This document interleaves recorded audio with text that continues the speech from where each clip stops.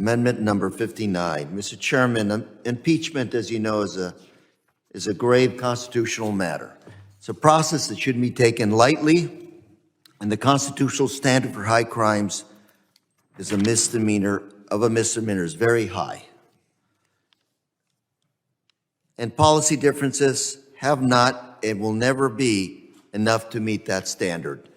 And that's why I'm troubled today to read that the second article of impeachment that seeks to remove a cabinet secretary is over policy differences.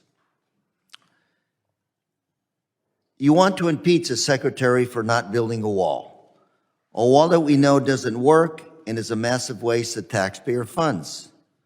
But that's not the whole story. In fact, Secretary Mayorkas is moving forward with building a wall construction in Texas, where it is specifically required by law. And of course, this is much to my disappointment. But let me be clear, Secretary Mayorkas is building a wall that was started by President Clinton. And again, he is building a wall in Texas today. And Mr. Chairman, according to the articles of impeachment, you also impeach the secretary for terminating the asylum cooperative agreements. And this argument, Mr. Chairman, doesn't even pass the smell test. Why? First of all, let's be clear. It's the State Department, not DHS, that handles bilateral agreements. And second of all, the termination of these agreements was announced on the day Secretary Mayorkas first took office.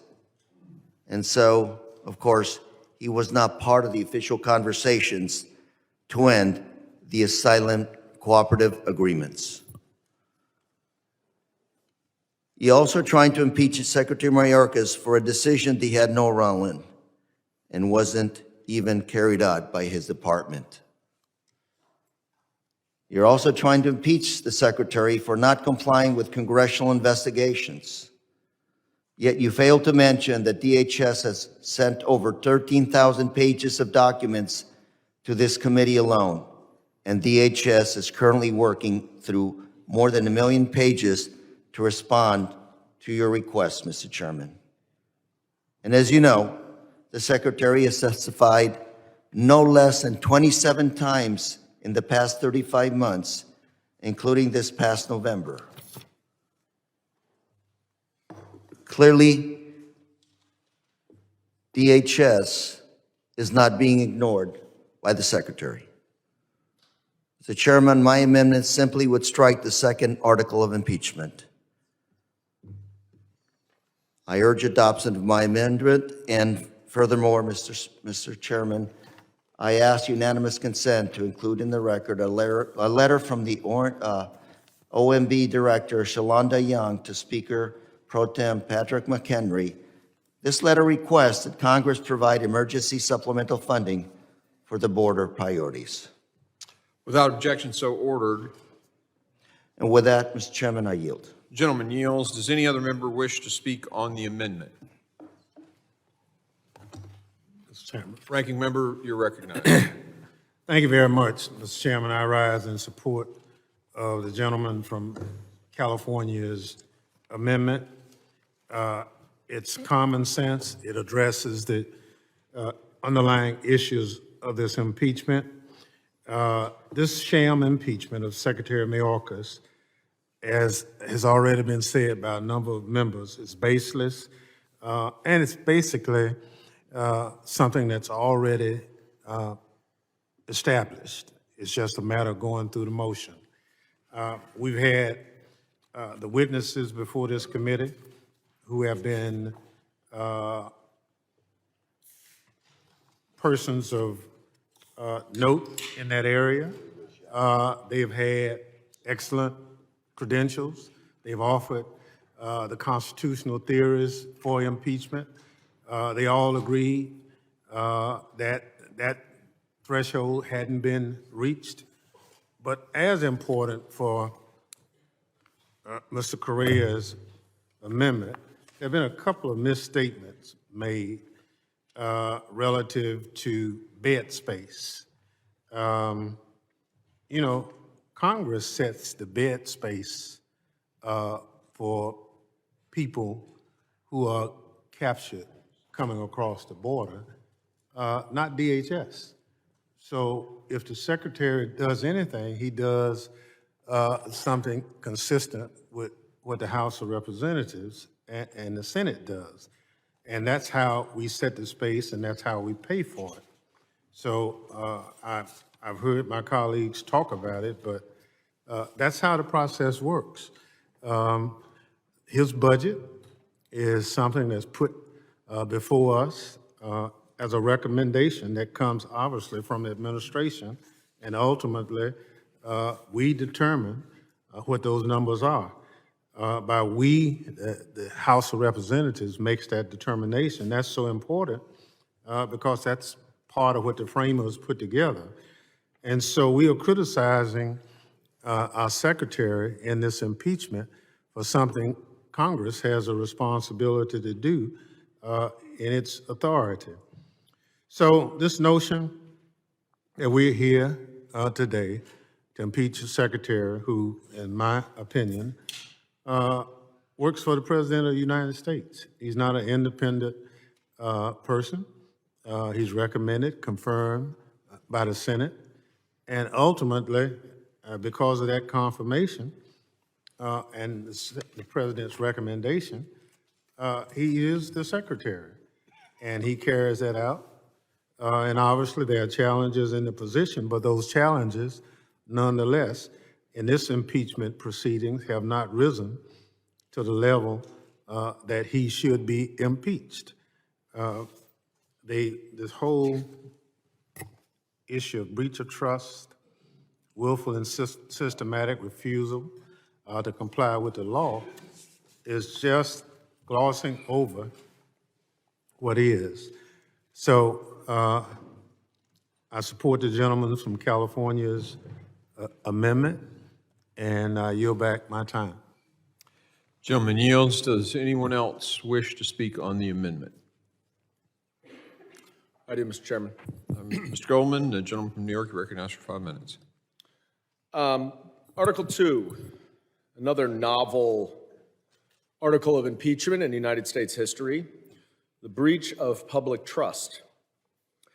I find it interesting that the basis for this so-called breach of public trust is that Secretary Mayorkas has knowingly made false statements to Congress, which is a crime, and that he has knowingly obstructed lawful oversight by Congress, which would also be a crime. So you actually had the opportunity to include in your articles of impeachment allegations about specific knowing false statements and specific instances of obstructing Congress. And you instead decided, no, we're not going to put the actual specific examples as you would have to do to prove a case of any sort. No, we're going to gloss over that with some made-up, fabricated breach of public trust.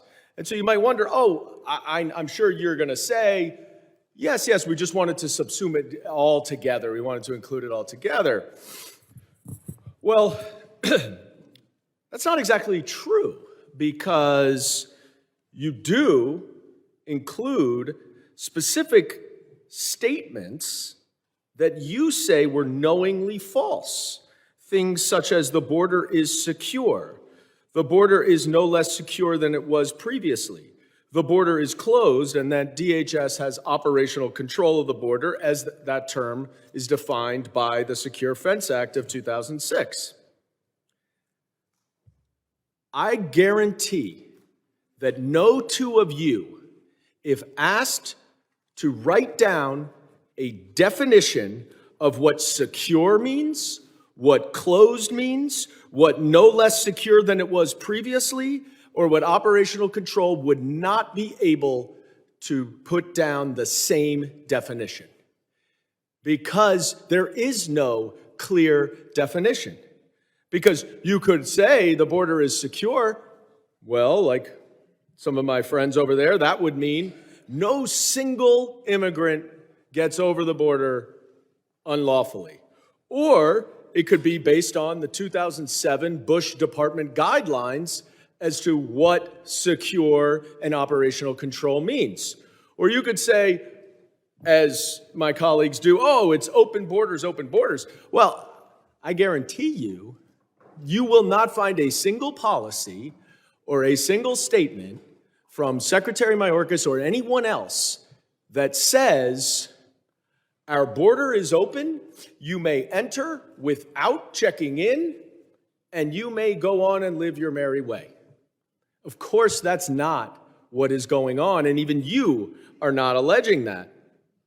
So, because if you do try to unlawfully cross in between ports of entry, you will be apprehended if you can be, if there are enough resources for the department to apprehend you.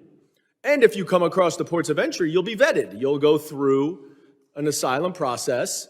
You'll be vetted. There are 13 different databases that every single immigrant is run through. Well, that's closed. You're going to have a different definition of closed. You cannot prove a false statement if you do not have a clear statement that is unequivocally false. Chairman McCall and others who have been prosecutors know that you would never indict false statements without a very specific statement that you could prove was not only false, but knowingly false. Then you say, oh, we have obstruction of Congress. What obstruction? What subpoenas are you talking about that they have not complied with? He has testified more than any other cabinet secretary in this administration. They have cooperated far beyond anything any single department did in the Trump administration. Tens of thousands of pages, tens of thousands of hours. You do not specify a single subpoena or a single example of how Secretary Mayorkas obstructed. So the two bases for your made-up articles both are not even Gentleman's time enumerated has in the expired. article The gentleman's itself. time has expired. Does any other member wish to make a comment on the amendment? Mr. Chair. Mr. Menendez? Thank you, Mr. Chair. I just want to piggyback off of my colleague Dan Goldman's comments about the second article, specifically the fact that you're alleging he knowingly made false statements when you have someone who's appeared before Congress more than any other Biden official. He's come to your personal offices. He's appeared before this committee. Time and time again, he's made himself available. And you're saying he's done that while willing to knowingly make false statements. It just doesn't hold muster like most of the things that you allege in this impeachment. But I want to afford my colleague, Mr. Goldman, as much time as he needs. Gentleman yields. I thank the gentleman from New Jersey. I just want to finish up on the bogus allegations that are in here in Article 2 and reiterate what I was cut off from saying before, which is that there is not a single example of a subpoena or a request that Secretary Mayorkas did not comply with. And when you then try to say that he didn't appear when he was requested to testify, once again, it is my way or the highway for this majority. You must do exactly as I say, or you will be held in contempt, or you will be impeached. That's not the way this works. He clearly offered to discuss with you when a good time to come in would be, and because this was so rushed and so urgent to get it done by the end of January, because I'm sure someone promised Ms. Green that that would happen, that here we are without any testimony from Secretary Mayorkas. But I do hope all of you read his letter.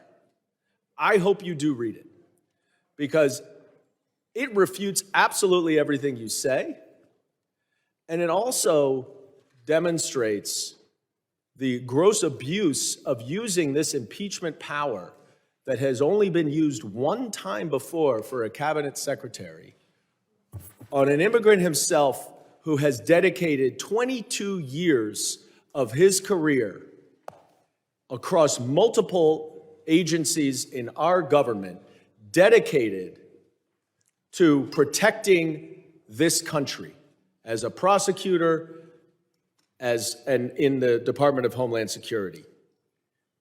My colleagues on the other side of the aisle have repeatedly and personally attacked Secretary Mayorkas.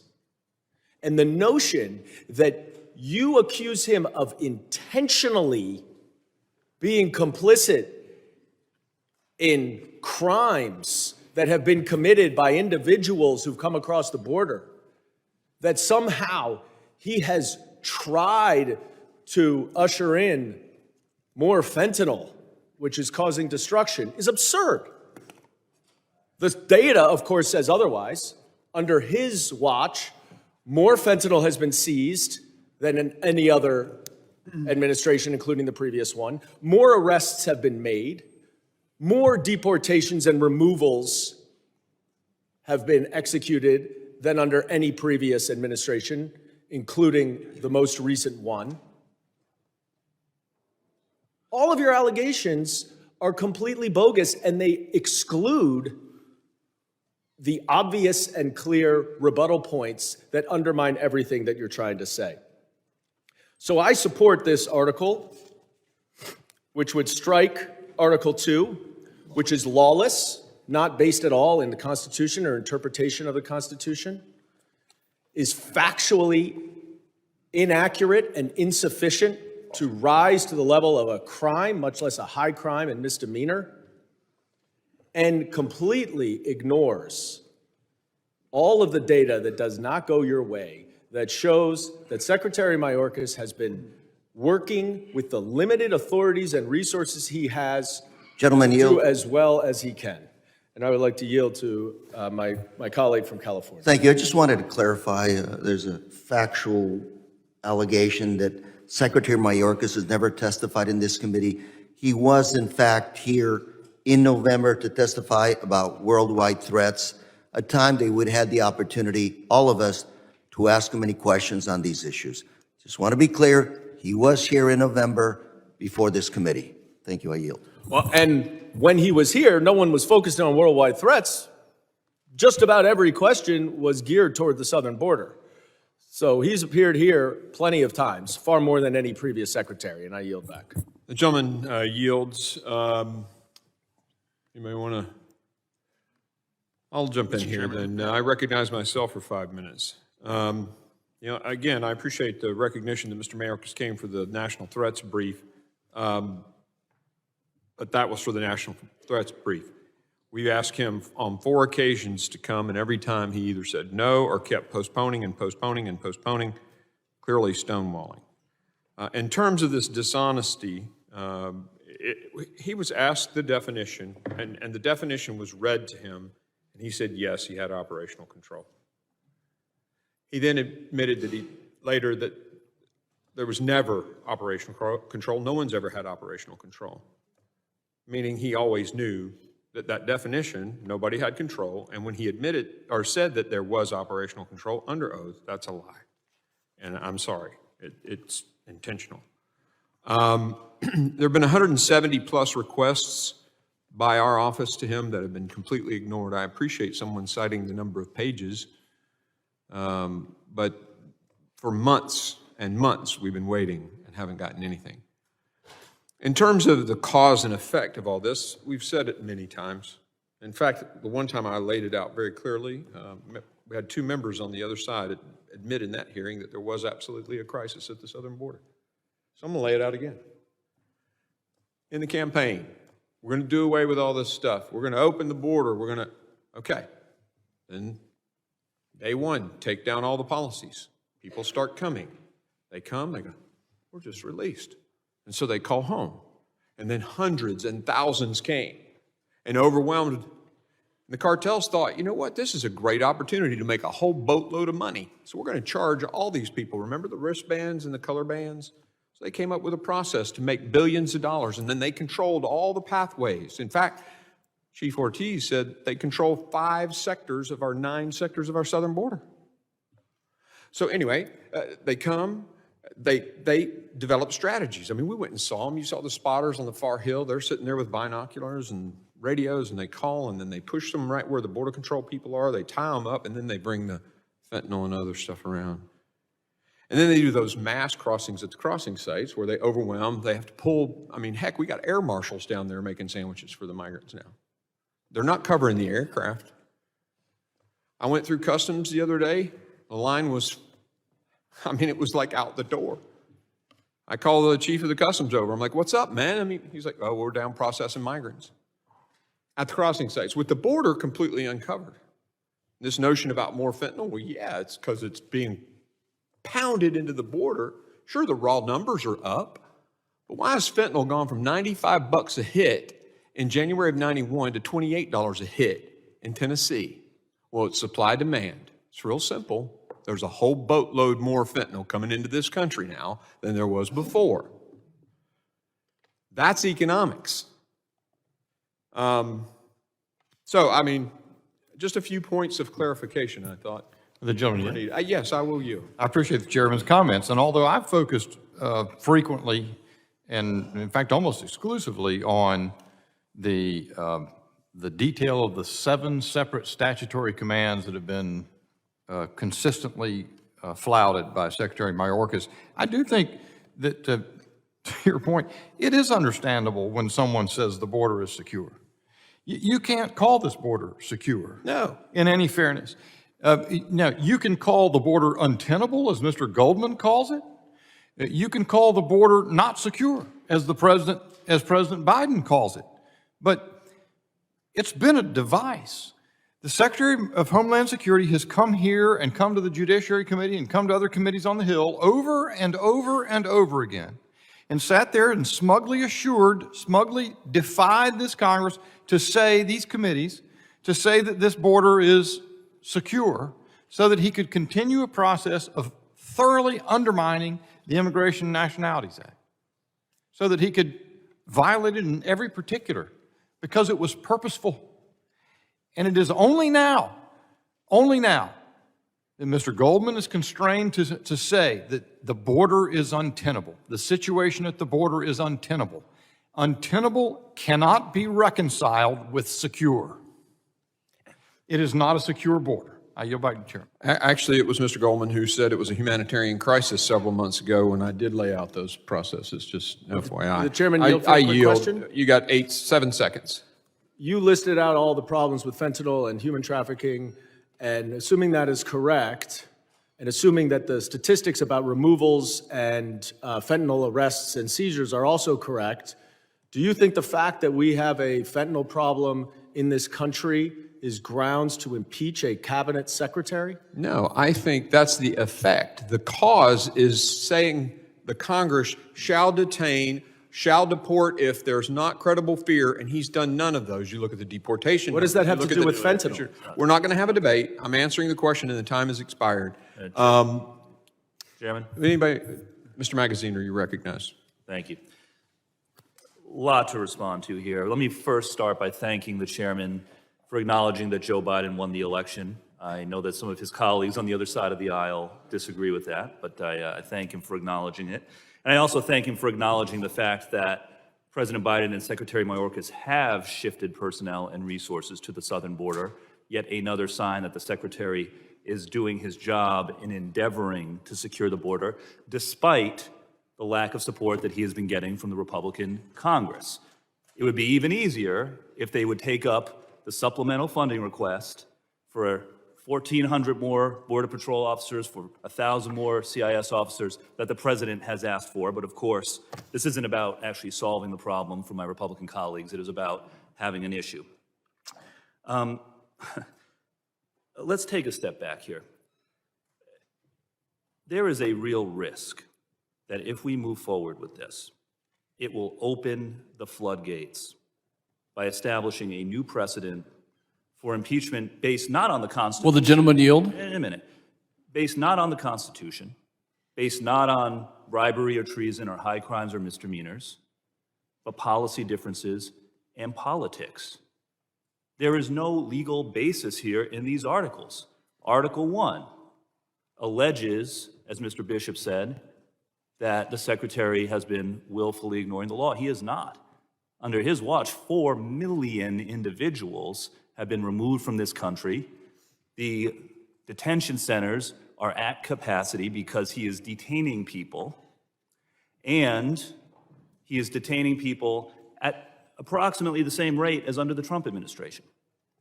In Article 2, we are debating Article 2, and we are reduced to talking about, is the word secure a fact or an opinion? Clearly, it is an opinion.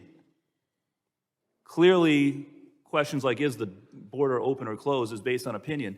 And clearly, as Mr. Goldman has laid out, when the secretary clarified his remarks about operational control, he was referring to the regulatory definition, not the statutory definition. But regardless, if we open the floodgates here,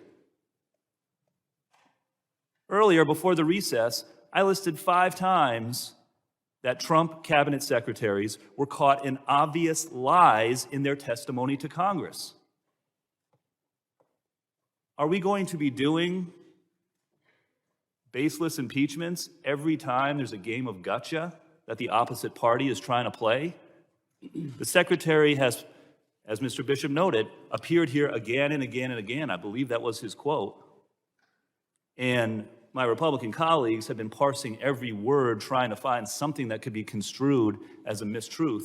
If we are going to be playing that game and playing this gotcha every single time somebody comes to appear before Congress, we're going to be opening the floodgates to baseless impeachments that are going to bring our country to a really perilous place. So, taking a step back here, I hope that we can get back to debating policy on immigration and the border. I hope that we can get back to talking about solutions.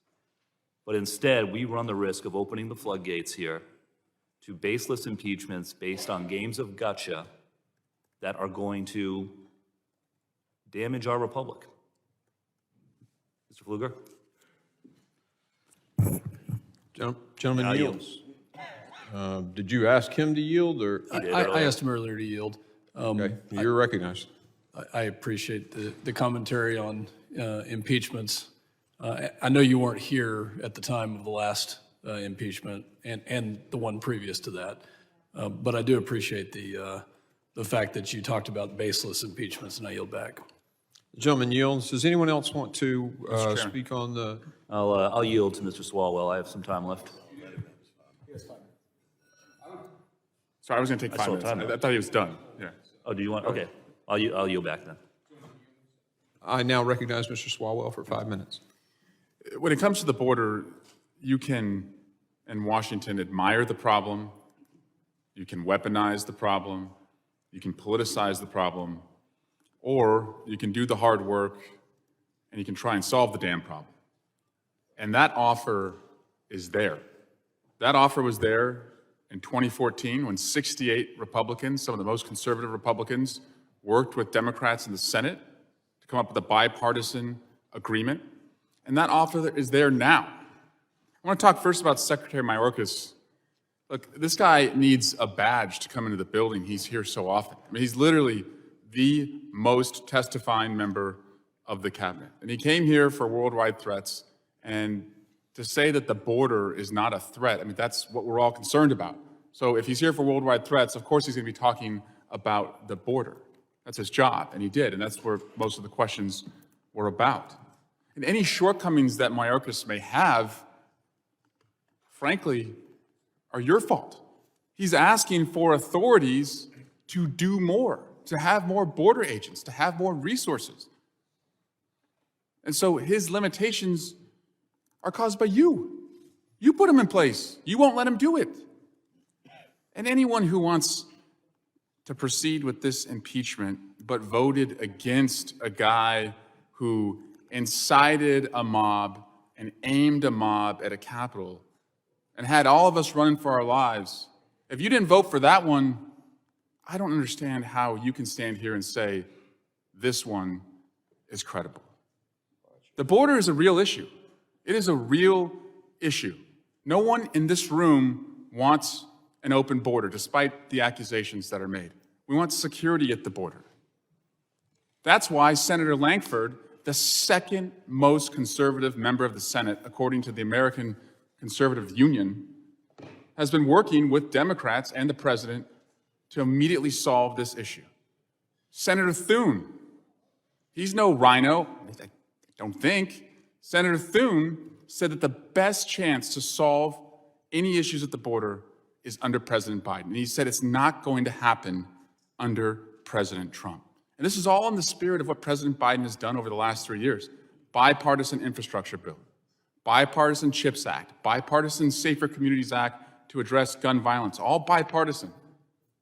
And we have an opportunity to do a bipartisan border bill and address the threats that I keep hearing here every day. But it's the difference between wanting to weaponize the problem and wanting to solve the problem. And you see so many on their side. Border Patrol agents, God bless them, they're heroes.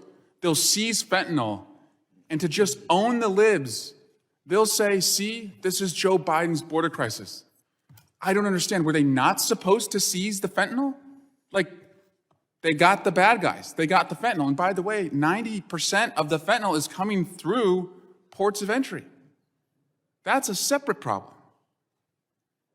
The only high crime that is happening in this room is the fact that we are doing anything but working on a bipartisan deal that's taking place in the Senate.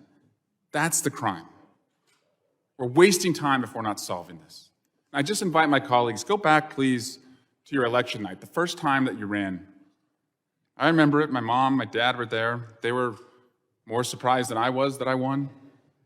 Your friends, your family are there, and you give that gracious speech about what you're going to do when you're going to go to Congress. And I don't think any of you said in that speech, as you thanked your supporters, I want to go to Washington to take on small issues. You all ran for Congress to go to Washington to take on big issues. And this is a big issue. It's not an easy issue. It's a complicated issue. But there's a bipartisan path forward. So I urge my colleagues, when it comes to the border, choose the fix, not the fiction. Choose the fix, not Fox. And choose the fix and not fame. And we can live up to the promise that we made to our constituents when we made that decision to run for Congress and do big things and solve tough problems. I yield back. The gentleman yields. I now recognize Mr. Guest, the gentleman from Mississippi, for 5 minutes on the amendment. Again, very briefly, Mr. Chairman, I know I sound like a broken record, but again, for my colleagues across the aisle to say that Republicans don't want to fix the problem, that we've offered no solutions, that we've just sat around and hoped that the crisis at the border has gotten worse, is a complete fabrication and a completely false statement. Mr. Chairman, you've mentioned H.R. 2, the legislation that we passed out of this House, that H.R. 2 would have employed 22,000 CBP officers, the highest number in history. And not only do we authorize that in H.R. 2, but in the House Appropriations package where we funded the Department of Homeland Security, we actually funded that. Our appropriations package that passed out of the House with no Democrat support funded 22,000 agents. We actually put more money in the budget than the president requested. It is $3 billion more than the budget was last year.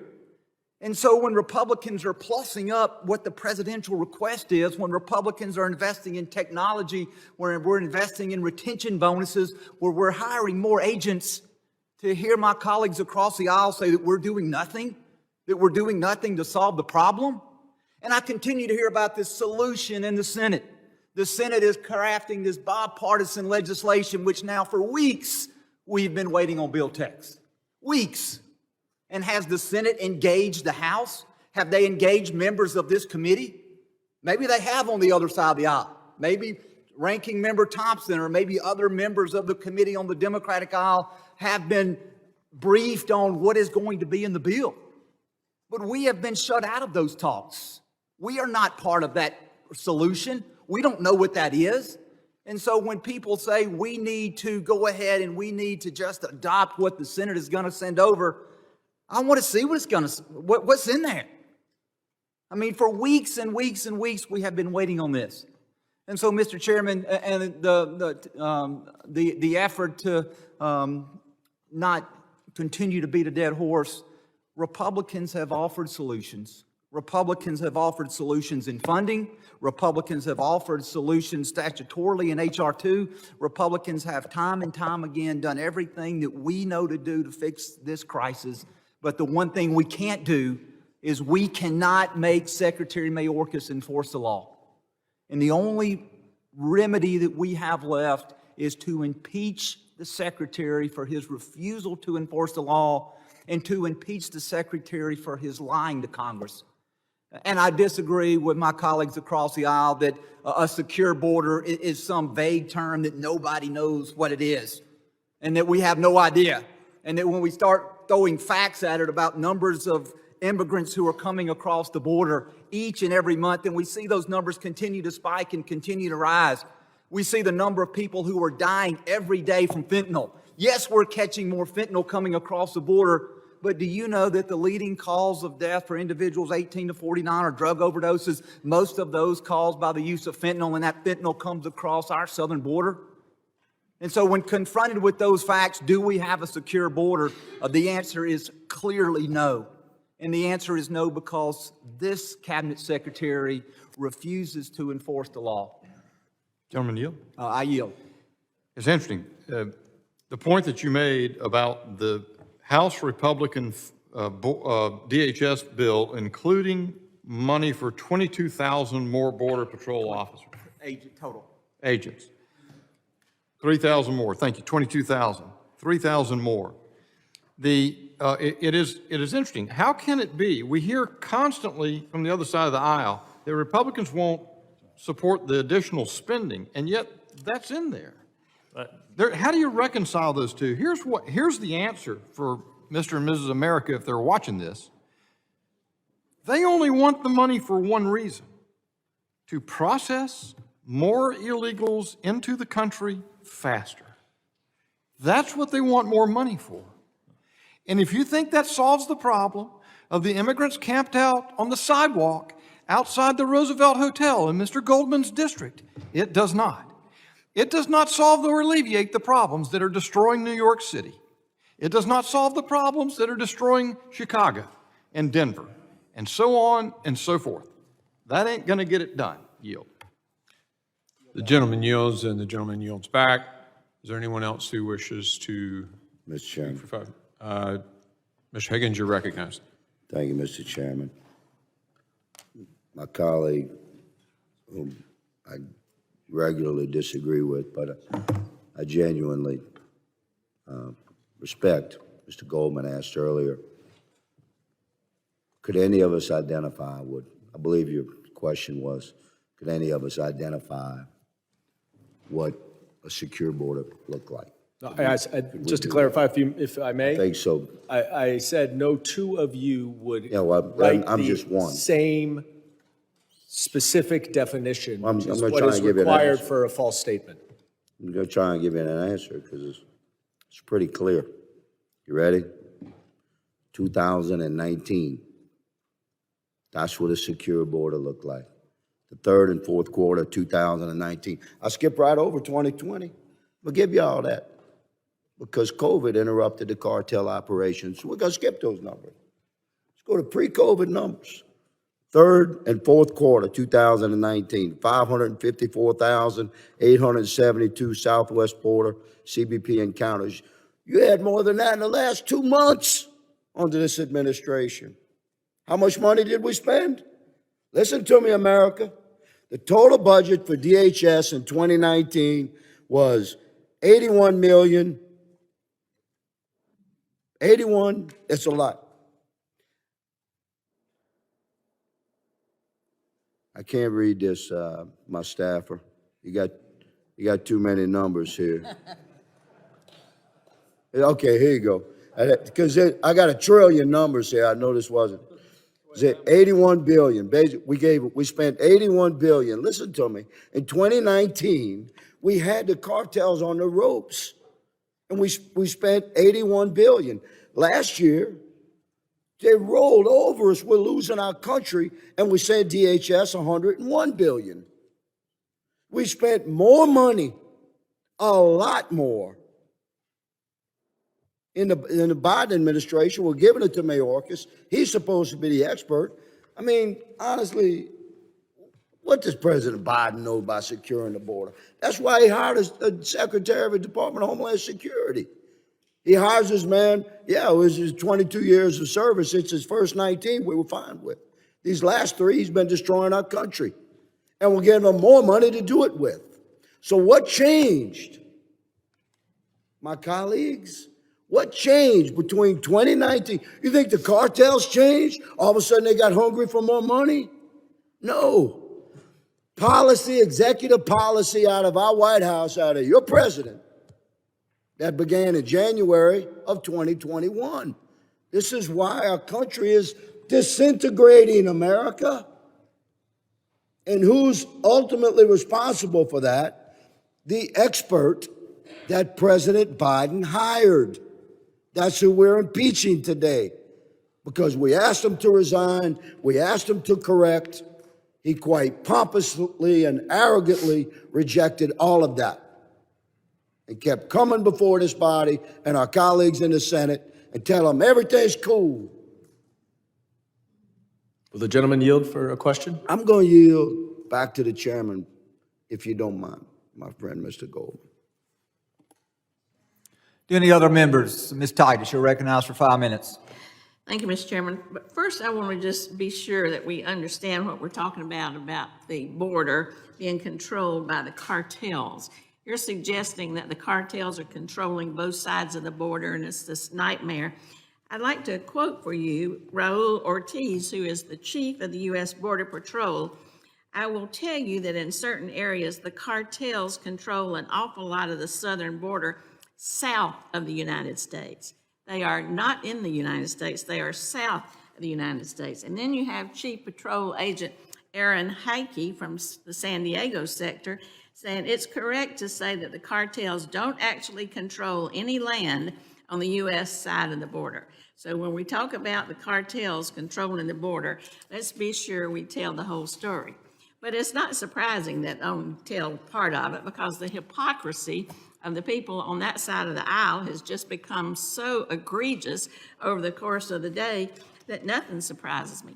You sit here self-righteously attacking Mr. Mayorkas and saying he's not abided by the law, I guess the immigration and nationality law. He's lied, he's willfully done these things as though he has some personal motive for seeing the cartels bring in more fentanyl. He's broken the law, and that's why we've got to impeach him. So I would ask you, if somebody was accused or indicted or convicted of rape, would you think they broke the law? How about fraud? How about sexual harassment? How about sedition and subversion? And let's don't forget tax evasion. Do you all think those are laws that if you do those things, you've broken the law? Well, of course you have. And yet your candidate for president, who not a one of you have condemned or stood up and said, no, I'm not going to support that guy because he's broken all these laws. I hadn't heard you say it. You're fine to go down the path with him, but you want to attack Secretary Mayorkas for doing the best that he can and not violating any such laws as this. And Will the gentleman yield? I yield, Mr. Thank you very much. My friend from Louisiana, I have a question for you, if I may. I may not get the data right, but I believe you said that in the third and fourth quarter of 2019, there were approximately 500,000 encounters at the border. Is that right? And then over the past 2 months, there have been many more encounters at the border? So is it your view that more encounters at the border means that the Secretary of Homeland Security is doing a worse job? The gentleman allow me to respond? Yes, please, I yield. Yes, sir. My perspective is likely quite different from yours, good sir. I'm a cop, and my data comes from boots on the ground. The effectiveness of our law enforcement operations under President Trump was a well-run machine because of policy. I understand. I mean, I don't want to get into like a whole long thing. You didn't The only have- question I had, you if I had could these reclaim my people time. coming in our country. If I could reclaim my time, the only question I'm asking and the point I'm making is you're trying to make an argument that more encounters at the border means that our border is less secure. Yes. But what it actually means is that the men and women of the Department of Homeland Security are doing a better job of securing the border. Because you Gentleman have yield. more encounters with slightly more resources, as you said, which is on a pro rata basis doing a better job. So I'm glad, though, that my Gentleman colleague yield. from Louisiana has determined that secure, as included in Article 2 of the impeachment, is defined as the third and fourth quarter of 2019. So now we all know that that is the definition of secure that Secretary Mayorkas lied about when he said it's secure, and it's not what it was in the third and fourth quarter of Representative Yield. 2019. I will yield to Mr. Magaziner. 78% of southern border encounters were detained under President Trump. That's a pretty good number, 78%. 78% also during the Biden administration. It is the same percentage. Time has expired. Do any other members wish to speak on the amendment? Ms. Green, you're recognized for 5 minutes. Thank you. Secretary Mayorkas' willful refusal to comply with immigration law is the root cause of the border crisis, and it's the driving factor in the impeachment articles against him. The beginning of Secretary Mayorkas' tenure marked a rapid increase in encounters on the southwest border. During Secretary Mayorkas' first full month in office, the U.S. witnessed a roughly 70% increase in encounters at the southwest border when compared to the prior month. Secretary Mayorkas does not need to work with the Senate to find solutions to the border crisis. The solution to the border crisis is for Secretary Mayorkas to enforce the laws he already chose not to enforce. Comparing stats from the Trump administration to Secretary Mayorkas' tenure paints a clear picture that Secretary Mayorkas is not working to fix the problems as he claims. CBP alien encounters at the southwest border from February 2021 to December 2023 is 7,078,271. Let's compare to fiscal year 2017 through fiscal year 2020. That number is 2,437,856. That's quite an increase from before Secretary Mayorkas to when Secretary Mayorkas is secretary.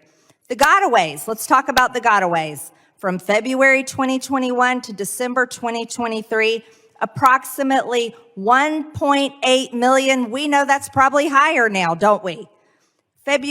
From fiscal year 2017 to 2020, it was only 521,247.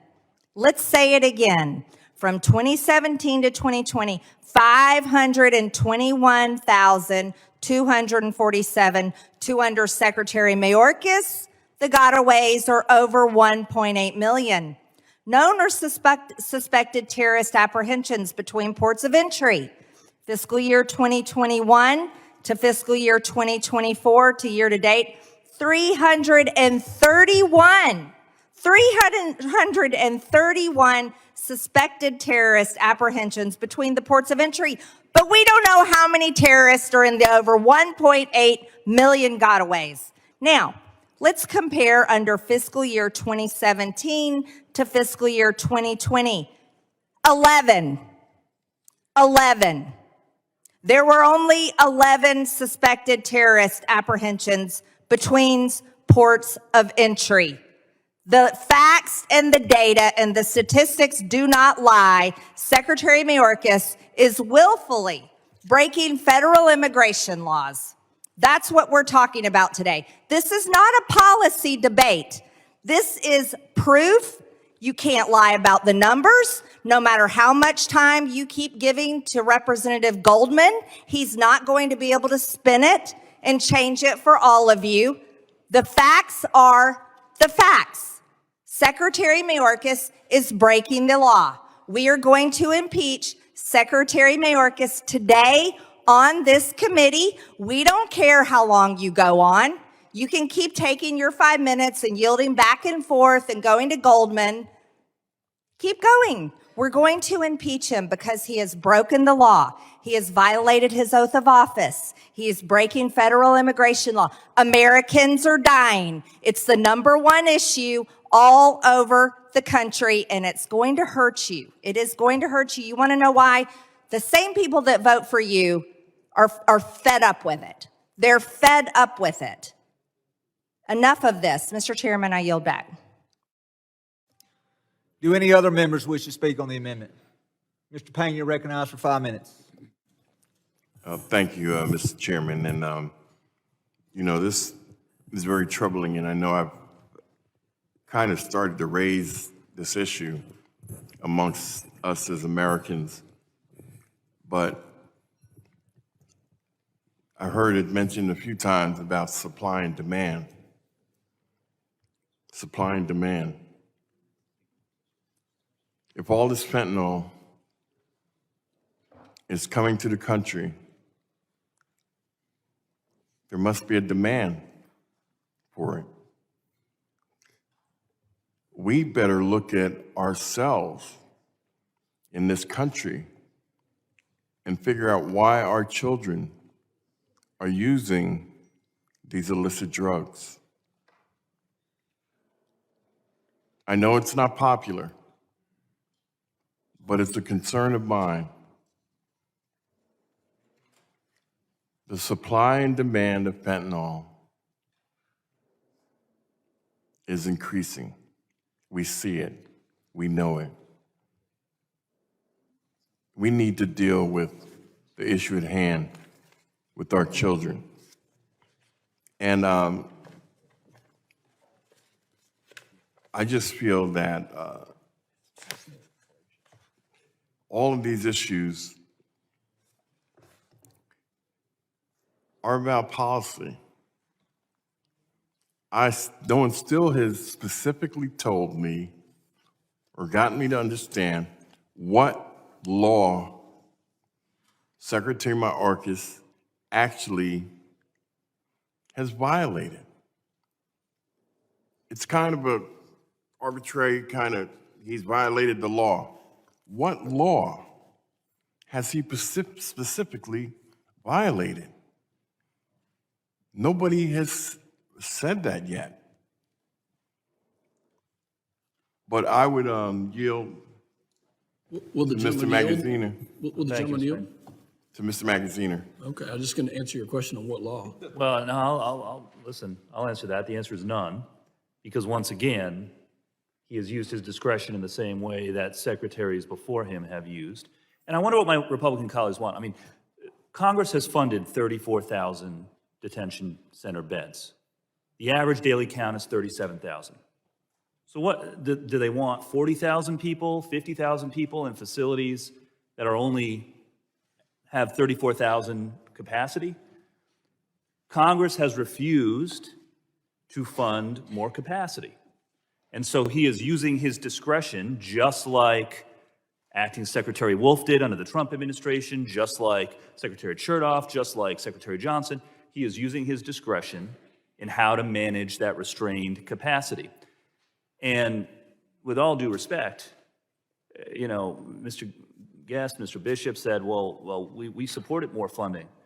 You haven't supported the more funding that is in the supplemental request. $14 billion to add more detention capacity, more Border Patrol. House Republicans have been sitting on that request for 4 or 5 months now. Call a vote. Even if you don't agree with everything else that the president's requested, call a vote on that. But they undercut their argument They undercut their argument by refusing to act on the president's request. They undercut their argument that they are the side that cares about securing the border when they won't give the secretary the resources that he's asking for. This is like cutting off water to the fire department and then saying you're going to fire the fire chief because the fire's not going out.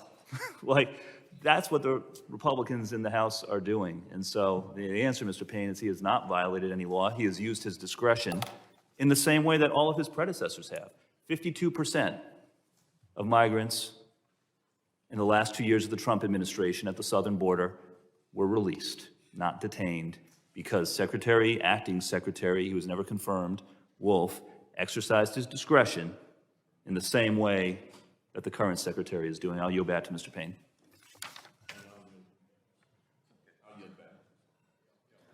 The chair recognizes Congressman Diaz-Bazito for 5 minutes. Thank you, Mr. Chairman. I know that it's been a long day and that we've been in here since 10 a.m. But if we are going to make excuses for the failures and the broken laws of Secretary Mayorkas and claim that people are dying in this country, and we shouldn't blame Secretary Mayorkas, we should blame it on supply and demand, it's honestly the most ridiculous thing I've heard all day, and we've heard a lot of ridiculous things. I mean, I've been listening, and it's my time. I didn't interrupt you, it's my time. In the early days of the present border crisis, Gloria Chavez, excuse me, sir, it's my time. I didn't interrupt you, okay? I'm not lying. You're lying by trying to tell the American people that it's supply and demand, and that's why people are dying. It's the most ridiculous thing I've ever heard. Fentanyl was involved in 884 adolescent deaths in 2021. In the early days of the present border crisis, Gloria Chavez, then the El Paso Sector Chief Patrol Agent, said, quote, "For the first time, we're starting to see these tactics where fentanyl is being smuggled between ports of entry. They find ways to intimidate migrants and find ways to illegally have them transport that narcotic into the United States." End quote. The cartels overwhelm Border Patrol agents in one sector with a group of migrants and then push more groups and drugs across in another. So I guess don't blame Secretary Mayorkas and the fact that he doesn't follow the law. Blame supply and demand, and that's why people are dying. That's why that the cartels are smuggling narcotics across the southern border. It's ridiculous. Sheriff Skinner, quote, "It's quite frankly a tsunami of death that is crashing into the United States over our southern border. It's killing Americans wholesale, and it's just another epic slaughter, manufactured by the cartels. If you don't secure the border, it's going to continue." So an epic slaughter manufactured by the cartels who are allowed to come across and have operational control of the southern border because of the policies and the laws that Secretary Mayorkas are breaking, but yet we are going to blame supply and demand. Well, perhaps just 2 weeks ago, when the mother of victims who were killed because of overdoses or because of, being raped and mutilated by gangbangers coming over the southern border, I guess we should have just told the mom, well, sorry, it's about supply and demand. We're just not going to do anything about this. We're going to allow Secretary Mayorkas to continue on his rampage of doing whatever he wants and not enforcing laws on the southern border and allowing people to die and allowing cities, and we're not just talking about cities along the southern border. We're talking about cities, counties, and states thousands of miles from the southern border who are now border states. A place like New York, where you have a pretty progressive Democrat mayor who flat out has said this crisis is going to destroy New York City. And again, is destroying New York City a reason to impeach? Absolutely not. But what is a reason to impeach are the laws that Secretary Mayorkas has failed to uphold, the fact that he has not upheld his oath of office, and the fact that he's allowing people on the southern border, he's allowing these laws not to be embraced. That's the problem that we're dealing with. And the fact that we can't understand that, and we want to turn around and say, well, we're sorry people are dying, but you know what? Less people should do drugs. It's about supply and demand. It's ridiculous. Mr. Chairman, I yield back. Gentleman yields. I now recognize Ms. Sheila Jackson Lee from Texas for 5 minutes. We hope as the evening proceeds that cooler heads will prevail. It is obviously a deep divide in facts trying to match a document that is on its face very clear. And I think the point that Democrats are trying to make is that the vigorous opposition to the policies of Secretary Mayorkas, and for that matter, the policies of the Biden administration, do not warrant impeachable offenses. There is no doubt that has been stated by my colleague earlier, the obvious, that Mr. Mayorkas will be impeached tonight. Every one of us who are here can count. And it doesn't take much to note that Republicans have more at the seat, at the table, than Democrats, unless some miraculous disappearance occurs.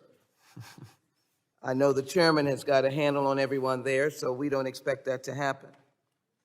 But again, Mr. Chairman, I am going to emphasize that the two impeachments of Mr. Trump, of which this is the basis of why we are doing this, because Mr. Trump cannot tolerate the fact that he was impeached and not convicted, which has been the general trend, and that we do not have a mark on our board to have been impeached. And the reason is because we did not seek to impeach Democrats. Mr. Trump, on the 50,000 that died with fentanyl in the years under his leadership, we did not seek to impeach the appalling separation of children from their parents, and even under the newly elected Biden administration, they were still looking to reunite children with their parents. They had still not been found. But again, the breach of trust, of the public trust, if I might say, has these elements: willful or habitual neglect or refusal to perform the duties of the office, using the position, powers, or privileges of the office or any public property to serve a private interest rather than the public interest. He has received no financial benefit from this position other than, I understand, his salary compensation. A breach of public trust and abuse of position by federal, state, or local officials in their private sector accomplishment. And government official, whether elected, appointed, or hired, may violate federal law when he or she asks, demands, solicits, accepts, or agrees to receive anything of value in return for being influenced in the performance of their official duties.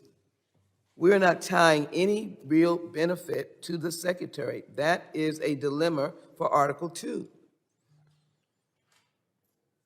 He has no benefit. And neglect or refusal to perform the duties. You don't like the way he is performing them, but he is performing his duties. And I'm still looking for a delineation of the specific law that he is now violating. All of the scholars continue to emphasize that they can find no basis for impeachment. I read constitutional law experts on the impeachment proceedings against Secretary of Homeland Security Alejandro Mayorkas. These individuals, as scholars of the Constitution, I read partly, consider the facts currently known and the charges publicly described. We hereby express our view that an impeachment of Secretary Mayorkas would be utterly unjustified as a matter of constitutional law. These are constitutional scholars whose political persuasion probably come from all manners. When the framers designed the Constitution's impeachment provisions, they made a conscious choice not to allow impeachment for mere maladministration. In other words, for incompetence, poor judgment, or bad policy. Indeed, they provided that impeachment could be justified only by truly extraordinary misconduct. I know it sounds like we are being repetitive and redundant, but it is very difficult when the arguments from the other side is he will be impeached. He will be impeached by the numbers that are before us. He will not be impeached by facts. And I read into the record as well, hot off the press, something that we will ultimately submit into the record, and that is an article that just came out a few minutes ago from Trump's impeachment defense lawyer, Alan Dershowitz, titled, "Republicans Who Voted Against Impeaching Trump Should Gentlelady's Not time has Vote to expired. Impeach Mayorkas because Gentlelady's he has time has not expired. committed bribery, If someone treason, would or like high to yield crimes." to Ms. Sheila I yield Jackson, back you and may do ask- that, but ask one of the underlying amendments. is there anyone else who seeks to speak? I don't have anybody else in the queue. Thank you. Mr. Carrera. Thank you, Mr. Chairman. I just wanted to say that I concur with our colleague from Alabama that folks in this country are sick and tired of fentanyl in our streets. As I've stated before in this committee, about 65% of the fentanyl comes through San Isidro, and as it moves north, it goes through my district into Los Angeles to the rest of the country. All of us have seen the scourge of fentanyl in our communities. But today, to again impeach Secretary of Homeland Security because we disagree with him on policy, no reason to impeach him. Former Secretary of Homeland Security, General Kelly, used to say, border security does not begin or end at the border. You may disagree with Mayorkas, but he's doing his job. Today, we've had record seizures of fentanyl, not only in this country, but in other nations around the world. Record seizures. Working hard to protect our country. Is it enough? No. A lot more left to do. So today, here we are, spending probably another few hours in here till tomorrow morning, by tomorrow late in the morning. After this impeachment, like my colleague has said, it's going to happen today. We can all count the numbers. We'll go through impeachment, we'll go to the floor, and I guess I hope that'll change the security system, the level of security we have in this country. I think what's going to change is if we add additional funding to Homeland Security. And that's not Lou speaking, but rather the message that I've gotten from the men and women in green and blue uniforms. We need help at the border. That's what we should be doing. They didn't ask us to impeach. They said we need additional resources at the border. Chairman, I yield. Gentleman yields. Does anyone else seek to speak on the amendment?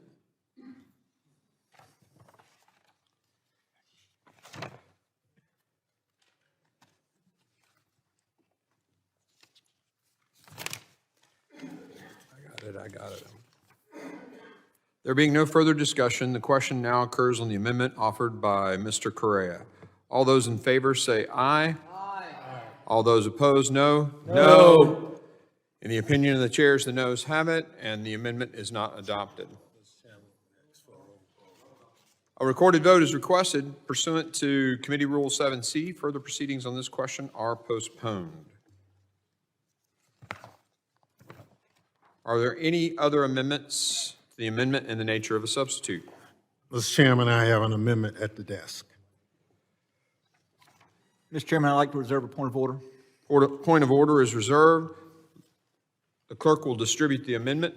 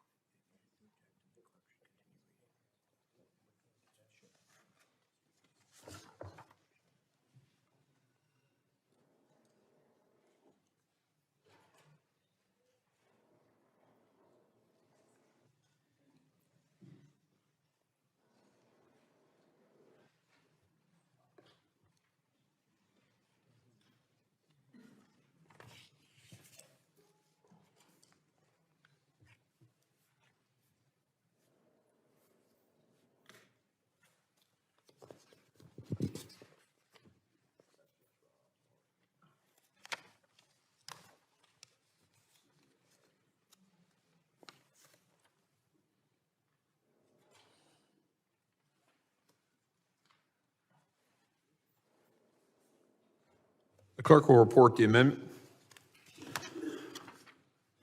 An amendment to the amendment in the nature of a substitute to HRes 863 offered by Mr. Thompson of Mississippi, number 016. Without objection, the read, did you finish? I'm sorry.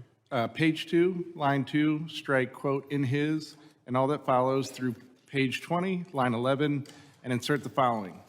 Without objection, the reading is dispensed with. Mr. Chairman. The gentleman is recognized. Mr. Chairman, I object to the waiving the reading of the amendment and clerk ask shall that read. it be read in full. Clerk shall read it in full. In 1788, Alexander Hamilton wrote, quote, "In many cases, impeachment will connect itself with the pre-existing factions and will enlist all their animosities, partialities, influence, and interest on one side or the other. And in such cases, there will always be the greatest danger that the decision will be regulated more by the comparative strength of parties than by the real demonstrations of innocence or guilt," end quote. And in that comment in the Federalist number 65, Hamilton underscored the need for due process for impeachment proceedings to be viewed as something other than a baseless political stunt.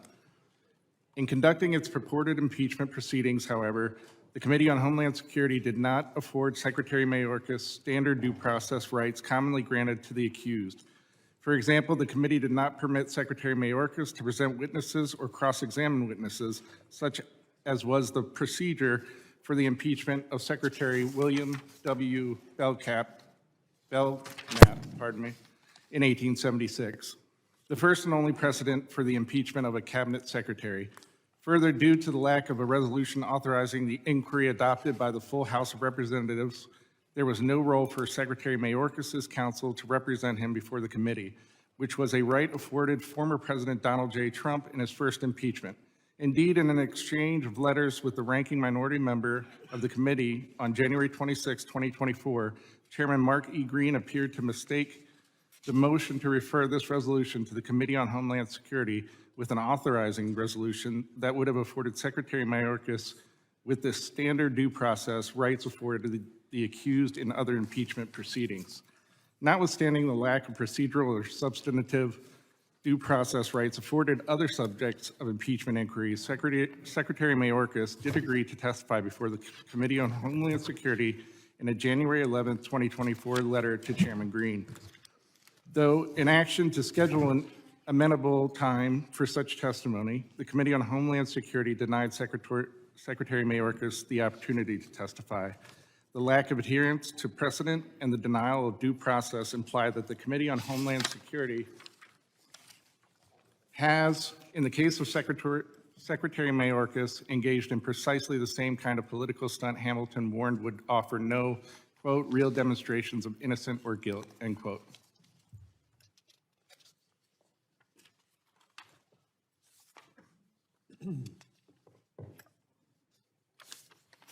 Mr. Chairman, I withdraw my point of order. Withdraw your point of order. Mr. Ranking Member, you are recognized for 5 minutes to talk on your amendment. Thank you, Mr. Chairman.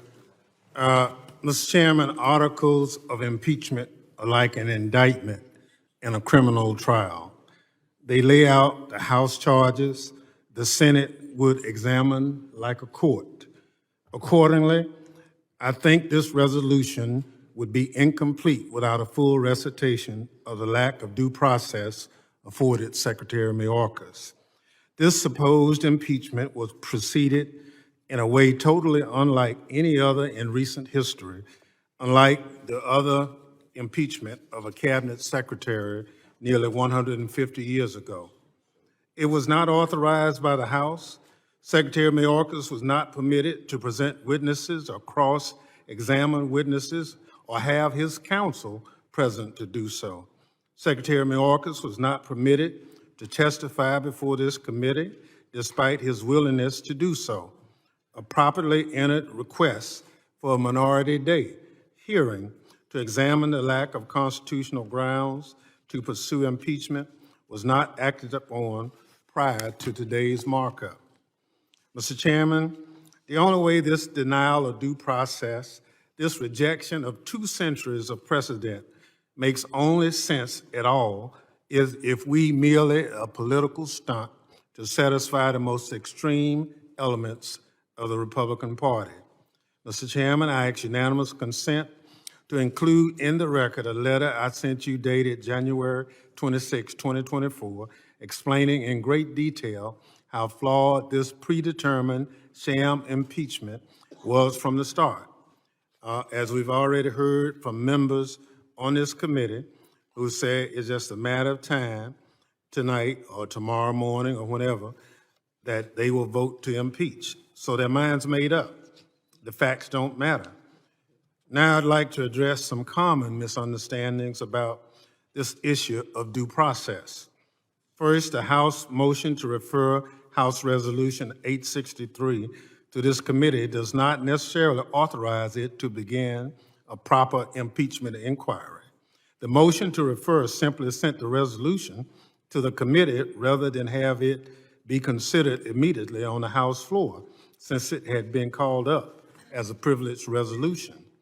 At the time, the resolution sponsor said the motion to refer was, quote, pathetic and an attempt to kill her measure. Republicans who voted against the motion have changed their tune to portray the motion as some kind of endorsement of this sham now that it's advancing. But we all know the truth.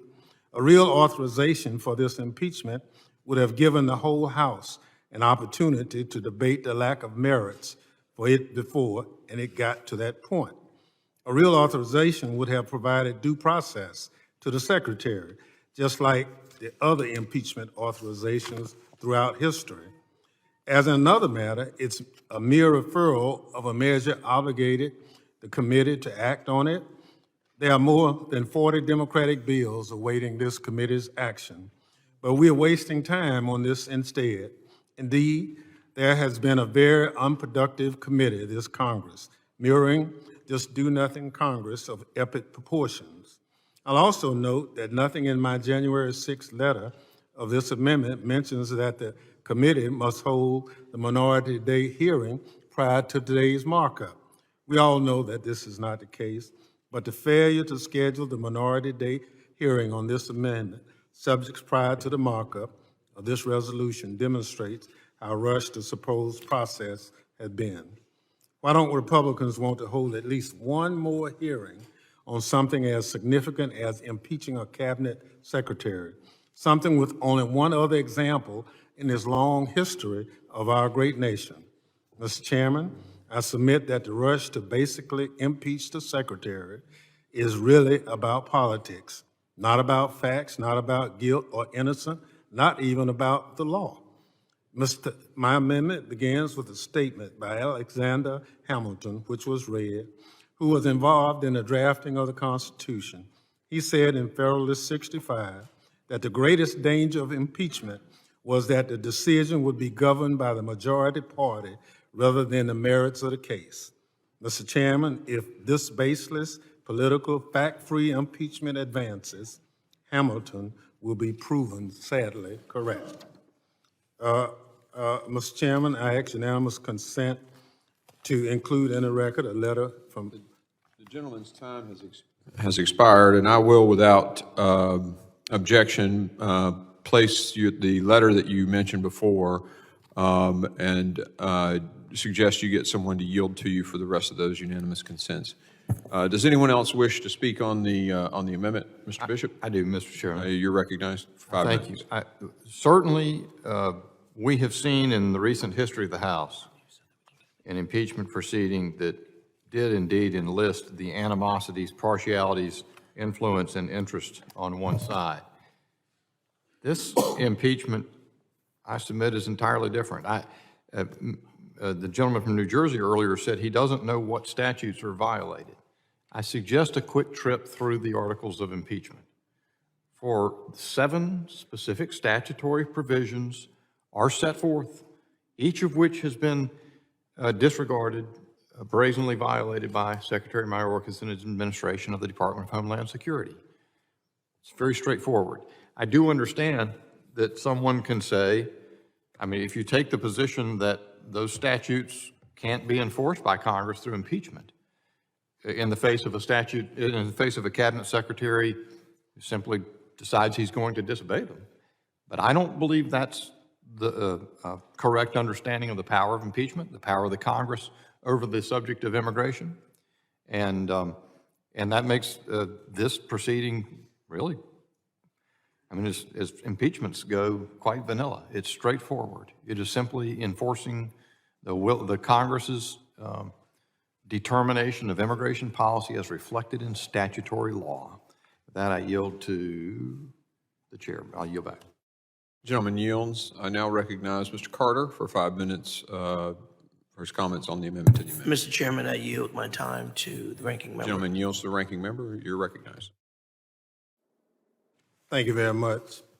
Mr. Chairman, I ask unanimous consent to include in the record relevant sections of the Constitution, Jefferson Manual, and the House Rules discussing impeachment, since it really doesn't seem like my Republican colleagues understand how House rules work. Without objection, so ordered.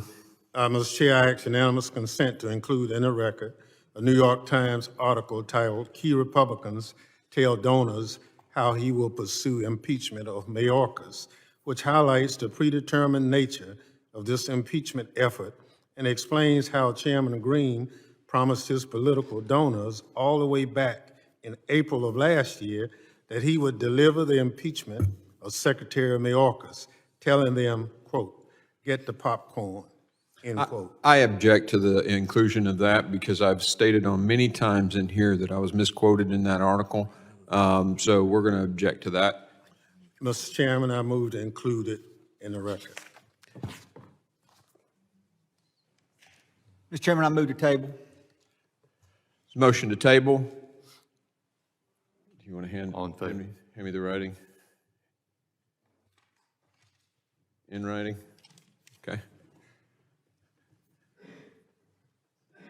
All those in favor of moving the request to the table, say aye. Aye. All those opposed, nay. Nay. In the opinion of the chair, the ayes have it. Mr. Chair. Recorded vote. Clerk, call the roll. Mr. McCall. Mr. Higgins. Mr. Chairman, can we stop the clock? Mr. Higgins votes aye. Mr. Guest. Mr. Guest votes aye. Mr. Bishop. Aye. Mr. Bishop votes aye. Mr. Jimenez. Aye. Mr. Jimenez votes aye. Mr. Pfluger. Aye. Mr. Pfluger votes aye. Mr. Garbarino. Mr. Garbarino votes aye. Ms. Green. Ms. Green votes aye. Mr. Gonzalez. Aye. Mr. Gonzalez votes aye. Mr. Lalota. Mr. Lalota votes aye. Mr. Ezell. Mr. Ezell votes aye. Mr. D'Esposito. Mr. D'Esposito votes aye. Ms. Lee. Ms. Lee votes aye. Mr. Luttrell. Mr. Luttrell votes aye. Mr. Strong. Aye. Mr. Strong votes aye. Mr. Burkeen. Aye. Mr. Burkeen votes aye. Mr. Crane. Mr. Crane votes aye. Ranking Member Thompson. Nay. Ranking Member Thompson votes no. Ms. Jackson Lee. No. Ms. Jackson Lee votes no. Mr. Payne. No. Mr. Payne votes no. Mr. Swalwell. Mr. Swalwell votes no. Mr. Correa. No. Mr. Correa votes no. Mr. Carter. No. Mr. Carter votes no. Mr. Tanadar. No. Mr. Tanadar votes no. Mr. Magaziner. No. Mr. Magaziner votes no. Mr. Ivy. No. Mr. Ivy votes no. Mr. Goldman. No. Mr. Goldman votes no. Mr. Garcia. No. Mr. Garcia votes no. Mrs. Ramirez. Mr. Menendez. Mr. Menendez votes no. Ms. Clark. Ms. Clark votes no. Ms. Titus. Ms. Titus votes no.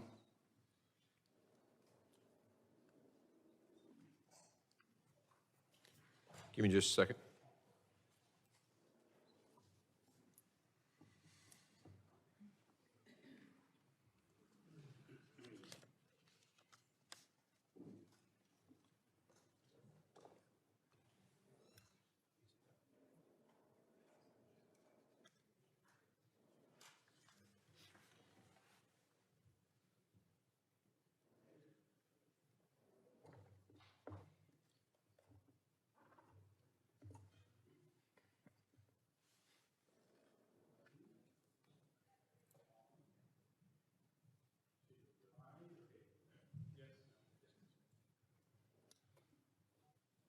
Am I recorded? How's Mr. McCall is not recorded. Yes. I vote yes. Mr. McCall votes aye. How am I recorded? The chairman is not recorded. Chair votes aye. What's the Chairman tally? Green votes aye. The tally? On that tally, Mr. Chairman, we had 18 ayes and 14 noes. The motion is moved to the table, and I think you have 3 minutes and 4 seconds. And thank you, Mr. Goldman, for catching the clock. Mr. Chair, I ask unanimous consent to include in the record the text of House Resolution 660 from the 116th Congress, which shows how a proper impeachment process can be established, as was done during the 2019 impeachment of then President Trump. Without objection, so ordered. I yield back. Gentleman yields. I now recognize Mr. LaLota for 5 minutes. I think I had 3 minutes. Oh, on my you got, time. There were 3 minutes. that's true. Well, it was less than 3 because it was 3:04 when he started. Well, but I think we stopped it. It had gone probably about 40 seconds. So 2:30? It's fine. Okay, sounds good.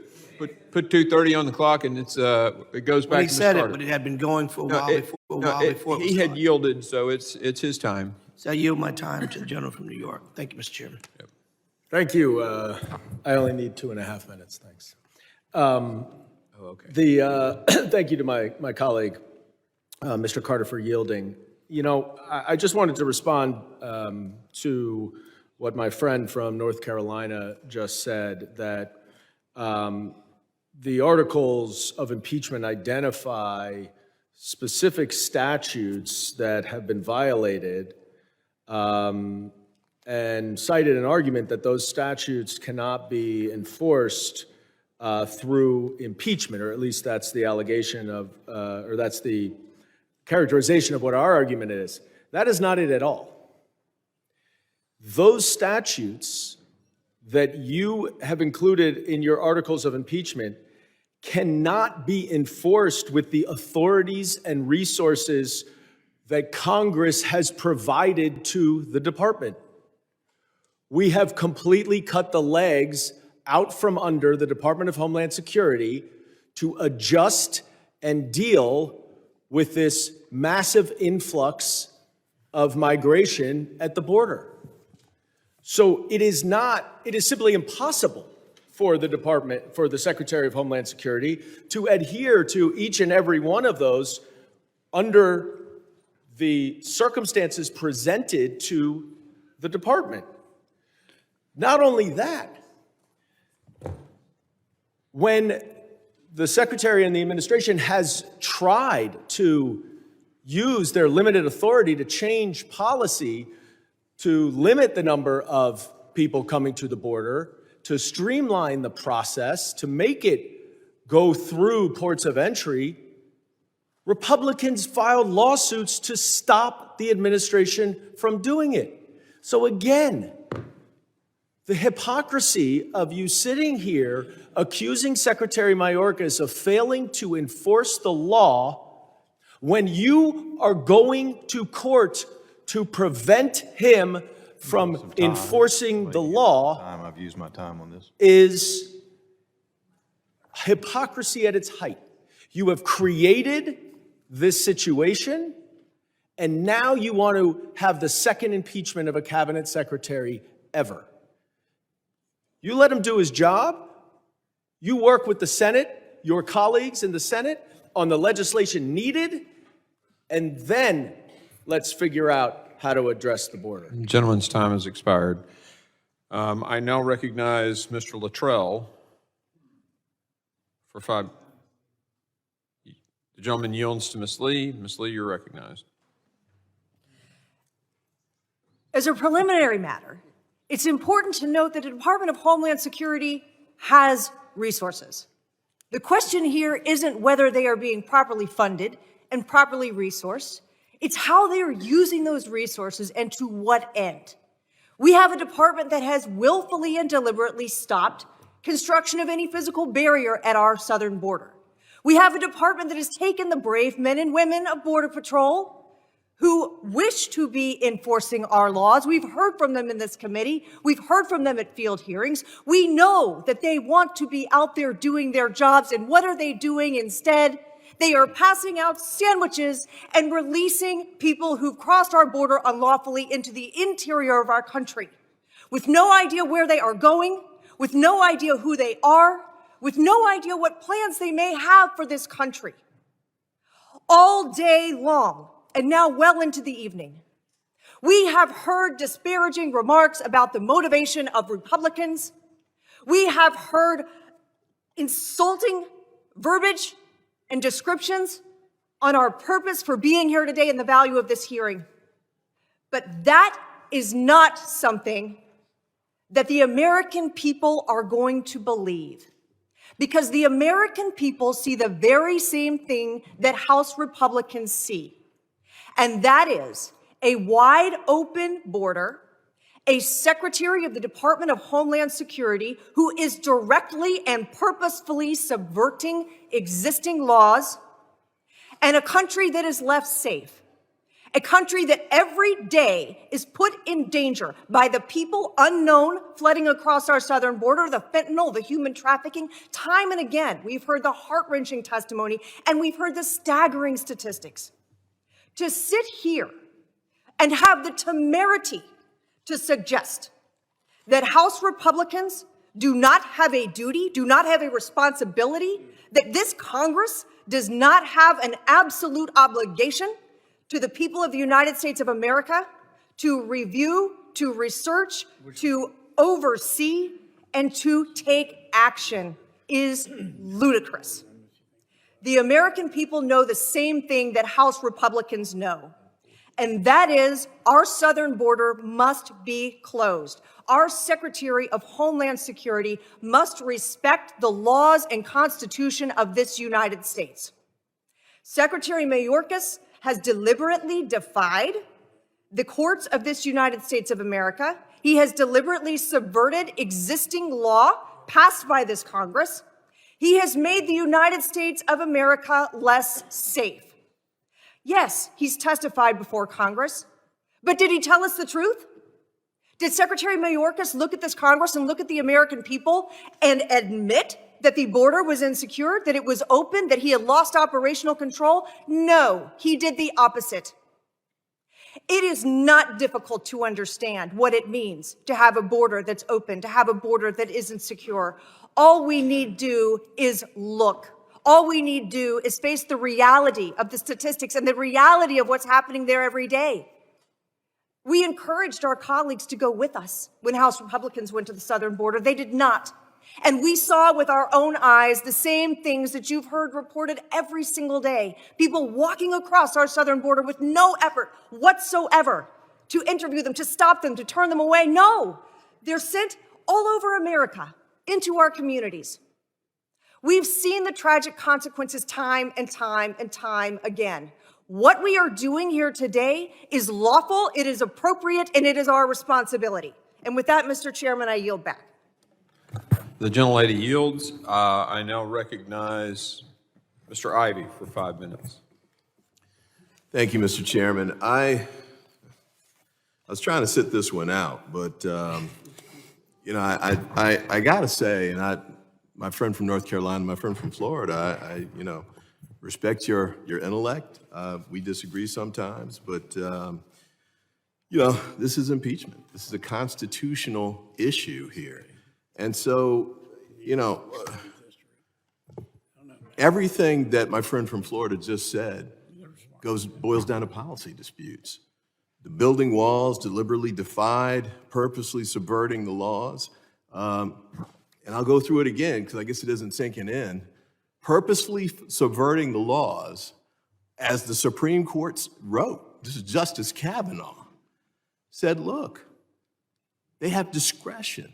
Prosecutorial discretion is the term that he used, that the court used, not only in that case, but all of these cases. And it doesn't just apply to Homeland Security, it applies to the Department of Justice, it applies to the attorneys general that you brought in here to testify. All of them have prosecutorial discretion, and it's especially protected here because this is in the province of immigration. So, take action, yes, but again, as Justice Kavanaugh wrote, appropriations, Senate confirmation, he listed out several things. I've read it 4 times. I'm not going to read it again. Impeachment was not one of those. So, if you're going to move forward with impeachment, you've got the votes to do it.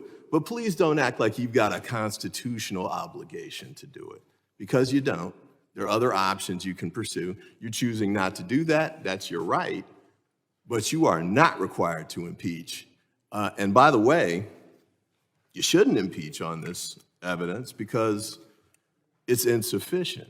The legal standard, which both of the statements that were made, no mention of high crimes, misdemeanors, bribery, treason, no mention of the actual language in the Constitution. Not once. And I submit there's a reason for that. And so with respect to the points that have been made about purposely subverting the laws, deliberately defying, et cetera, all of those are manufactured standards. I haven't seen any place where there's a prior impeachment proceeding that uses that kind of language. By the way, back to the point about due process, I had a chance to work back in the 1980s when I was here working for Congressman Conyers, and he led a couple of impeachments with respect to 2 judges. And there was a level of due process protections there that obviously aren't occurring here. And some of those were listed out in the amendment. By the way, it's the amendment, nobody's talked about the amendment really yet, but but the due process piece is important, especially for something of this magnitude. Now, I know you guys are in a rush to get this done. I don't know what the January, early February deadline is. I'm not sure. It's your call. You control the gavel and the calendar. But this is one for the ages. This is historic in what we're doing here today. And so, giving the secretary an additional opportunity for due process, I think makes sense. And the chairman has said, he didn't come testify on this particularly. He did testify 27 times already. But, if you think that it would have been important for more information to be provided or to let his counsel present evidence or cross-examine witnesses or the things that usually happen in impeachment proceedings or any proceeding of this magnitude, why can't we take the time to do that? I don't know what the rush is on that front.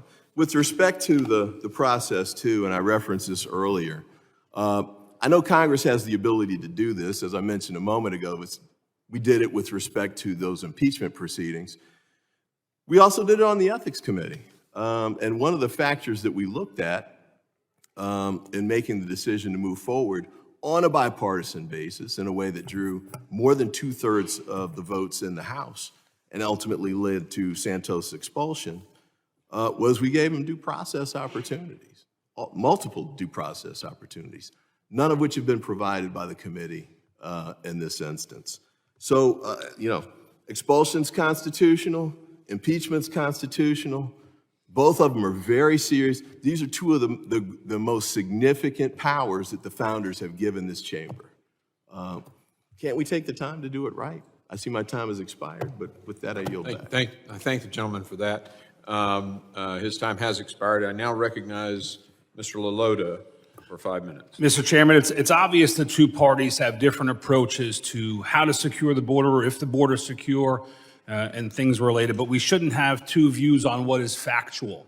It's been offered by the other side that if you only pass more laws, you'd give the administration more of an opportunity to secure a border, that if you only trust this administration with more authorities, that somehow it would secure the border, while it hasn't done so in the last 3 years. That it needs Congress to go to the Senate to debate and discuss a bill. Well, we did that in H.R. 2 and waiting for them to do something, but let's not make a mistake and let's not confuse the facts. The president doesn't need a single thing more to secure the border, to do an executive order, to remain in Mexico, to stop the repositioning of border agents away from the border, to resume border wall construction, and to cancel mass parole of migrants. The president does not need Congress to do that. Maybe he needs an appropriation of 50 cents for a pen to sign that executive order, but he does not need us to do anything more than we have done already.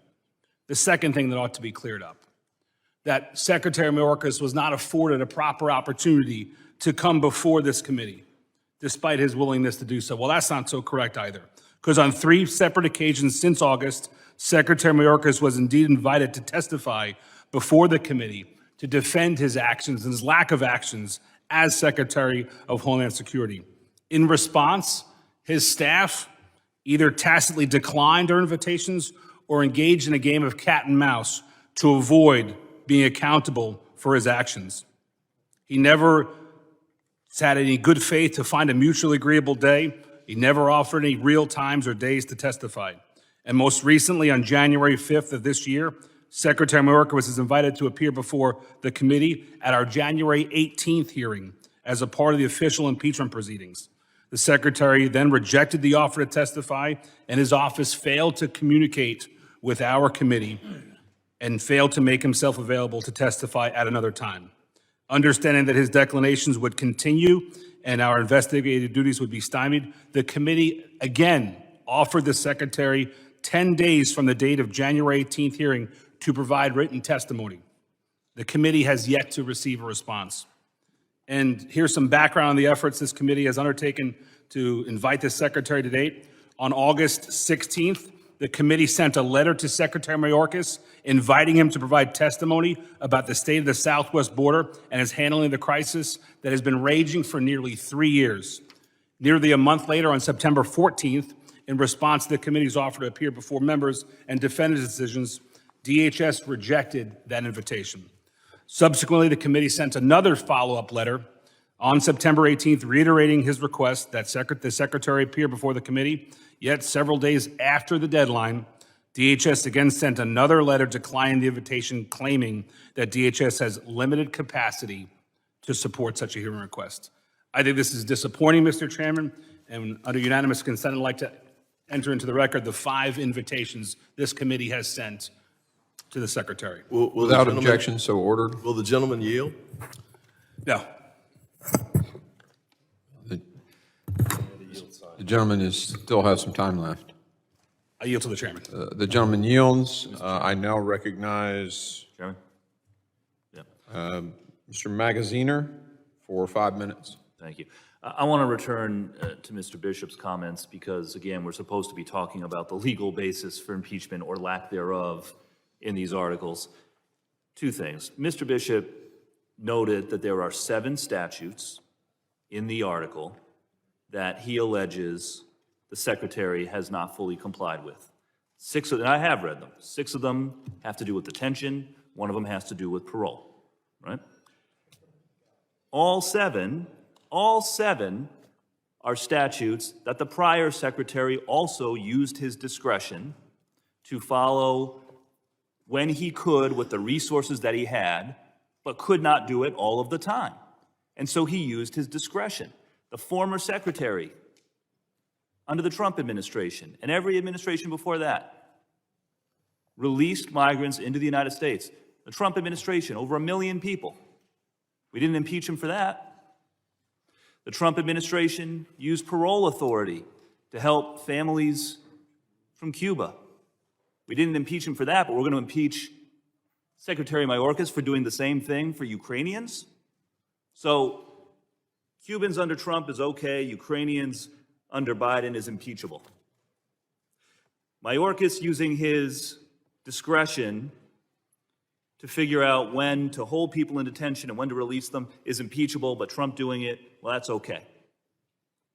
So again, yeah, there's 7 statutes listed in here, but again, the hypocrisy is saying that all of these things were okay to do under the Trump administration and prior administrations, but they're impeachable under the Biden administration is laughable. And I'll also just note, Mr. Bishop also made a comparison on partisan impeachments with a prior impeachment. I assume he was talking about the second Trump impeachment. I will just say once again, that impeachment where President Trump was impeached for inciting a violent mob to storm the Capitol to try to stop the legal counting of votes under our Constitution, resulting in the deaths of multiple police officers, was a bipartisan impeachment. 17 House and Senate Republicans voted yes. It was a bipartisan impeachment, rightfully so, unlike this one, where, according to the reports, Republicans are scrambling to find enough votes on their side on the floor, much less try to make it bipartisan. And with that, I'll yield to Mr. Goldman. Gentleman yields. Mr. Goldman is recognized. Thank you to my friend from Rhode Island. I want to address just one of the due process argument that Mr. Lalota was talking about. This amendment and the concern on our end has to do with the impeachment process. All of those requests and letters for Mr. Mayorkas to come and testify before that, separate and apart from the impeachment process. There is a heightened requirement of due process under the impeachment clause, as there has been in every single prior impeachment in this body. So when we focus on the due process afforded to Mr. Mayorkas as part of this rushed impeachment process, you identified one request on January 5th, which offered one date for Mr. Mayorkas to appear. At that time, ironically enough, he was meeting with a Mexican delegation to try to formulate a better working relationship to secure the border, and he was unable to testify. His staff made it very clear to this committee that he was willing to testify on a different date. And their letter was very clear, and the House Republicans, the majority of this committee, did not follow up with an offer of any date. My way or the highway. That is how this Republican majority works. You show up when I tell you to, or you don't show up at all. You come all the way to my most extremist, draconian, xenophobic legislative bill, H.R. 2, or nothing. We will not negotiate. We will not compromise in a divided government where two of the three entities are controlled by the opposite party. Ms. Lee said we have a duty to take action. That is correct. We have a duty to take action to address the problems at the border, not to have a sham political impeachment designed to help a presidential candidate in an election. And I yield back. Gentleman yields. I now recognize Mr. Pfluger for 5 minutes of discussion. Thank you, Mr. Chairman. Mr. Ivey, I agree with you. This is historic, but it's sad. And I think that at the end of the day, history will definitely define Secretary Mayorkas as the most infamous cabinet member ever for his complete abdication of his responsibility. It is historic. And I think we finally found something we can agree on. And Mr. Correa, I agree. I hope you're right. I hope that at the end of this, the result is change in a positive way. And I think already in this committee, we have seen positive change just today, because for the first time in 3 years, we actually have Democrats admitting there's a crisis. And I will note too, and many of you were not here last Congress, but while we were in the minority, and my good friend from New York City said that the secretary couldn't do his job because he didn't have the resources. Well, that's not what the secretary said. The secretary didn't say that.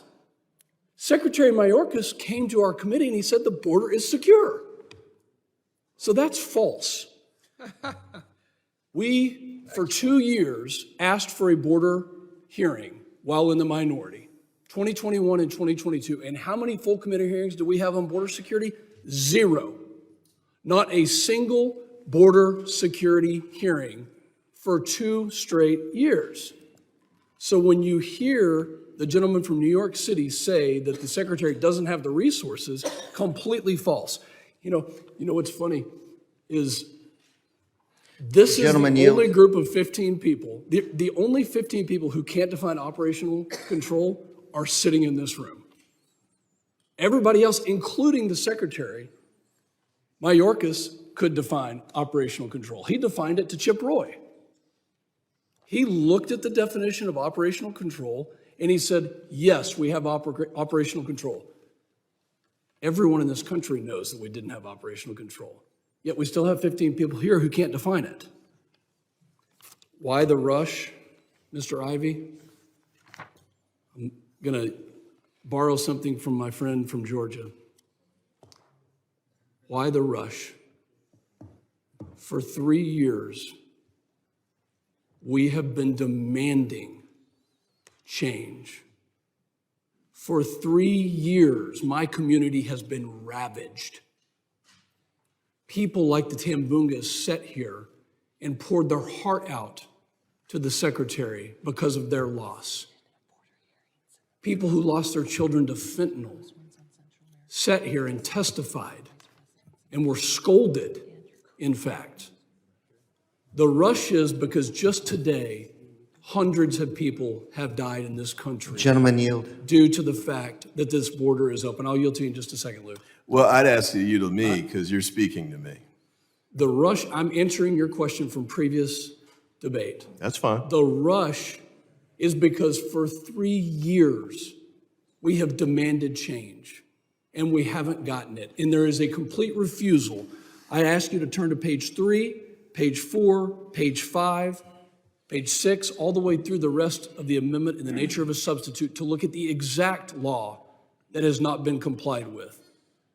It says a case-by-case basis parole may be given. We're talking millions of people who have been paroled into this country, illegally entering this country and released into this country. Because Director Ray sat right there and said, we are still looking for people who match the terror watch list. They are still at large. So you're calling this a rush today. This is not a rush. This is 3 years of us demanding that change happen. He will go down as the most infamous secretary in the history of this country. Mr. Correa, I will yield to you. Thank you. In August, Yields to Mr. Correa. You're thank you, recognized. Mr. Chair. Again, we're talking policy difference, August.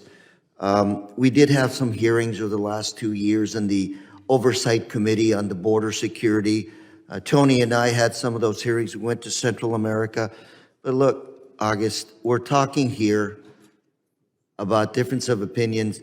You keep talking about HR 2. HR 2 never made it out of the Senate. I had 2 or 3 bills that I supported on immigration, never made it out of the Senate. Okay, so I'm glad we're talking right now because there's a lot of other things that are going on. Thank you. My time's expired. I yield back. Mr. Chairman. The gentleman's time has expired. I now recognize Ms. Sheila Jackson-Lee for 5 minutes. Despite the hour, I am certainly at this moment not without awe, shock and awe. And August knows that we have had a great opportunity to work together on a number of important challenges, and we have been successful.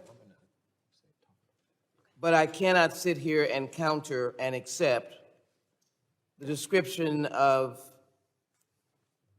a valiant immigrant, fled Nazi Germany, family fled Nazi Germany, then had to flee Cuba, as someone who is infamous, and the most infamous, if you will, of the public servants of this nation.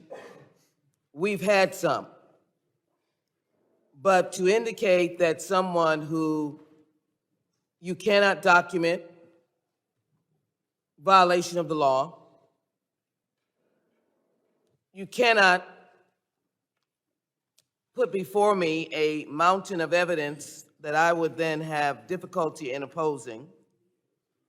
And then the gentleman's amendment from Mississippi, of whom I rise to support this amendment, clearly is well pronounced. We did not give the secretary due process. We are accusing and criticizing him for using discretion. Gentlemen, ladies, of which you all are, this is an outrage.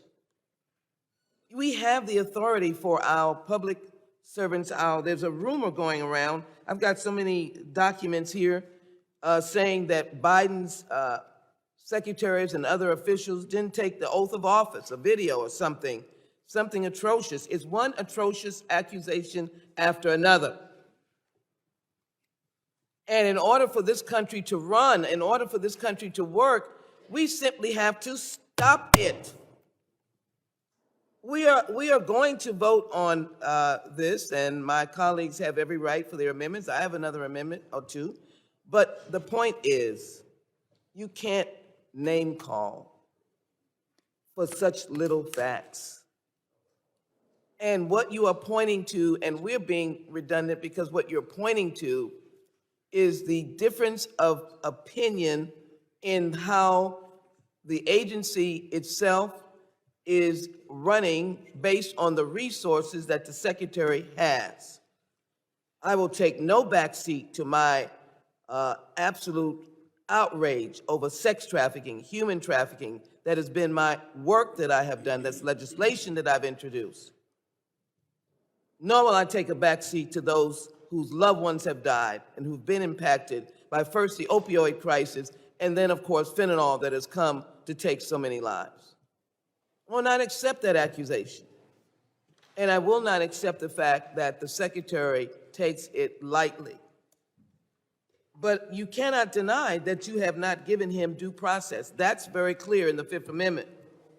Because you call him infamous, and it says no person shall be held to answer for a capital or otherwise infamous crime unless on a presentment or indictment of a grand jury, except in cases arising in the land or naval, et cetera, without due process. The Founding Fathers thought that this was an extremely important aspect, and they added it again in the 14th Amendment.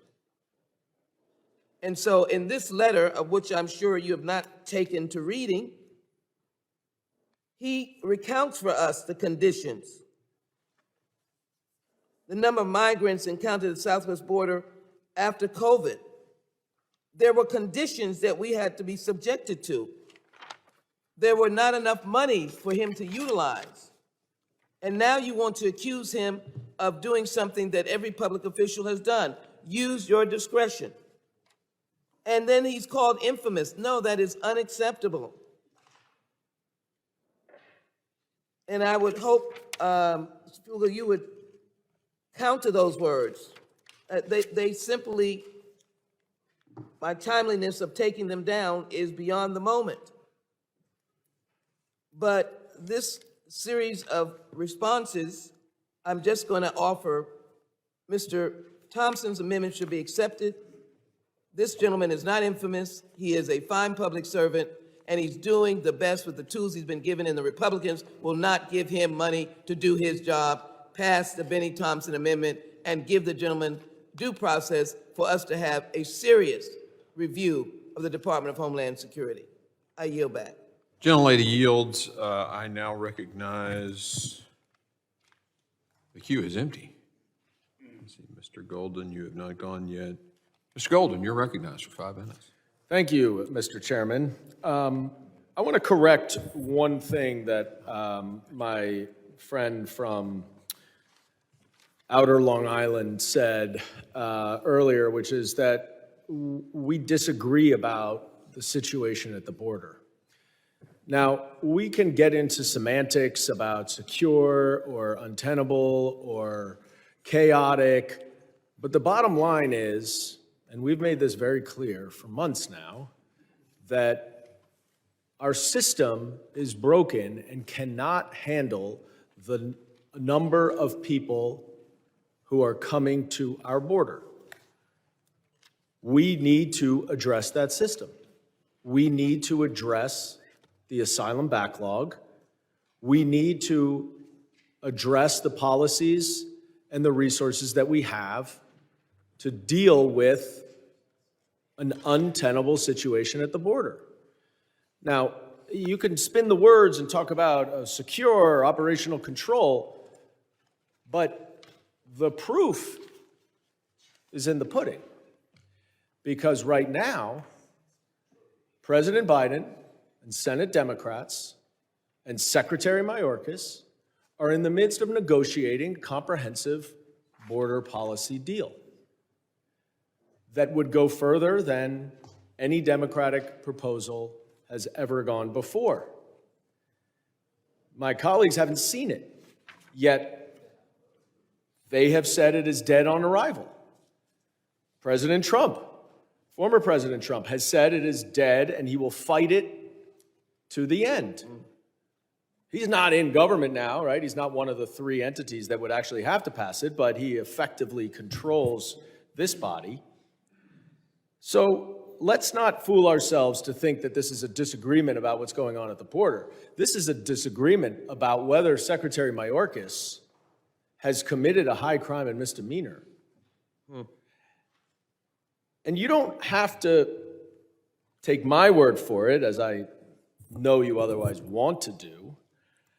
Let's look at the Wall Street Journal editorial board.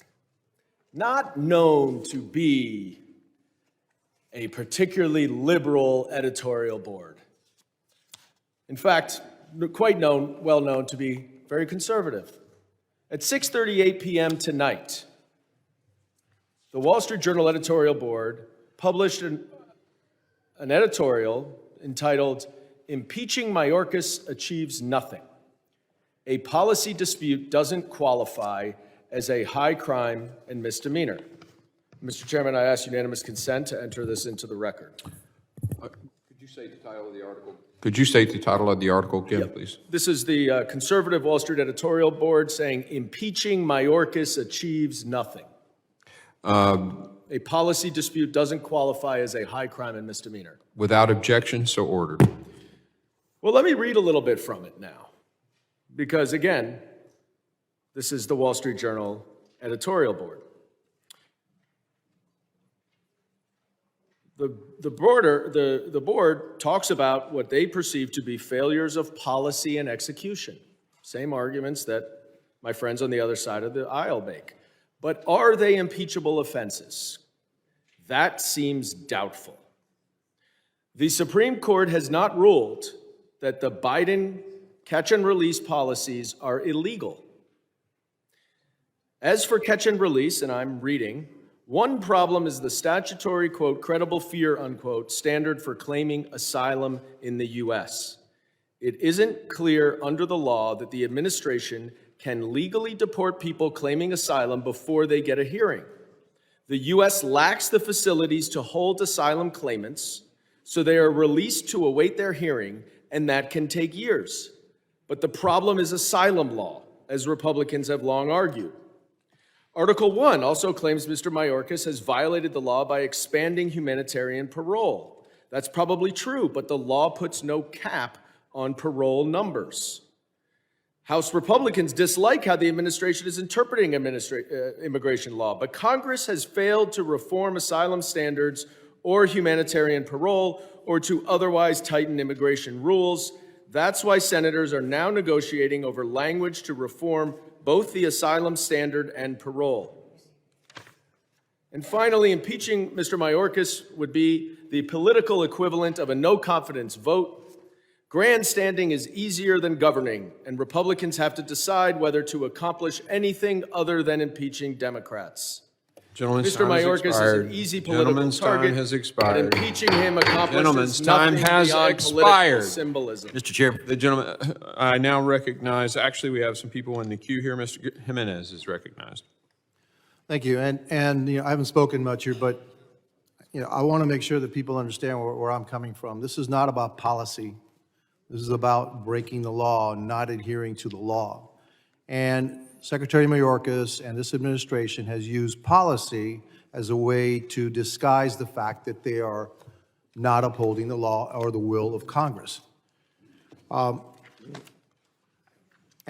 if the theory that I guess I'm hearing from the other side is that the administration has absolute discretion over everything that we pass. Oh, that's what I'm hearing from you all. This is all discretion. It's all discretion. It's all discretion. When Secretary Mayorkas does mass parole, when the law says specifically it has to be done on a case-by-case basis, that to me is breaking the law. It's not a policy. It's not discretion. all right? It says case by case. When he did that, he invited the crisis. He created the crisis. Somebody talked about the fire chief running out of water. Well, I happen to be a fire chief, but in this case, Secretary Mayorkas, the fire chief, actually went to the border, started the fire, poured gasoline on it, and then is complaining, gee, I don't have enough fire trucks to put the fire out.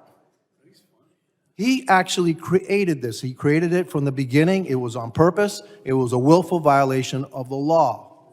And that's where that side and myself are going to disagree. You think it's policy, I think it's law. And in that case, when we think that the administration is willfully violating the law and they're not, and they have a breach of their constitutional duty, the only recourse that we have at the end, because what? Oh, we're going to do appropriations. We're going to cut the money to Customs and Border Protection. Is that what we're going to do? That's going to solve the problem. The only way that we have recourse is to impeach the individual that's violating the law and the will of Congress. And that's what we have to do. And no, I will yield now to the chair. Thank you. Gentleman yields. I now recognize myself for 5 minutes. I'd like to say something about the xenophobic comment on HR 2. You know, it's 160 plus countries coming. When I was down a big group of Russians, I mean, they're whiter than I am, okay? So this idea that an attempt to border security is somehow racist or xenophobic, I mean, it's ridiculous. It's really not fair. As for the process, it's sitting there. We sent a bill to the Senate. All they have to do is put it in their committee and amend it to the way they want it. And then it comes into conference committee and we work on it. I mean, that's how the process, it happens all the time with the National Defense Authorization Act. I used to be on Armed Services and we didn't agree. Boy, sometimes we were pretty far off, but they changed it, sent it back to us. We met in conference, this big conference committee. If you've never done conference committee, volunteer for it because it's educational in the process here. Would the gentleman yield? For a question. When I'm done, so hold on to the question. So the work's been done. Okay, call it hard right, whatever you want to call it. So amend it and send it to conference, and then that's where we negotiate. That's how this process works. And I did it for several years with the NDAA, and we always passed an NDAA, and it didn't look like the House version when it came out of conference. That's the process. So if you really are serious about it, tell the Senate to do something on that. System is broken. I couldn't agree more. I couldn't agree more. I mean, we need to fix the laws on the books on immigration, but that's another committee, and I know we've been mocked for making that statement here today, but I mean, that's just the truth of the matter. And yes, it needs to be fixed. As a cabinet secretary, you don't get to say, well, I would like a different immigration system, so I'm just going to implement whatever I want, contrary to what the laws are written. Really, honestly, if Mr. Mayorkas wants the laws changed, he should run for Congress and come here and try to change and get a bill passed to change those laws. Again, that's kind of how the democracy is set up. The secretary didn't just get to say, I'm going to pick and choose. But it says shall detain. And I'd like to read this. The Fifth Circuit, the district court in the United States versus Texas, the Supreme Court refused to decide this issue, made clear the statute specifically provides that the government shall take into custody any alien that has committed an aggravated felony. Yet the final DHS memorandum directly contrary to the statute states, and this a quote from the court, quote, DHS personnel should not rely on the fact of conviction when deciding on to enforce the law. The court added, consider that under the final memorandum, an officer who has reason to believe that an alien was convicted of one of the serious crimes implicated by section 1226C can no longer detain him upon release on that basis. Perhaps most problematic is that an officer cannot, quote, rely on the fact of conviction. Yet that is precisely what section 1226C demands. The mandatory detention of certain criminal aliens who are convicted of certain crimes. The final memorandum says otherwise. Staff can no longer follow the statute's categorical command. This is from Mr. Mayorkas to his people, telling them to disregard the law. This flips the presumption of detention on its head by starting from the premise that an official should not enforce the laws. Now, granted, I'm a physician.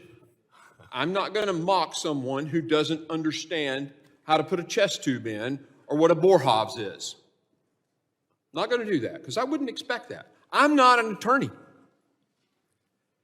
There has been a little bit of condescension from some attorneys in here today. No offense, Mike. All right.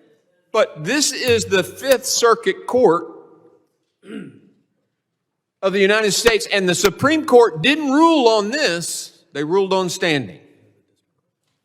So they basically said Mayorkas has turned it upside down and done just the opposite in a memorandum telling his people not to enforce the law. I'm sorry. I don't think a cabinet secretary should be able to do Chairman, that. yield for a moment. I yield. To amend to your point, here's another paragraph or two, some language from the lower court. You got to be quick. ICE had continued to rescind detainers based on, placed on criminal aliens. It says, rejecting the government's claim that these dropped detainers were necessary in light of limited resources. The court found that the government persistently underutilized existing detention facilities. The average daily detained population in April 22 was less than 40% of the 3-year high. The gentleman's time has expired. I now recognize Mr. Thanadar. 5 minutes. Thank you, Chairman. I want to let my time be used by Mr. Ivey. Gentleman yields to Mr. Ivey. Mr. Ivey, you're recognized. Thank you, sir. I'll be quick. But, Mr. Chairman, I think, I couldn't tell from what you said, but, you know, the case I was reading is from the Supreme Court. I think the case you were reading from is from a lower court. And I believe that But it's about two different issues. They were reading about standing. It's the same statute, though. And the Supreme Court reversed the lower court. So, I'll leave it at this. I think we're talking apples and oranges, but I'll let you finish, sir. Well, they're talking on the same statute. 1226C is the statute that they're discussing here.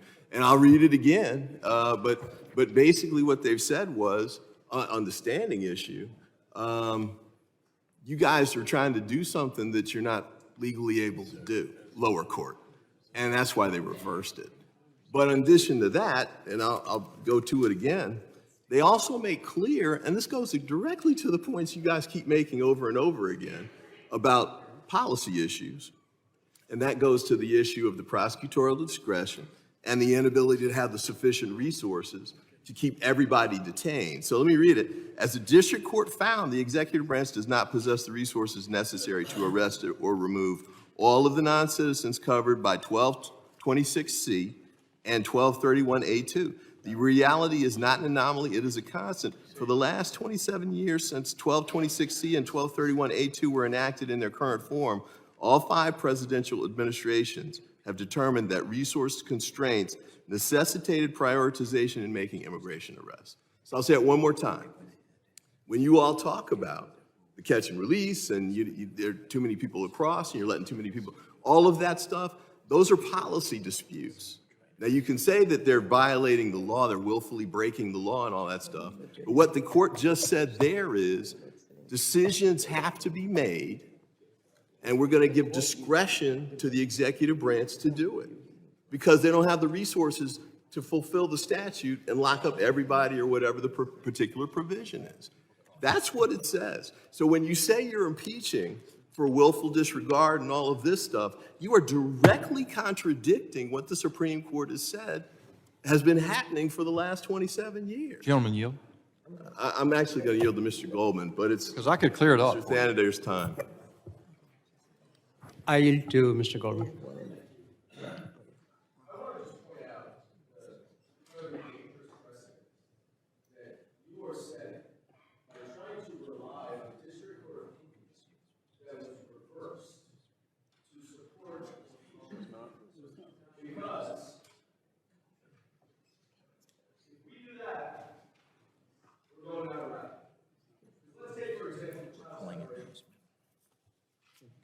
Let's take, for example, the child separation policy.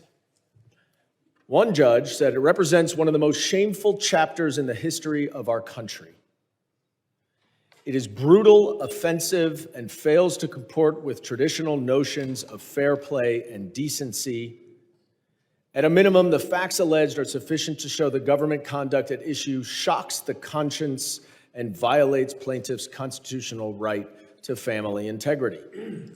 Under your standard, that would be enough to impeach the cabinet secretary. Well, let's look at the military ban on transgender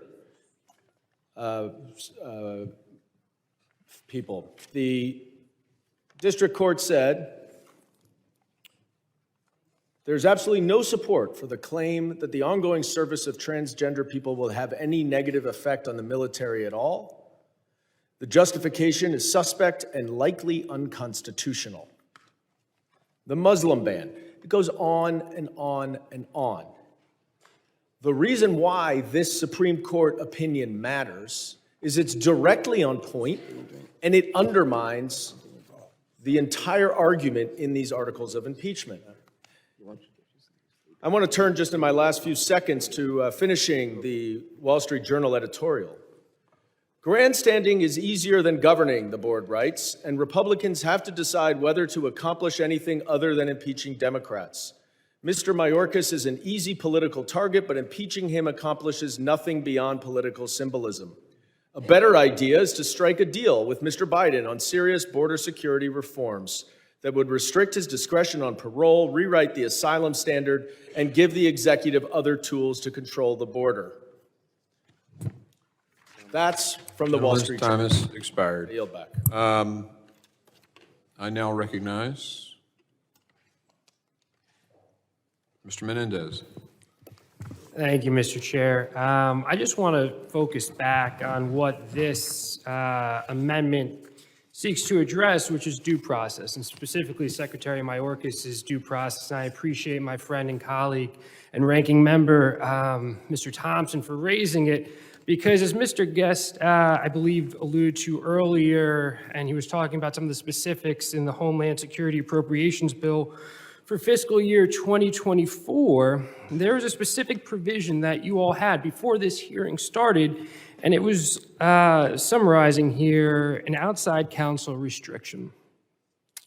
The measure, again summarizing, would bar DHS from paying outside counsel before all border funds are obligated. That was $2.1 billion as a reminder, and also to prepare for or defend against impeachment. So in the appropriations bill that you mentioned earlier and all the great things it would have done for the border, you specifically called out impeachment before this hearing started and said DHS would not be obligated to engage outside counsel. Now, Mr. Chair, I would like to I ask unanimous consent to include in the record testimony a memorandum opinion for the General Counsel Department of Homeland Security dated January 4th, 2023, titled Retaining Private Counsel to Represent the DHS Secretary in Impeachment Processes. Without objection, so ordered. So they're summarizing what they believe is going to ultimately be the basis for this impeachment hearing. And they state, our understanding is that all the Secretary's decisions described in the two articles were made within the scope of his office and implemented administration policy. Critically, there are no allegations of personal misconduct such as treason or bribery. If the House initiates an impeachment inquiry against Secretary Mayorkas in the 118th Congress, we assume that House Resolution 582 would be a reasonable approximation of its contents. To the extent necessary, this response to your question, whether they can engage outside counsel, proceeds on that assumption, and our advice is limited to the circumstances presented by an impeachment inquiry. And they conclude that under these circumstances, we conclude that DHS may contract with and pay for private counsel to assist DHS in representing itself and the Secretary in such proceedings. You want to limit DHS's ability to do so. Will the gentleman go for a question? I will not. Just a question. Sir, there's been a lack of engagement and back and forth on both sides, and I would love to break precedent right now, but I'm going to finish this point since it's very germane to the amendment where a lot of our comments, frankly, on both sides have not been germane. The right to counsel, right? You don't have to be an attorney to know that is a fundamental right to due process, especially, we've all talked about the gravity of an impeachment hearing. especially in an impeachment hearing, and having the ability to counsel. And you all chose in your appropriations bill to limit the DHS's ability to fund private outside counsel with respect to an impeachment inquiry. You did that knowing that we were going to arrive at this destination. We keep saying that this was a purposeful pursuit of impeachment, that this was always a destination that we were going to arrive at. This is further proof of that case. And to the amendment that the ranking member has offered, you want to limit Mr. Mayorkas' due process. That's what's bothersome about all of this. And for all the policy differences, for all the belief that he should be impeached, he should have a right to due process. He should have a right to counsel. You all purposefully went out of your way to limit his ability to do so. With that, I yield back to the chair. Gentleman yields. I now recognize Mr. McCall for 5 minutes. Thank you. You know, look, listened to this debate for quite some time. Mr. Goldman, you, Mr. Ivey, I'm not sure about you, Mr. Magaziner. You sound like an attorney. Well, whatever. Then you're a well-versed one. You play one well on TV, at hearings. At hearings, you play a good one. But we were U.S. attorneys, federal prosecutors. The statute's very clear. It talks about, from Congress, very strictly, that the statute, and this was the issue in the United States versus Texas case. Statute provides that the government shall, not discretionary, mandatory. I appreciate prosecutorial discretion, right? We all did, right? We always had to exercise, am I going to prosecute this case or not? But this law passed by Congress says shall take into custody any alien that has committed an aggravated felony. And this is like, you're talking about sex trafficking, human trafficking, money laundering, firearm, offenses, drug offenses. I can't imagine a Secretary of Homeland that would allow people like that to escape the law and allow them to come into this country. I mean, I think, in fact, Ms. Green talked about a case where a man came in who was an aggravated felon, and we had 2 witnesses for this committee that killed the mother's daughter. And this, to me, is irresponsible. And so, to me, there are 2 prongs here. One, if you violate, you basically say to your agents, as he did in his DHS memorandum, you should not rely on the fact of conviction when deciding to enforce the law. Now, I know it's the Fifth Circuit, as Mr. Ivey said, but they determine the facts upon which the Supreme Court decides. And they said, Fifth Circuit, it's most problematic that an officer cannot rely on fact of conviction.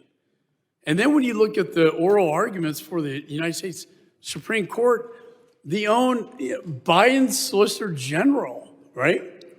Biden's Solicitor General says that impeachment is a remedy for abdication of the federal law. So here you have a DHS memorandum saying all aggravated felons can come on in violation of what Congress mandated. And then you have the oral arguments, which say the Biden Solicitor General says, you know what? I agree. Don't have standing here. That's what the Supreme Court said. However, Congress has a role here to play. And impeachment is brought up in the oral arguments between Kavanaugh and Biden's Solicitor General. And Biden's Solicitor General admits that, yes, impeachment is a remedy, because that's the only remedy we have left. Will the gentleman yield? Maybe. I'd be happy. I was just when you left, I was singing your praises being a federal prosecutor. We get this stuff. I admire what y'all are doing, but let's be honest. Okay, yeah, that, absolutely, absolutely. I was just going to point out that the Proligar-Kavanaugh exchange is especially interesting because when Kavanaugh writes the opinion, he does not list impeachment as one of the remedies that's proposed. He, as I read before, oversight, appropriations, legislative process, and a confirmation through elections. So it's, I think it's even, you're making my point even more, the fact that they were discussed it, but then he actually thought about it when he was writing the opinion and left it out. Well, but what he was saying was, okay, Solicitor General, you're saying that that we, Supreme Court, don't have standing here, so Congress has a remedy.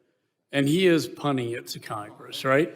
And guess who stands up? Alito, in his dissenting opinion, echoes the oral arguments between Kavanaugh and the Biden Solicitor General.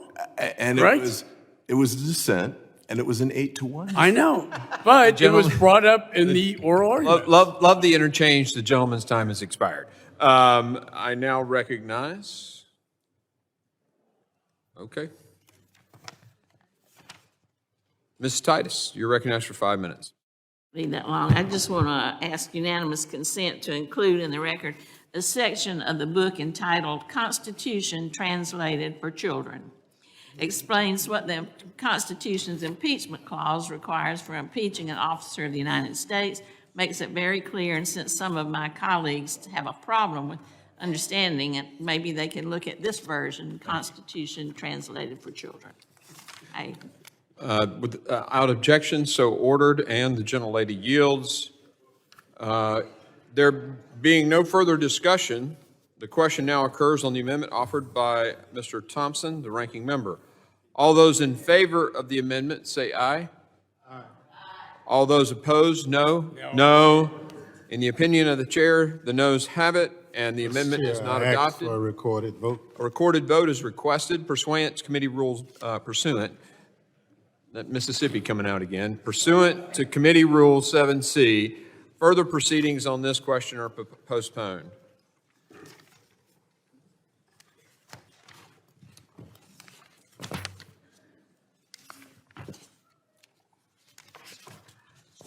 Are there any other amendments to the amendment in the nature of the substitute? Mr. Chairman, I would amendment at the desk. The gentleman is recognized as an amendment at the desk. Mr. Chairman, I'd like to reserve a point of order. Point of order is reserved. Will the clerk distribute the amendment?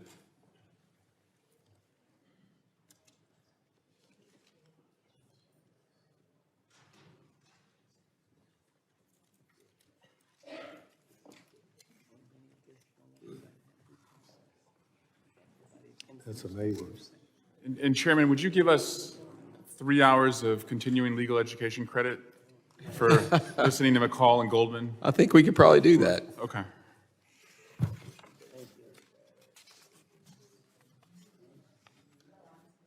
Thanks.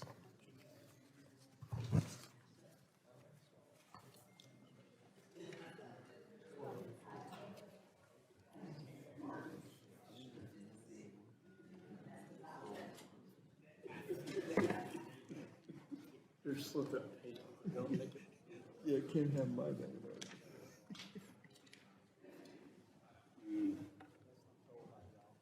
Wow, this is going to go real well.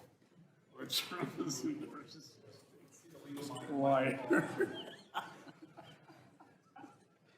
Well done.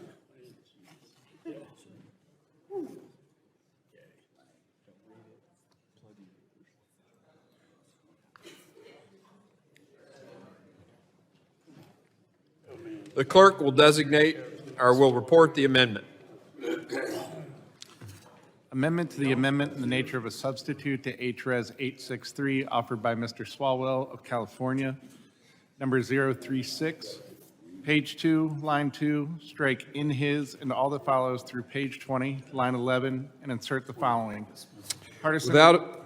Without objection, the reading is dispensed with. And respectfully, Mr. Chairman, I would object and ask for the reading. I don't think you can do that. Not in order. Yeah, that's right. The clerk will read the amendment. Partisan Republicans are seeking to impeach Secretary Mayorkas for the following reasons. 1, later this year, United States voters will choose a president for the next 4 years. The presumptive Republican nominee, Donald Trump, is a narcissistic, hateful liar who was found by a court of law to have raped and defamed at least one woman. He is currently facing 91 criminal charges for a wide variety of alleged offenses, including a felony conspiracy to defraud the United States. He was twice impeached by the House of Representatives, including for inciting a violent insurrection. He is currently working to foment discord and perhaps a civil war, encouraging Republican governors to order National Guardsmen to take up arms against the federal government. In a fair election, he will lose because the United States people prefer decent, honest civil servants like Joe Biden. Republicans are playing dirty political games, attempting to impeach Alejandro Mayorkas to distract from their own legal and electoral problems, score cheap political points, and appease their cult leader. 2, in the same election, United States voters will choose their representatives to Congress. Republicans are widely expected to lose control of the House of Representatives, in part because court rulings have overturned several gerrymandered maps and returned voting power to disenfranchised citizens. Voters are also witnessing the extent to which Republicans have failed to govern. As Republican members of the House of Representatives have spent far more time fighting with themselves over who should serve as Speaker than on any meaningful attempts to develop bipartisan solutions to problems facing our country. The House Republican majority has accomplished approximately nothing. As Republican Congressman Chip Roy put it, quote, "We have nothing. In my opinion, we have nothing to go out there and campaign on. It's embarrassing," end quote. As Republicans stare down the increasing likelihood of losing their grip on power, they are becoming more and more desperate, grasping at any opportunity available to potentially increase their poll numbers, even if it means pursuing an unconstitutional impeachment based on flimsy pretext and dishonest twisting of the facts. 3, as Republicans sink deeper and deeper into lawlessness, their greatest fear is being held accountable. They worry that prosecutors will indict them. Point of order, Mr. Chairman. I can't hear the reading of the amendment. Are you speaking into the microphone? As far as I know, sir. Okay. Well, let's keep the chatter to a low amount. I mean, I know we have to occasionally whisper to one another, but let's try to keep the volume of our voices down. The clerk may continue. 3, as Republicans sink deeper and deeper into lawlessness, their greatest fear is being held accountable. They worry that prosecutors will indict them for conspiring to overturn elections, inciting violence, defying subpoenas, and otherwise breaking the law. Rather than listening to their better angels, Republicans are doubling down on their lawlessness, seeking to undermine norms and institutions so they can claim every attempt to hold them accountable is merely a, quote, witch hunt. They are pursuing impeachment of Secretary Mayorkas, along with President Biden and others, not because of actual evidence of high crimes and misdemeanors, but as a method of cheapening our country's tools for enforcing accountability. They want people to think impeachment is a political cudgel rather than a legal instrument. 4, Republicans have no shame. They know this is a fraudulent impeachment, but they are so caught up in their disinformation bubble that they think the United States public will not see through the charade. Unfortunately for them, they are wrong. Americans will continue to demand the representatives of both parties come together to deliver comprehensive immigration reform and border security solutions until it actually happens. Democrats will continue to stand ready and willing to negotiate real solutions as long as it takes for Republicans to wake up from their Trump-inspired fever dream.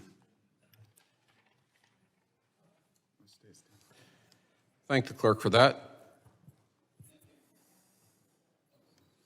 Mr. Chairman, I insist on my point of order. It was previously reserved earlier. The gentleman is recognized on his or her point of order.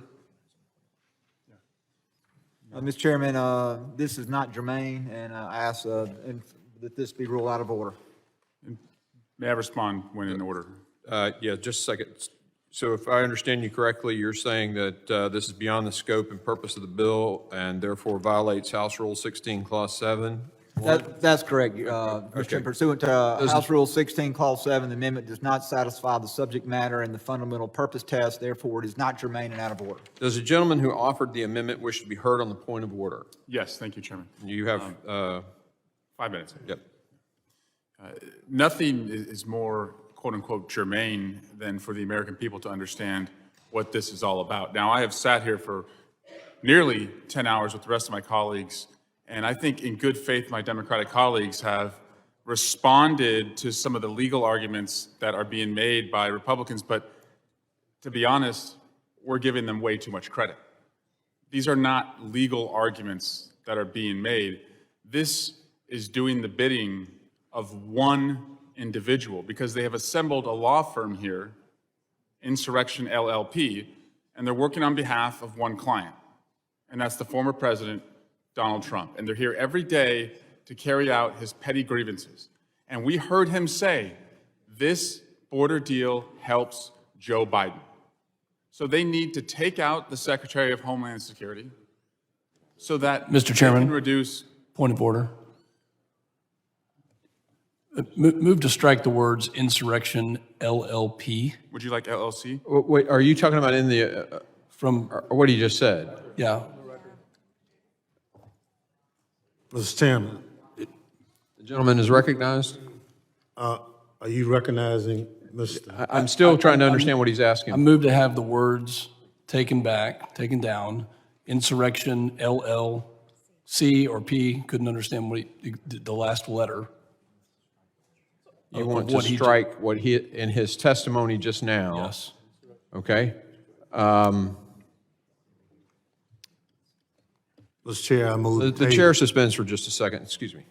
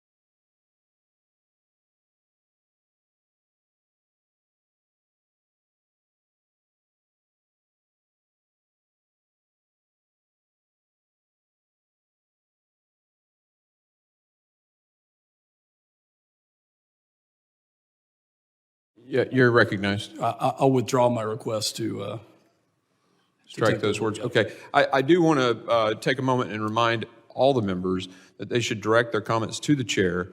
And, you know, if you disparage a group, that's getting pretty close to disparaging an individual, which we all know is against the decorum rules. So just be aware of that going forward, and the gentleman may continue.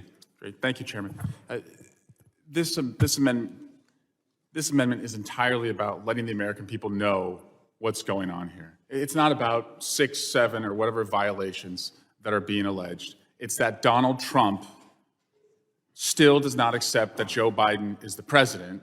And this impeachment, just like the future impeachment of Joe Biden that they've got going down the track, is a continuation of the insurrection. They didn't accept the outcome of the election. The majority of them voted to overturn it. Many of them cheered on the terrorists who did that. Many of them show comfort and aid to those terrorists by going to the DC jail. And here, this is just a continuation of the insurrection by trying to get rid of a secretary who has the hardest job in the whole administration, while the president and the most conservative Republicans in the Senate are trying to solve the problem. And it's not just angering me and my colleagues. Read the Wall Street Journal editorial board that just dropped an opinion a couple hours ago that said This is ridiculous. It's not going to solve any concern that you have. Listen to Senators Tillis and Thune and Romney and others over in the Republican Senate chamber saying this is trying to do Donald Trump's bidding and putting politics in front of people, essentially. And so we have an opportunity to do something in a bipartisan way. So again, I respect my colleagues on our side who are taking some of these allegations at their word, but let's just be real. This is about this law firm working on behalf of one client, Donald Trump, to carry out his petty grievances, and he wants Mayorkas gone because he wants the problem at the border to get worse, not to get better. So we should just call it what it is. That's what makes it so germane, and if they don't like us calling what it is, they have the votes to vote it down, but they're not going to silence what's really going on out there, and that is we have a president who's working every day to try and bring us together, find solutions, and we have a former president who would not want to govern, but would always, always choose chaos and to ruin. And with that, I yield to the ranking member. The gentleman yields, and, oh, you yield to the ranking member. The ranking member, you are recognized for 1 minute and 15 seconds. Thank you very much. I support the maker of this amendment. Clearly, truth is the best disinfectant of any operation. I compliment the gentleman from California in his resolution amendment.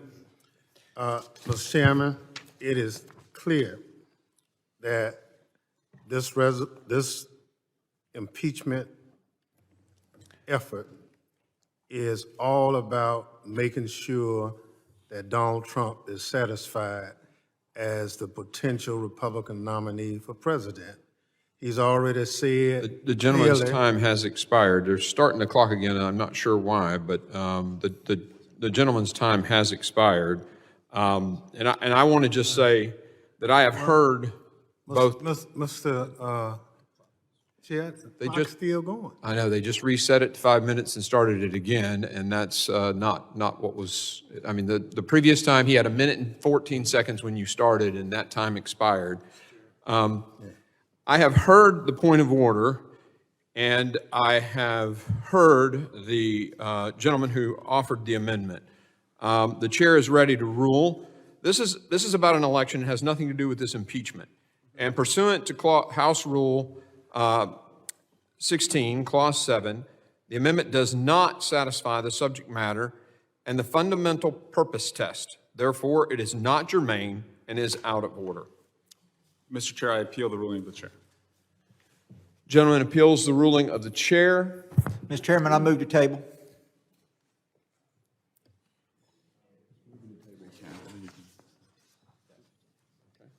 Gentleman moves to table. I'm assuming. All those in favor say aye. Aye. All those opposed, no? No. The ayes have it. The motion is moved to the table. Chair, we ask for a recorded vote. Clerk will call the roll. Mr. McCall. Aye. Mr. McCall votes aye. Mr. Higgins. Aye. Mr. Higgins votes aye. Mr. Guest. Mr. Guest votes aye. Mr. Bishop. Mr. Bishop votes aye. Mr. Jimenez. Aye. Mr. Jimenez votes aye. Mr. Pfluger. Aye. Mr. Pfluger votes aye. Mr. Garbarino. Aye. Mr. Garbarino votes aye. Ms. Green. Aye. Ms. Green votes aye. Mr. Gonzalez. Aye. Mr. Gonzalez votes aye. Mr. LaLota. Aye. Mr. LaLota votes aye. Mr. Ezell. Aye. Mr. Ezell votes aye. Mr. D'Esposito. Aye. Mr. D'Esposito votes aye. Ms. Lee. Ms. Lee votes aye. Mr. Luttrell. Mr. Luttrell votes aye. Mr. Strong. Aye. Mr. Strong votes aye. Mr. Burkeen. Aye. Mr. Burkeen votes aye. Mr. Crane. Mr. Crane votes aye. Ranking Member Thompson. Ranking Member Thompson votes no. Ms. Jackson Lee. Mr. Payne. No. Mr. Payne votes no. Mr. Swalwell. Nope. Mr. Swalwell votes no. Mr. Correa. Mr. Correa votes no. Mr. Carter? No. Mr. Carter votes no. Mr. Tanadar? Mr. Tanadar votes no. Mr. Magaziner? No. Mr. Magaziner votes no. Mr. Ivy? No. Mr. Ivy votes no. Mr. Goldman? No. Mr. Goldman votes no. Mr. Garcia? Mr. Garcia votes no. Mrs. Ramirez? Ramirez votes no. Mrs. Ramirez votes no. Mr. Menendez? Mr. Menendez votes no. Ms. Clark? Ms. Clark votes no. Ms. Titus? Ms. Titus votes no. How am I recorded? How's the chair recorded? Chairman, it's not recorded. The chair votes aye. Mr. Chairman, Did we miss someone? how am I How's recorded? Miss Jackson Lee Ms. recorded? Jackson Lee is not recorded. No. Ms. Jackson Lee votes no. Clerk will report the tally. On that vote, Mr. Chairman, there were 18 ayes and 15 noes. The ayes have it, and the appeal of my ruling stands. The tabling motion stands. Are there any amendments to the amendment in the nature of a substitute? Mr. Chairman, I have an amendment at the desk, number 37. Mr. Chairman, I reserve a point of order. Point of order is reserved, and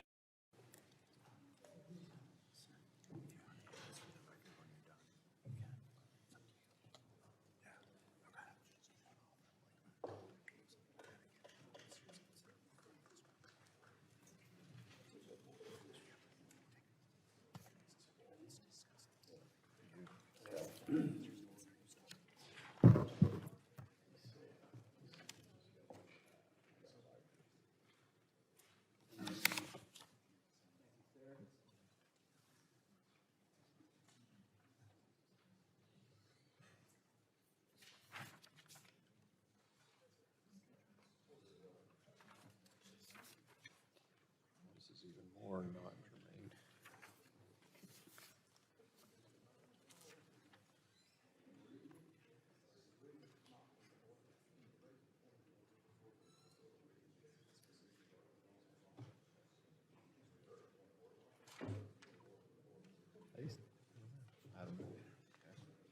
You just raise a point of order for reading, or you have to discuss reading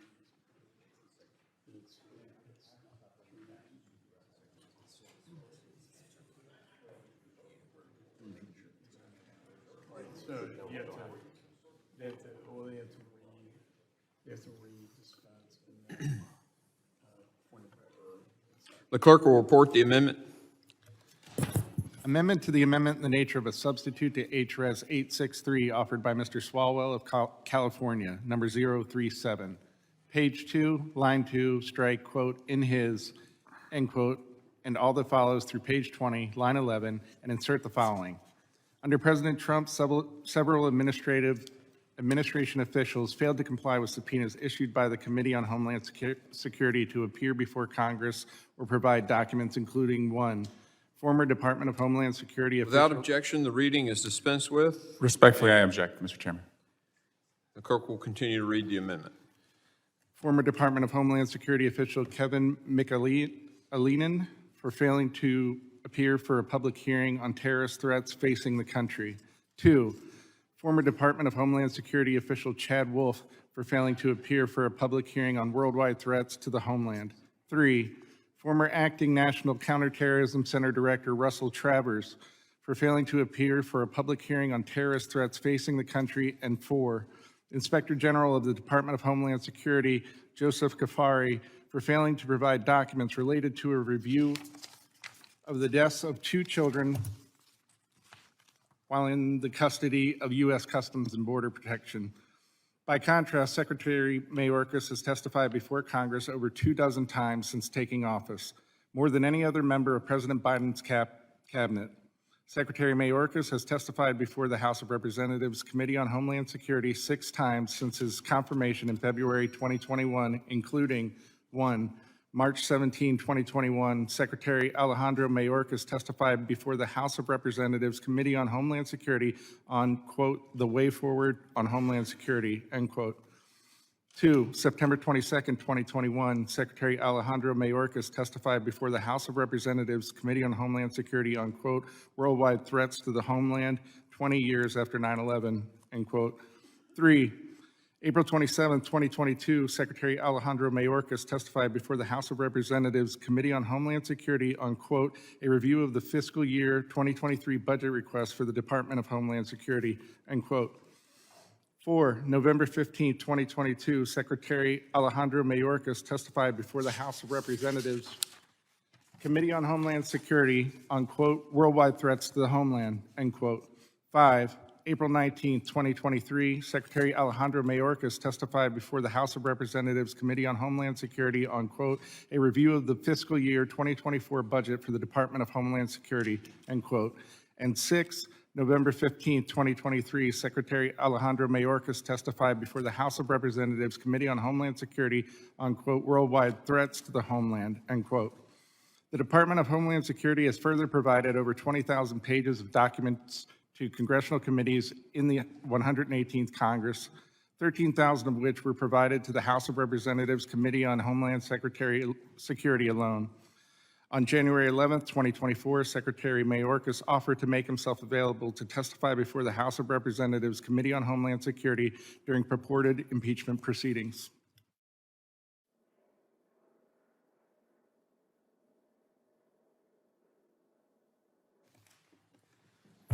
Mr. Chairman, I insist on my point of order pursuant to House Rule 16, Clause 7. The amendment does not satisfy the subject matter and the fundamental purpose test, therefore it is not germane and out of order.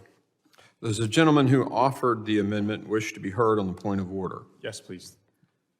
You have the floor. This amendment would point out the blatant hypocrisy of a side that did nothing when Trump administration officials did not respond to subpoenas, but now is taking issue with the Secretary of Homeland Security who wanted to show up but just couldn't come at the day that they wanted. And so now they want to ban this amendment, and a MAGA ban on amendments is very on brand for MAGA, who wants to ban your body, ban your books, ban your marriage, and now I guess when it comes to debate, ban your amendments. But as I look at it with the help of our very astute parliamentarian, this amendment does not violate either the subject matter or fundamental purpose tests of germaneness. It doesn't touch the fundamental purpose test, which is the baseless impeachment of Secretary Mayorkas, which remains in the resolution. The subject matter of the articles is also sufficiently broad to justify the inclusion of any additional context. So again, this is about just reminding people a number of different times, people in the Trump administration were subpoenaed to come in and they just blew off Congress. But now that is the predicate, one of the justifications that is being used by this MAGA Trump law firm to justify the impeachment of Mayorkas. And again, we just have to make it clear to the American people, these allegations are really about one man's petty grievances. He didn't win the last election. He was blown out by 70 plus electoral votes and 7 million plus popular votes. And now he has to continue the insurrection that he led on January 6th by trying to get rid of the Secretary of Homeland Security today so that he can worsen the crisis at the border and weaponize it rather than govern and solve it. And so this amendment just, again, points out the hypocrisy of his officials not showing up, didn't give any rip at all about that being the case when he was president, and neither did his supporters in Congress. But now that is a predicate for throwing out one of his political opponents. And I yield to the ranking member if he has anything. Ranking member is recognized. Thank you very much. I support the make of the amendment. It's clear that a double standard exists. We've had Secretary Mayorkas, as documented in the amendment, before this committee for a number of times. Obviously, he wasn't given enough time in this impeachment process. Facts about it, he wasn't even given due process in this effort. So clearly, it's already decided that he will be impeached. Democracy, the rule of law, principles of justice and fair play has no place in this impeachment proceeding. It's clear, a simple request for an attorney to be present and other items are generally accepted norms in a democracy. But obviously, that's different here. And so it's unfortunate. My colleagues can talk about other things, and I understand that. But there are some fundamental principles that anyone who's accused of something should be able to face their accuser and provide a defense and just due process. So we've not been able to do that. That's unfortunate. Again, the gentleman from California has offered the amendment, making clear that in the past, when individuals had ignored subpoenas and other things, they were not impeached. So it's not a practice of this committee to take it to this level. And I will yield back my time to the gentleman from California if he close out. And not only was Secretary Mayorkas willing to come in and testify, the guy practically lives in the building. He's here so many times testifying, and that's actually in stark contrast to many of the officials in the Trump administration. So, Mr. Chairman, with that, I will yield back. The gentleman yields. I have heard the point of order and the argument for the point of order, and I have heard from the gentleman from California about his amendment. The chair is ready to rule. I believe that this amendment is about an election. And it has really, I mean, that's pretty much what the gentleman from California said, that made this pretty much all about the election. It's not about this impeachment proceeding, and therefore, pursuant to House Rule 16, Clause 7, the amendment does not satisfy the subject matter and the fundamental purpose test. Therefore, it is not germane and is out of order. Mr. Chairman, point of order. There's nothing in the amendment that relates in any way to an election. It talks about prior Department of Homeland Security. That's not a point of order, actually. The chair has ruled. Mr. Chair, I appeal the ruling. There is an appeal to the ruling. Mr. Chairman, move to table. There's a motion to table the appeal of the ruling. All those in favor say aye to the tabling motion. Aye. All those opposed, no. No. In the opinion of the chairs, the ayes have it. Recorded vote, please. Recorded vote has been requested. The clerk will call the roll. Mr. McCall. Mr. McCall votes aye. Mr. Higgins. Mr. Higgins votes aye. Mr. Guest. Mr. Guest votes aye. Mr. Bishop. Mr. Bishop votes aye. Mr. Jimenez. Aye. Mr. Jimenez votes aye. Mr. Pfluger. Aye. Mr. Pfluger votes aye. Mr. Garbarino. Aye. Mr. Garbarino votes aye. Ms. Green. Aye. Ms. Green votes aye. Mr. Gonzalez. Mr. Gonzalez votes aye. Mr. Lalota. Aye. Mr. Lalota votes aye. Mr. Ezell. Mr. Ezell votes aye. Mr. D'Esposito. Mr. D'Esposito votes aye. Ms. Lee. Ms. Lee votes aye. Mr. Luttrell. Mr. Luttrell votes aye. Mr. Strong. Aye. Mr. Strong votes aye. Mr. Burkeen. Mr. Burkeen votes aye. Mr. Crane. Mr. Crane votes aye. Ranking Member Thompson. Ranking Member Thompson votes no. Ms. Jackson Lee. Mr. Payne. Mr. Payne votes no. Mr. Swalwell. Mr. Swalwell votes no. Mr. Correa. Mr. Correa votes no. Mr. Carter. Mr. Carter votes no. Mr. Tanadar. Mr. Tanadar votes no. Mr. Magaziner. Mr. Magaziner votes no. Mr. Ivey. No. Mr. Ivey votes no. Mr. Goldman. Mr. Goldman votes no. Mr. Garcia. Mr. Garcia votes no. Mrs. Ramirez. No. Mrs. Ramirez votes no. Mr. Menendez. Mr. Menendez votes no. Ms. Clark. Ms. Clark votes no. Ms. Titus. Ms. Titus votes no. Ms. Jackson Lee is not recorded. Ms. Jackson Lee votes no. How's the chair recorded? Chair is not recorded. Chair votes aye. Chairman Green votes aye.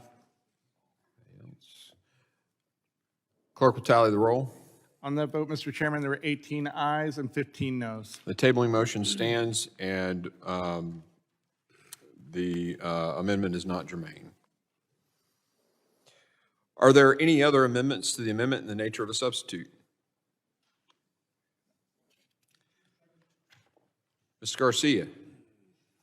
Amendment at the desk. Gentleman has an amendment at the desk. The clerk will distribute the amendment. Mr. Chairman, I reserve a point of order. Point of order is reserved.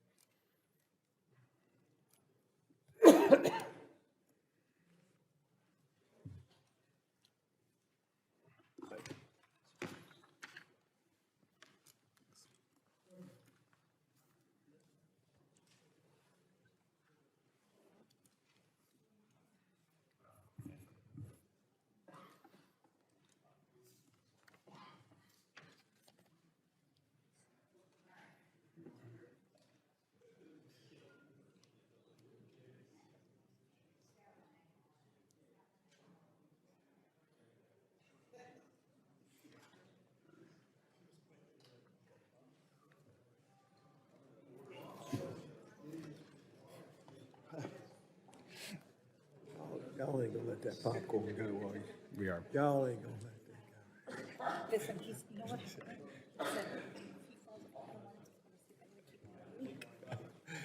Trying to keep you awake. Sorry, exactly. Popcorn ain't going.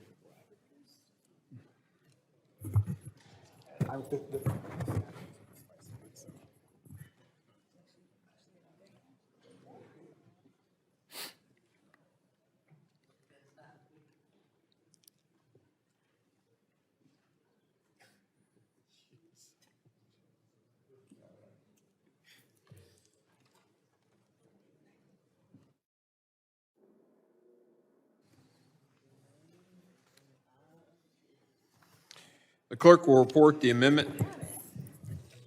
Amendment to the amendment in the nature of a substitute to HRES 863 offered by Mr. Robert Garcia of California, number 101. Page 2, line 2, strike quote, in his, end quote, and all that follows through page 20, line 11, and insert the following. Without objection, the reading is dispensed with. The gentleman is recognized for 5 minutes on the amendment. Mr. Chairman, I'd like to object to the waiving. I'd like to have the reading, please. The clerk will read the amendment. House Republicans' impeachment inquiry has been a political crusade to help them politically, aid in donor fundraising, and harm President Joe Biden.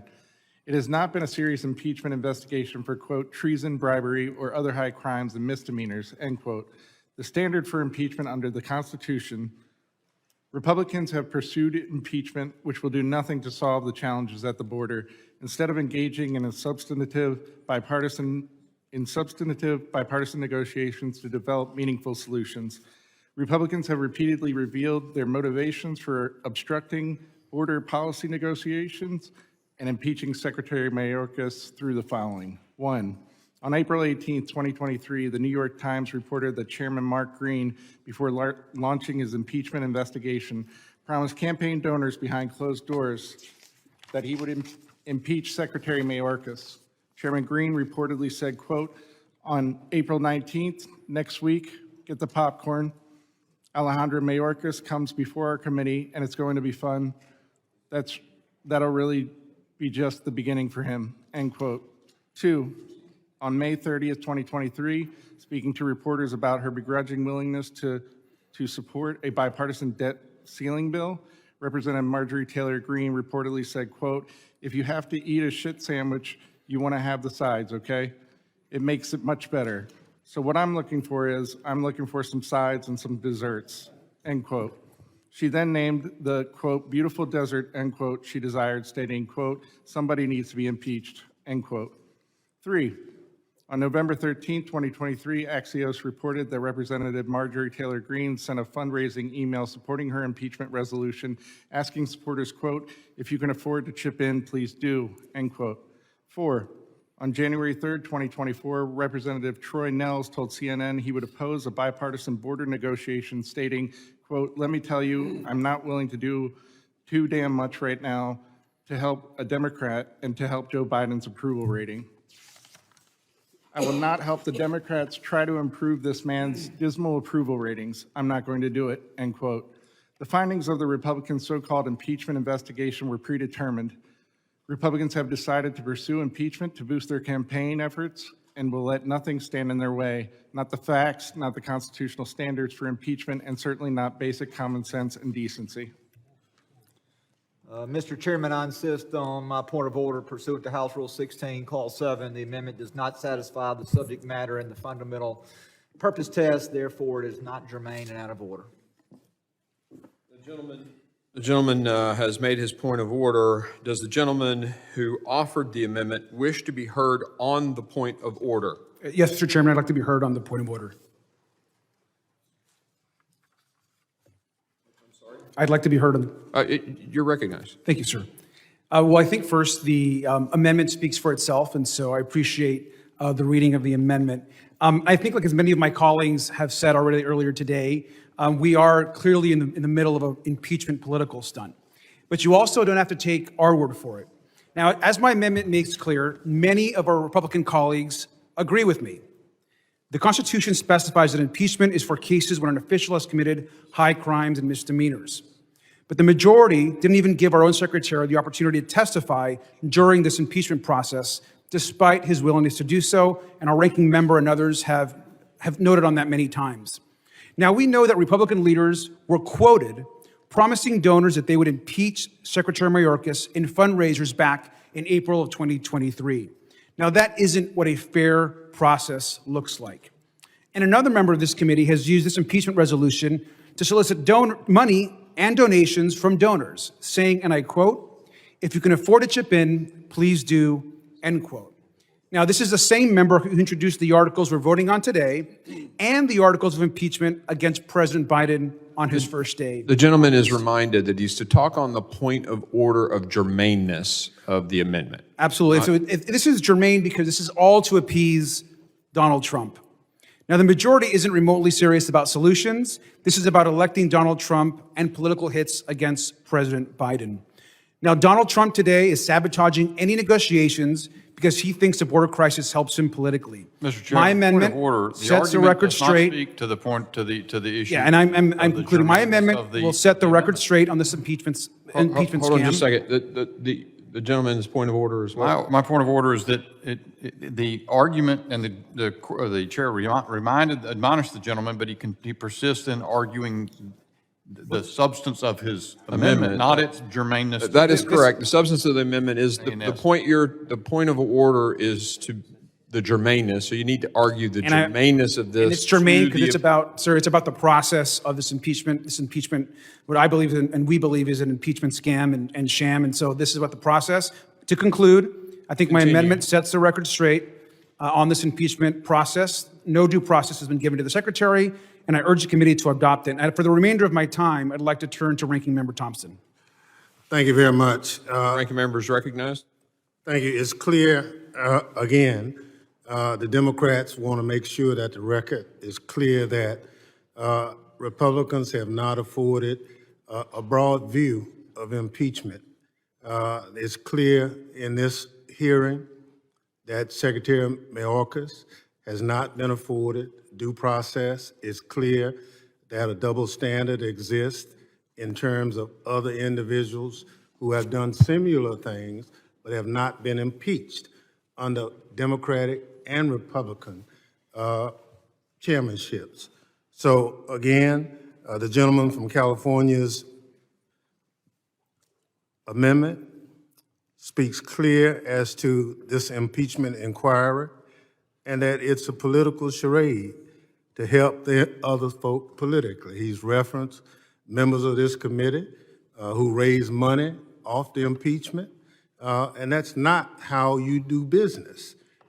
He's documented what they've said. The record is clear on that. And so whether you raise money or not, if you get caught, you get caught. And in this instance, we've documented members raising money off this impeachment process. And so clearly, if you support impeachment, then that's one thing. But if you want to raise money off impeachment, just be man or woman enough to say, I did it. I yield back. The chair suspends for just a second.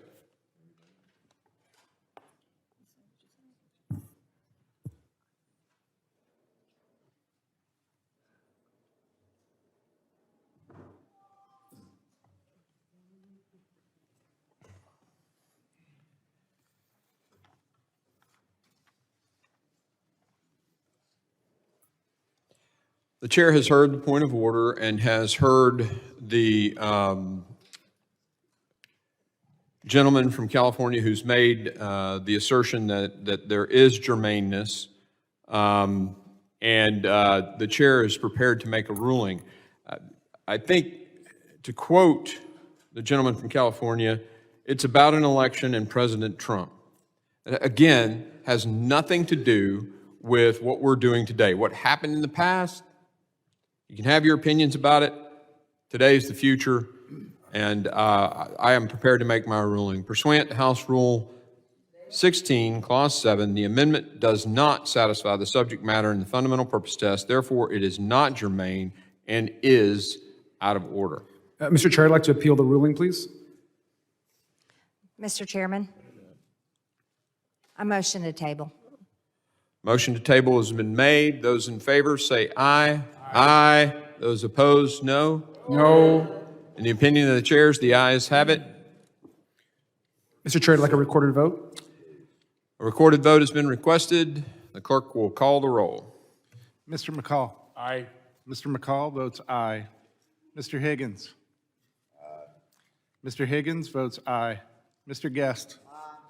Mr. Guest votes aye. Mr. Bishop. Mr. Bishop votes aye. Mr. Jimenez. Mr. Jimenez votes aye. Mr. Pfluger. Aye. Mr. Pfluger votes aye. Mr. Garbarino. Mr. Garbarino votes aye. Ms. Green. Aye. Ms. Green votes aye. Mr. Gonzalez. Mr. Gonzalez votes aye. Mr. LaLota. Mr. LaLota votes aye. Mr. Ezell. Mr. Ezell votes aye. Mr. D'Esposito. Mr. D'Esposito votes aye. Ms. Lee. Ms. Lee votes aye. Mr. Luttrell. Mr. Luttrell votes aye. Mr. Strong. Mr. Strong votes aye. Mr. Burkeen. Mr. Burkeen votes aye. Mr. Crane. Mr. Crane votes aye. Ranking Member Thompson. Nay. Ranking Member Thompson votes no. Ms. Jackson Lee. Mr. Payne. Mr. Payne votes no. Mr. Swalwell. Mr. Correa. Mr. Correa votes no. Mr. Carter. Mr. Carter votes no. Mr. Tanadar. Mr. Tanadar votes no. Mr. Magaziner. Mr. Magaziner votes no. Mr. Ivy. Mr. Ivy votes no. Mr. Goldman. Mr. Goldman votes no. Mr. Garcia. Mr. Garcia votes no. Mrs. Ramirez. Mrs. Ramirez votes no. Mr. Menendez. Mr. Menendez votes no. Ms. Clark. Ms. Clark votes no. Ms. Titus. Ms. Titus votes no. am I recorded? Ms. Jackson Lee is not recorded. No. Ms. Jackson Lee votes no. Anybody else? How's the chair recorded? Chair is not recorded. Chair votes aye. Chairman Green votes aye. How's Mr. Swalwell recorded? Mr. Swalwell is not recorded. Mr. Swalwell votes no. The clerk will report to tally. On that vote, Mr. Chairman, there were 18 ayes and 15 noes. The motion to table is sustained. The ayes have it, and the appeal fails, an appeal to the ruling.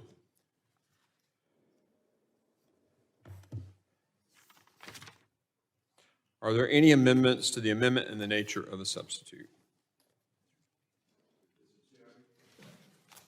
I have an amendment at the desk. Mr. Ivey, you are recognized.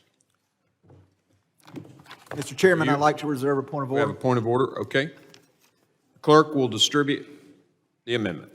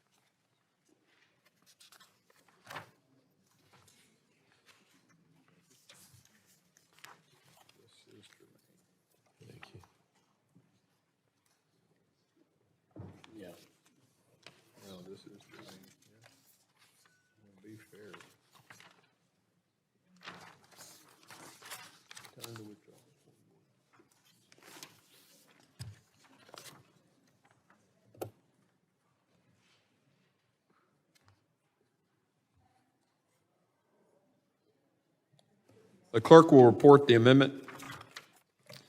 Amendment to the amendment in the nature of a substitute to H-Res 863 offered by Mr. Ivey of Maryland, number 020. Page 2, line 2, strike quote, "in his," end quote, and all that follows through page 20, line 11, and insert the following. There is Without no- objection, the reading is dispensed with. Mr. Chairman, I object to waiving the reading of the amendment and ask that it be read. Clerk may read the amendment. There is no evidence that constitutes grounds for the impeachment of Secretary Alejandro N. Mayorkas based on the constitutional standard for impeachment. At the first impeachment hearing before this committee on January 10th, 2024, constitutional law professor Frank O. Bowman III of the University of Missouri School of Law testified that, quote, "The conclusion is universal among those who have studied this question and has been so since the time of the founding, that policy differences, no matter how severe, no matter how heated, are simply not grounds for impeachment. A cabinet secretary, like the president, is not impeachable unless he's proven to have committed treason, bribery, or other high crimes and misdemeanors. There's no suggestion that I'm aware of that Secretary Mayorkas has committed either treason or bribery," end quote. Professor Bowman further elaborated that he had, quote, "seen lots of reports about arguments about policy, nothing that rises to the level of an impeachable offense," unquote. Professor Bowman further explained to the committee that it's, quote, "It's critical to note that if we could impeach cabinet officers, or presidents for that matter, anytime there are legal disputes about the application of the law or their exercise of discretion, then every president and every cabinet officer would be impeachable," end quote. At the second and final impeachment hearing before this committee on January 18th, 2024, constitutional law expert and Princeton University law professor Deborah Pearlstein testified that, quote, "Policy differences, and I agree with my colleague at the last hearing, no matter how profound, are exactly not what impeachment was meant to be for. They are policies that the Secretary has pursued under the current President of the United States, who appointed the Secretary and was elected to pursue those policies," end quote. The solution, Professor Pearlstein testified, lies in Congress's legislative power, not its impeachment power. Quote, "The last significant piece of comprehensive immigration legislation to pass Congress with bipartisan support was in 1986.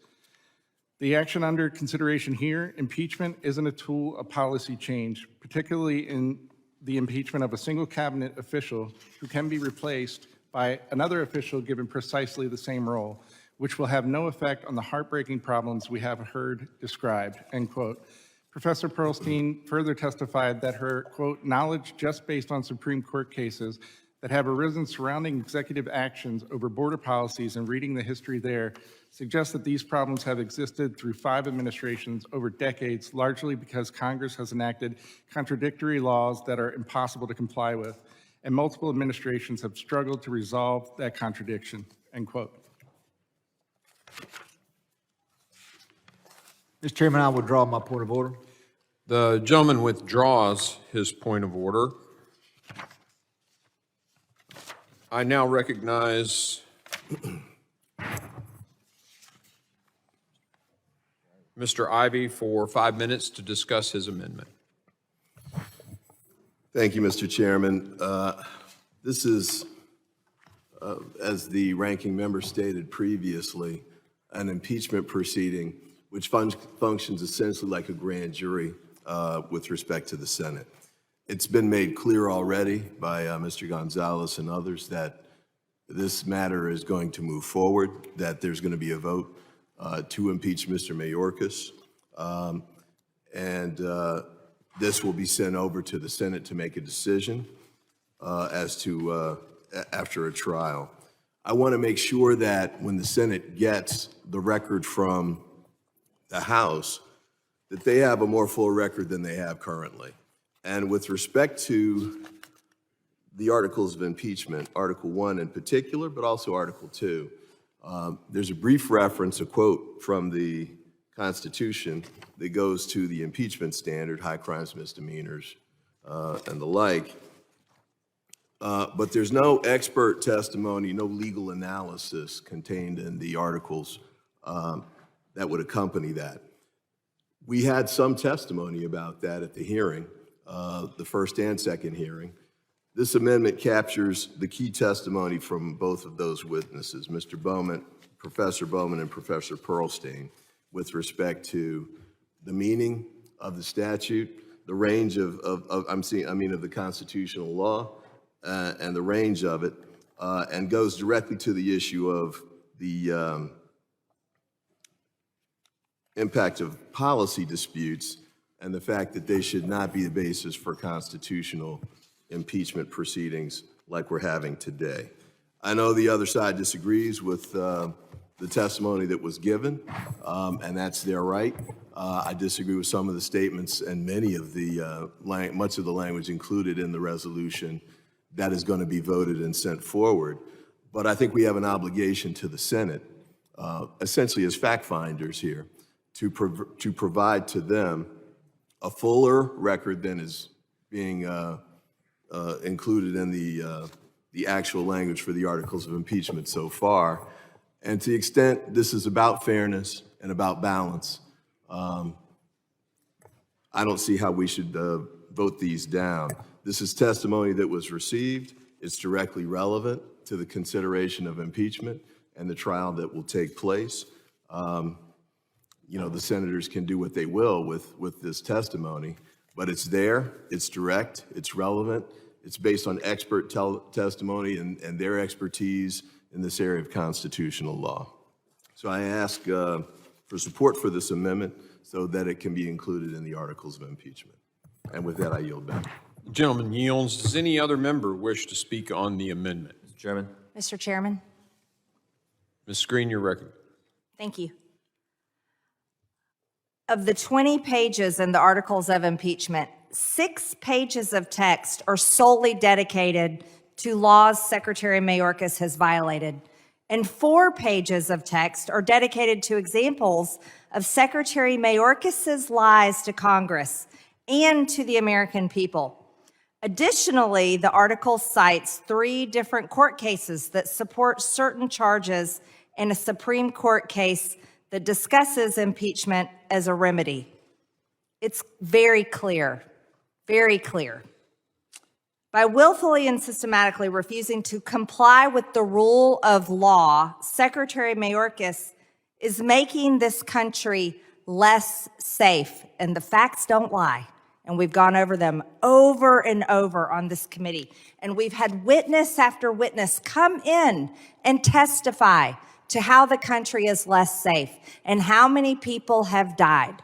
But we can review these numbers so that we can all be clear once again. Let's talk about that.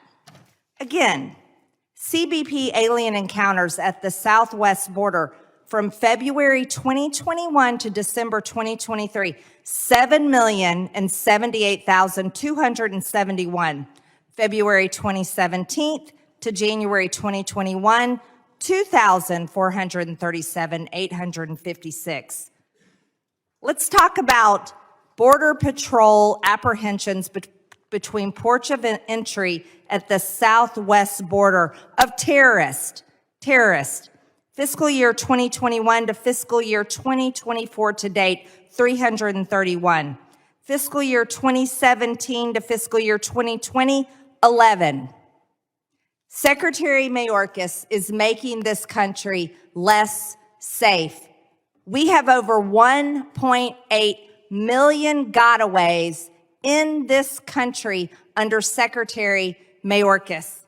That is a massive increase under President Trump. Massive increase. There have been approximately 73,000 special interest aliens arrested at our border, which are aliens from a nation that promotes terrorist activities, harbors terrorists, or poses a security threat to the United States.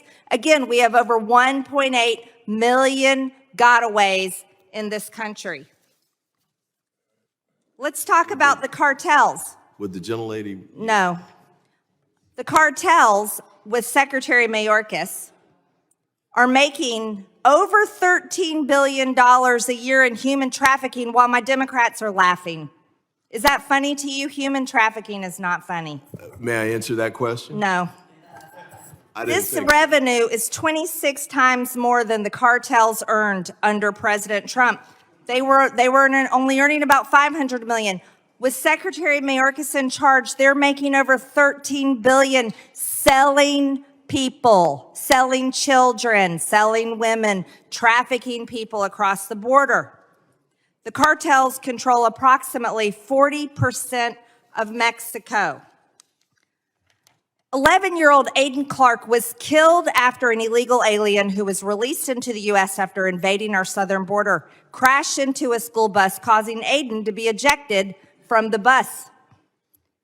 21-year-old Tyler Basin was killed in a deadly car accident last year by an illegal who had no driver's license and fled the scene after he had killed Tyler. A mother and daughter were killed in a car accident in Texas after human smugglers smuggling 6 illegals ran a stop sign while fleeing from police in 2021. We can go on and on. See, you have a quandary. You all are arguing that this is policy. If this is policy, the outcome and the horrific statistics I have quoted, if that is your policies, if that is Biden administration policies, if these are Democrat policies, then these are the policies you have to own. You have to own them, and then you have to tell the American people, these are the policies and this is the results that you bring to America. Or you can admit that Secretary Mayorkas has broken federal law and he is the one to blame for all of this horror, crime, death, murder, and over 1.8 million gotaways in our country.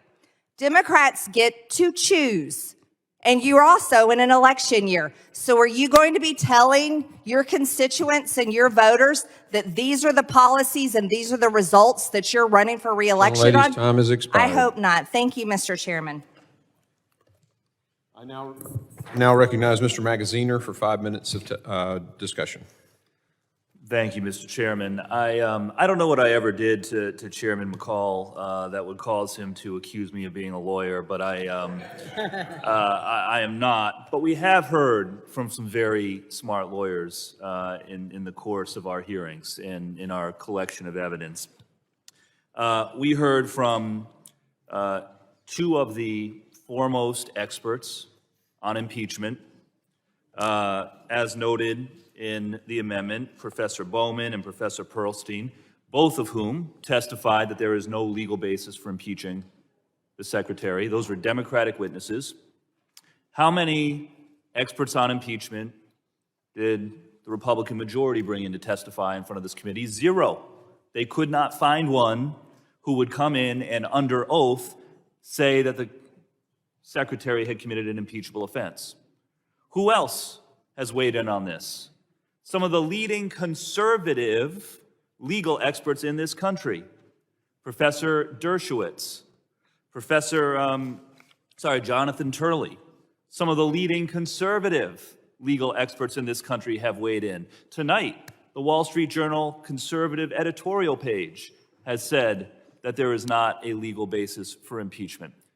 Listen to the experts. I'm not a lawyer. Most of the people on both sides in this committee are not lawyers, thankfully.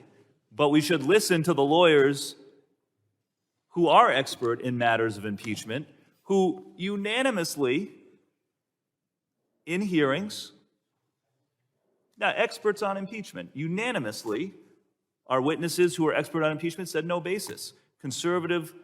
Leading conservative scholars have said no basis for impeachment.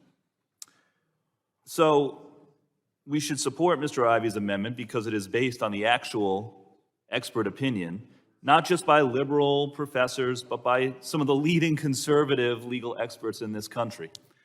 And I have to say, just as an aside, as the ranking member on the Counterterrorism and Intelligence Subcommittee, I am very concerned with any threat of terror to the homeland, as we all must be. And I have to say, it is pretty rich hearing the gentleman from Georgia express her concern about terrorism when she literally was selling defund the FBI t-shirts and hats on her website for $30 a piece. $30 for the shirts and another $30 for the hats. You don't get both for just the $30. The leading law enforcement agency tasked with combating terrorism in this country and keeping people safe, and she wants to defund it. So I am not going to take any lectures from her on securing this homeland from terror. And with that, I yield back. Oh, sorry. Just a reminder, you're not allowed to discuss campaign stuff, like, displaying make a point. I was not making a campain pitch. I guess I was for her, because she could donate on Yeah, her you kind of site just did. But $30 for defund. Okay, well, FBI. let's tone, ladies and gentlemen, tone. All right, thank you. I now recognize Mr. Pfluger for 5 minutes. Thank you, Mr. Chairman. I thank my colleague for bringing an amendment where we can actually have a debate, substantive and actually relevant to the conversation, where the American public can judge, what has actually transpired. So thank you for that, Mr. Ivey. As you look at Mr. Bowman's testimony, one thing that I wish you would have included in this is this statement from Mr. Bowman. In the testimony previously, he said the purpose of impeachment is to remove an official whose continuance in office would pose an ongoing risk of really serious harm to the nation's vital interest. And when you think about that, that's exactly why we're here. That is the point we're here. And I hear the point that my colleagues on the other side of the aisle are saying, this is all about policy. No, it's not. As many people on this side of the aisle have debated today, this is about the willful, systemic refusal to comply with the law. And that willful, systemic refusal has led us, and those that we represent, to believe that by not removing Alejandro Mayorkas as Secretary of the Homeland Security apparatus, that it will risk serious harm to the vital interests of the United States. In fact, serious harm has already occurred to our vital interest. I submitted this earlier for the record, and this is the Speaker of the House, Mike Johnson's 64 incidents, recorded incidents of the Biden administration and Secretary Mayorkas's reversal and willful noncompliance with the law. Let me go through just a couple of these because we don't have time to read all 64 of them. February 25th, 2021, the Biden administration sped up releases of UACs. March 16th, 2021, DHS Secretary Mayorkas delivered remarks effectively explaining the border is open for illegal immigration by stating DHS's focus would be on processing illegal aliens. In other words, catch and release and the creation of new lawful pathways. March 20th, 2021, DHS began issuing illegal alien border crossers a notice to report to U.S. Immigration and Customs Enforcement as opposed to a standard notice to appear. The list goes on. July of 2021, DHS released at least 50,000 aliens without giving them a notice to appear. August 17, 2021, DHS announced an expansion of alternatives to detention, effectively reinstating and expanding catch and release. August 31st, 2021, the Biden administration released over 100,000 aliens into the United States between March of 21 and August 31st of 2021 without giving a notice to appear, instead advising them to self-report to ICE on their own. Of those, nearly 50% of them did not check in with ICE within a 60-day deadline. Will the gentleman yield for a question? Sure. I would be happy to entertain an amendment to my amendment if the gentleman would like to include additional language from Professor Bone. I'm not asking you for an addendum to your amendment. I just wish that we would have gotten to the heart of the matter in your discussion. And that's why I'm trying to bring this up, because the heart of the matter is the serious harm to our country that has been caused. And it's been, I don't want to entertain an amendment to the amendment here. I just had a separate question. Go ahead. You and Ms. Green are running through facts. The amendment's not aimed at a factual statement. It's the legal standard. So if it's for the Senate, not for us. Thank you. All And I'm just going back to the testimony that you're referring to in your proposed amendment, which is incomplete, because when you look at that testimony, it really is the serious harm that has been done to our country. And that serious harm comes in the manner of the testimony that we've heard in dozens of hearings in this committee, that we've heard from people who have sheriffs from our local communities, the state level authorities and others. My time has expired here. The point is, serious harm has occurred.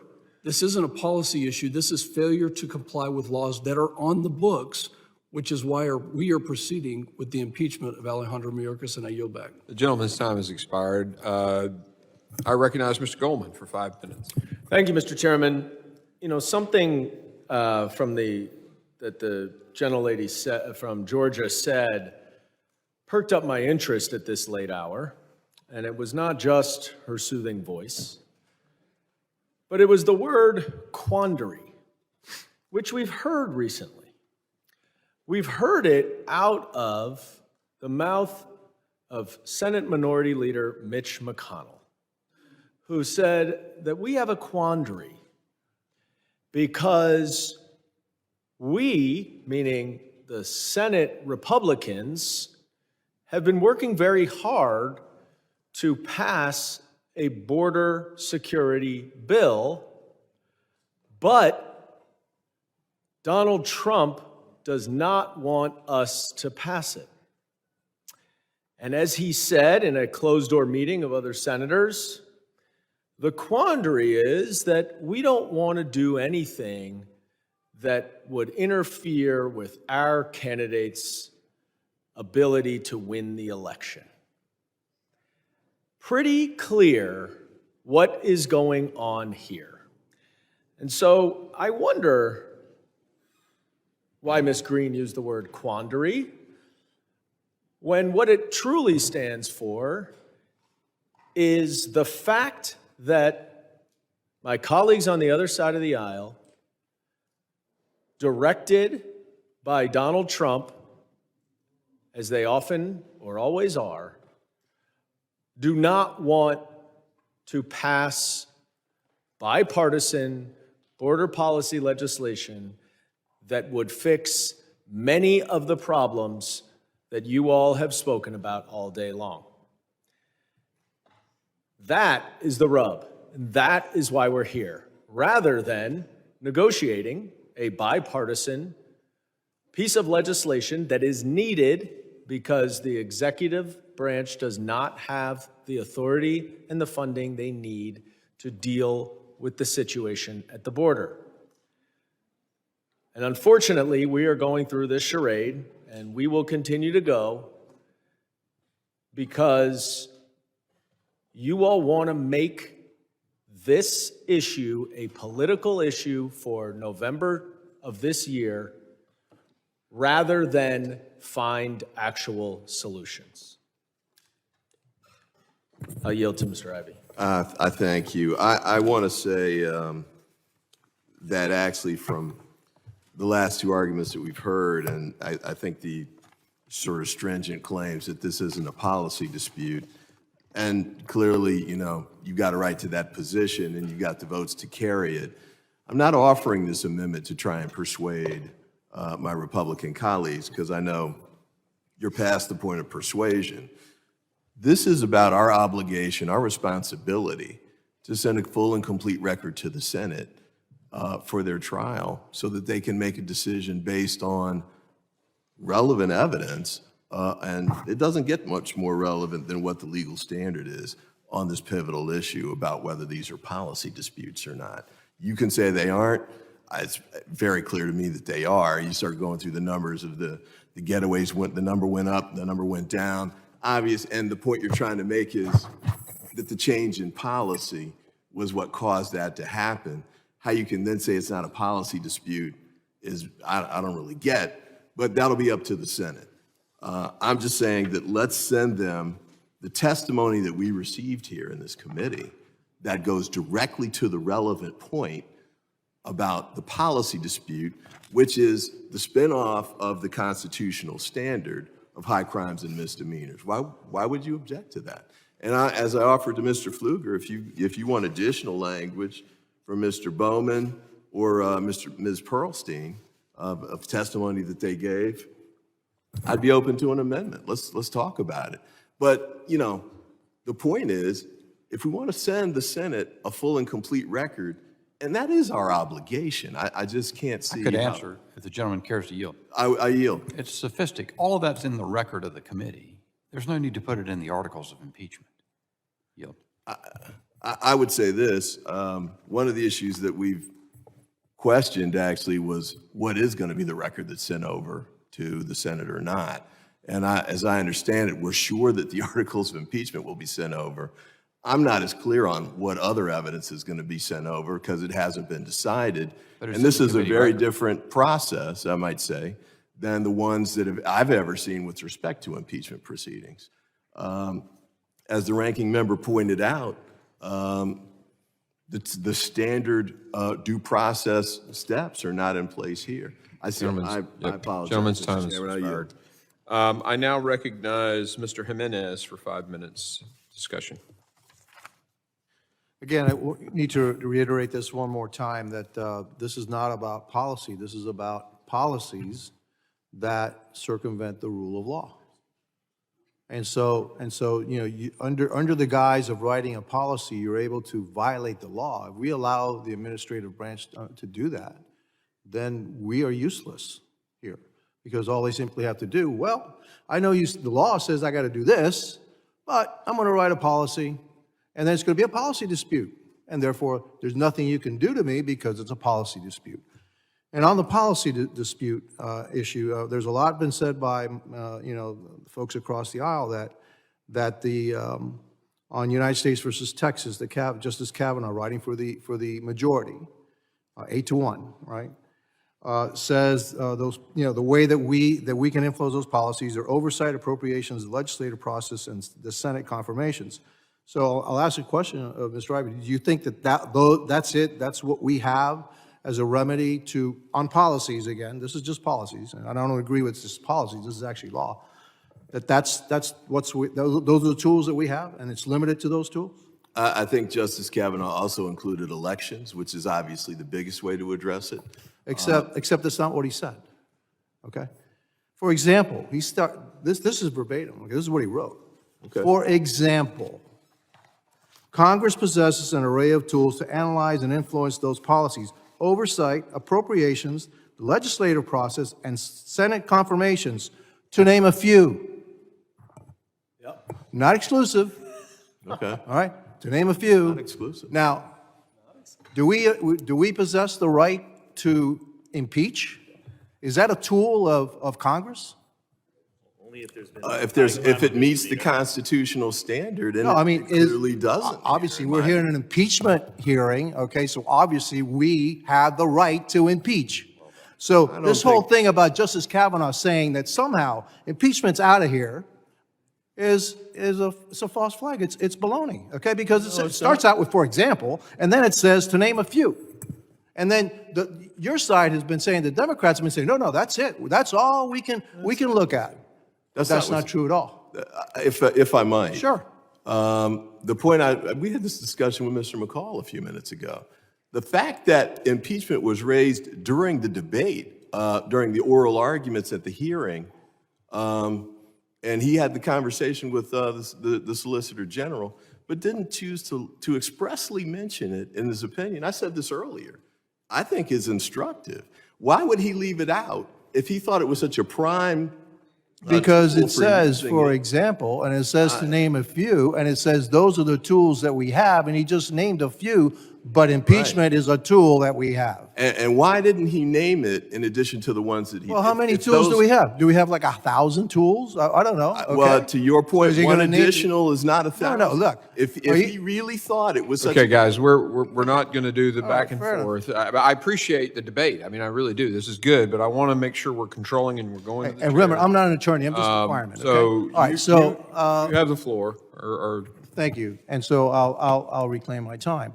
And so the point I'm making is that even in Kavanaugh's opinion, it doesn't exclude impeachment. It does not, because he clearly writes, for example, and he clearly likes to name a few, just a few. That's what he wrote. And so again, this goes back to your side thinks this is a policy issue.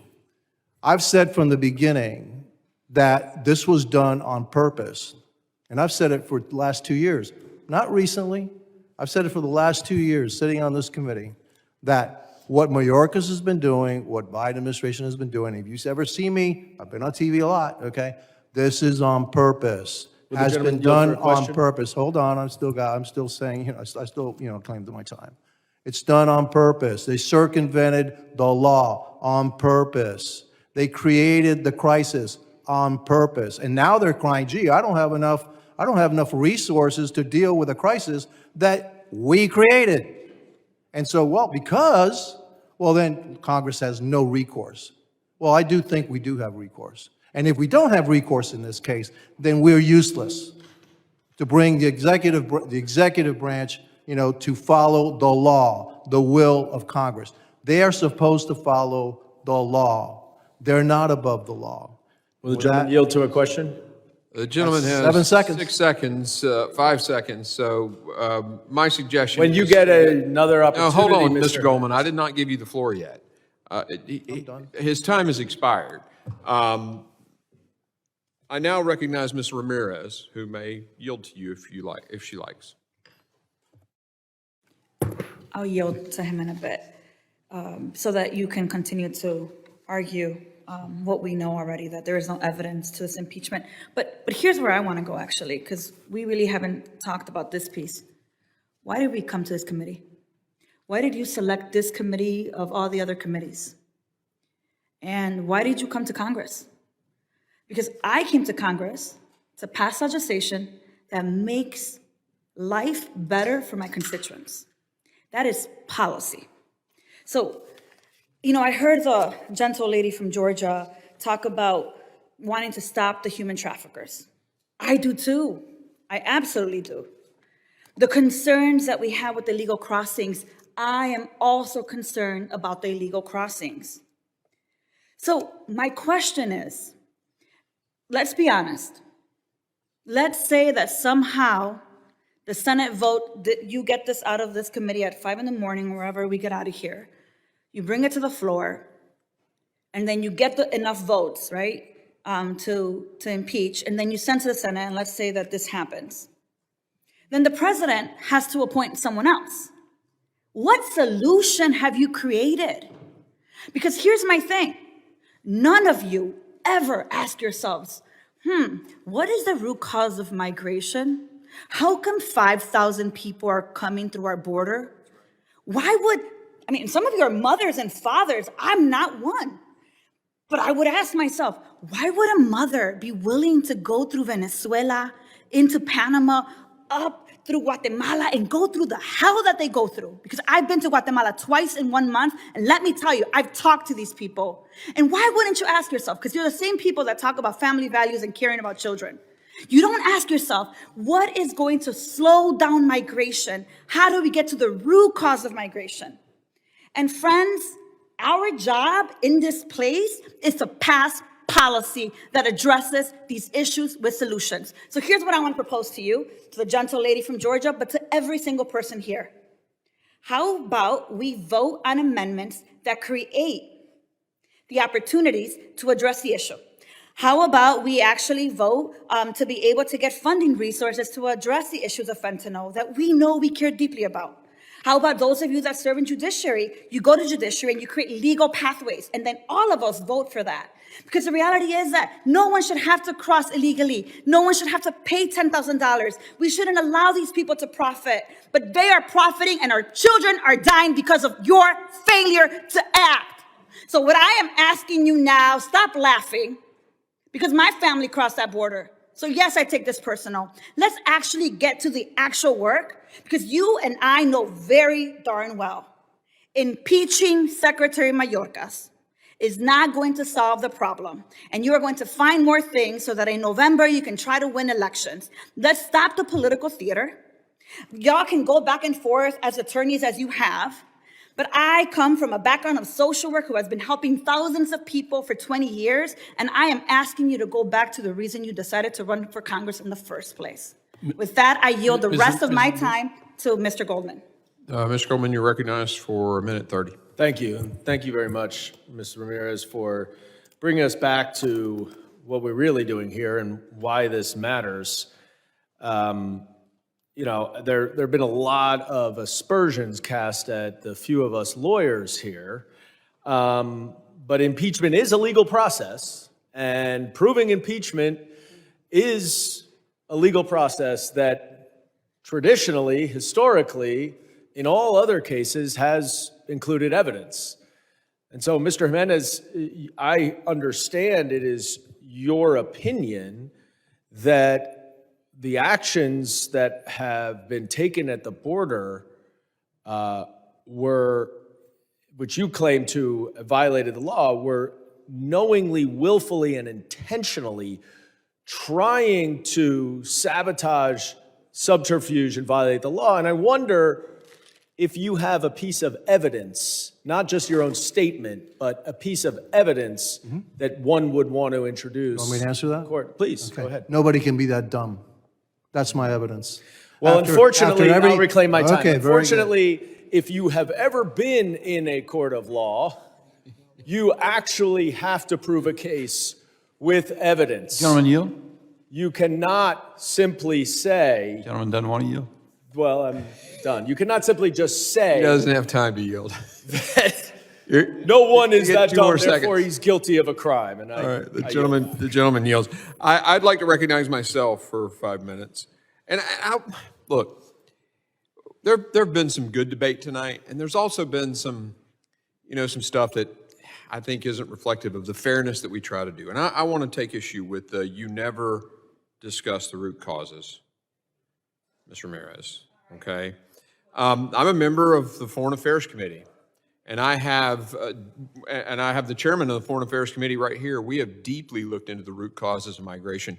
And I have a piece of legislation, and he can talk with you about it, called the Nearshoring Act, where we're bringing manufacturing from China to Latin America, and we give loans for them to go to Guatemala and create opportunities in Guatemala. And there are certain, and actually the Democrat State Department, Mr. Ramirez, I went to Antony Blinken, I said, help me make this right.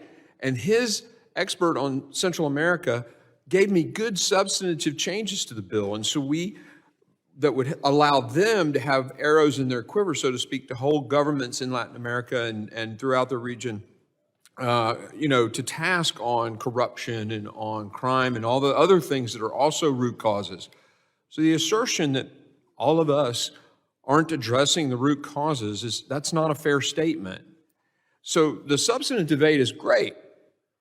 The accusations, a blanket statement like that it's just wrong, because there are people here that are deeply engaged with legislation that we've written with Democrat assistance to try to address the root causes. So I guess I'm just making a point about our debate. I appreciate it when there's some back and forth and people are granting, and that's a beautiful thing, because we have a disagreement about whether or not this rises to a high crime or misdemeanor, or whether or not it's policy versus, a policy that violates the laws. That's good to discuss. That's the substantive stuff. Making a blanket accusation about someone's involvement in the root cause, especially when it's blatantly wrong, we shouldn't do that. And I just encourage you, because Mr. Chair, but can I clarify? Yeah, sure.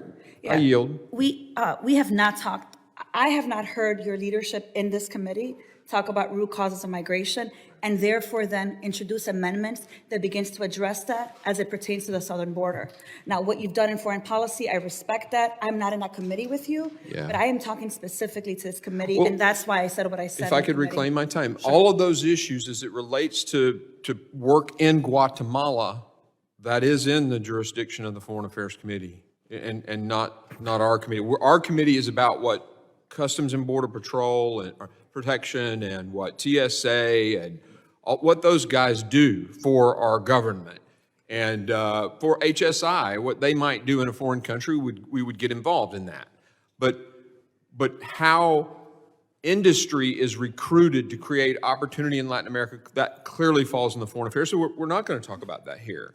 So, but I just wanted to make a point. I appreciate you letting me do that, and I yield. Mr. Chairman, will you yield? Yeah, I'll yield to you, Mr. Pfluger. And just to expand on that, I mean, this goes back to the HR2 debate that we had in March of last year. And I appreciate the fact that many discussions were had on the immigration laws. But the point of this committee is about security. And Ms. Ramirez, I was going to ask you to yield. I hear the push factors. We see them. I've been to the Darien region and took members and invited members of this committee to go with me to see those. Push factors are very real. But the pull factors are also very real. And at what point do we say that on a case-by-case basis, parole has exceeded a reasonable amount? What I think is actually extreme are the 10 million people who have come into this country illegally in 3 years in the administration. No doubt. I've talked to thousands of these people. No doubt there are bad situations going on. But when you look at the parole, just the numbers year by year, 2014, 4,000, 2015, 4,500, 2016, 5,300, all the way in that range until you get to 22, 795,000 people. 23, 802,000 people.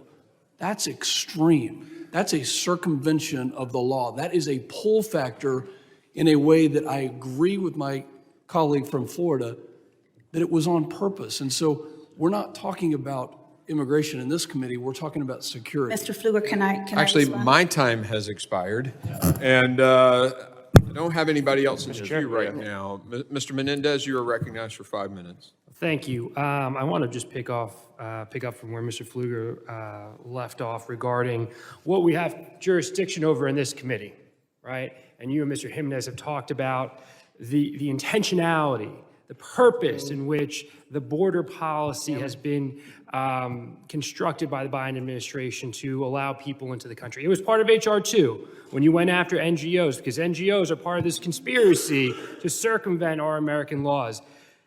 You're right that this is Homeland Security, right? And we don't have jurisdiction like Chair McCall does in foreign affairs or certain things.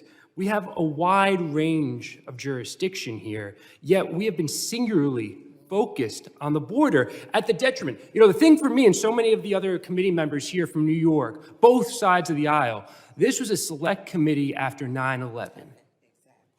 That means something to me. It means something to a lot of people on this committee. And we can talk about the border. A lot of us have been to the border. We have people from border states. I myself, in my first year, went to the border twice. We care. And you want to talk, the chair alluded to how we treat each other in this committee. There have been a lot of accusations about Democrats. We don't care. We want to have our head in the sand. That's not true. But we listened. We had a conversation. But let's talk about this committee and its jurisdiction. We've held 17 hearings, 17 on the border. And this impeachment's part of that. We have held zero, I repeat, zero full committee hearings dedicated to emergency preparedness, cyber threats, infrastructure protection, transportation security, Department of Homeland Security management, or information sharing and intelligence efforts. With the global dynamic that we have not lived up to our oversight obligation here on this committee because you all are obsessed with the border. Because you bend the knee to the orange Jesus, as you refer to him across the aisle. That's what this is about. And we have failed our jurisdiction on this committee. So I'm tired of being lectured. You know, I try to listen here. I try to be a team player. I really do. I try not to engage in the partisanship, but I've had it. I've listened to a lot of accusations here today. We are here on a sham impeachment hearing because of the partisanship of this committee, and enough is enough. Ms. Green asked the American people are listening. They are, and they're tired of the partisanship of this Republican majority that has failed to get things done. I yield back to the chair. The gentleman yields, and as a point of order, the cyber subcommittee's met many times, and actually, it doesn't matter. We actually have passed. I'm not going to argue with you, and I have the floor because I'm making a point of order as the chair. Okay, we have passed multiple cyber bills out of this, and actually, Mr. Swalwell and I did them together. Mr. Garbarino did some across the aisle. You can't say all. One of the things we often do is we say all and never and everybody. And you just be careful with those Mr. words. Chair, I said zero full committee hearings. Zero full committee hearings. You're talking about legislation. I said zero full committee hearings. We've had markups on cyber in this full committee, so it has happened. I recognize Ms. Sheila Jackson. Any on this side? Ms. Sheila Jackson-Lee for 5 minutes. I think the level of intensity is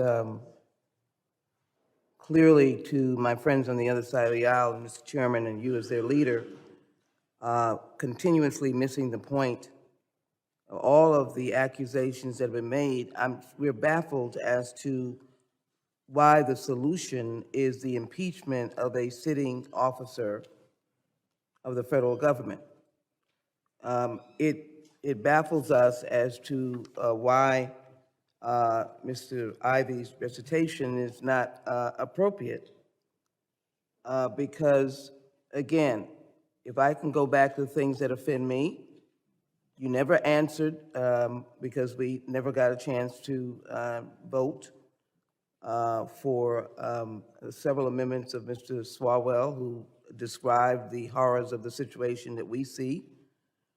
We see an outside individual who has no office at this point in time governing the agenda of this committee, and that is the former President of the United States, who has clearly made it every single day his call to say, do not pass the supplemental security, border security bill, and you following it. You continuing to press for the impeachment of Secretary Mayorkas, and I started out by saying baffled, and maybe someone would be kind enough to answer how his impeachment or this impeachment advantages the American people and what good will come of his impeachment, what number of additional persons will be held at the border, what laws will be put in place overnight, because you've impeached the secretary. I went back to Mr. McCall's recitation of the issue dealing with criminal aliens, and of course, detention of criminal aliens is the responsibility of the Attorney General and any alien who is inadmissible by reason of having committed any offense, and he went over sex trafficking, human trafficking, etc. I don't have a disagreement on that issue. How is Mr. Mayorkas violating the law and not adhering to making sure that at the border, his staff, Border Patrol, and in particular Customs and Border Protection, are weeding out these kinds of individuals if he had the resources to do so?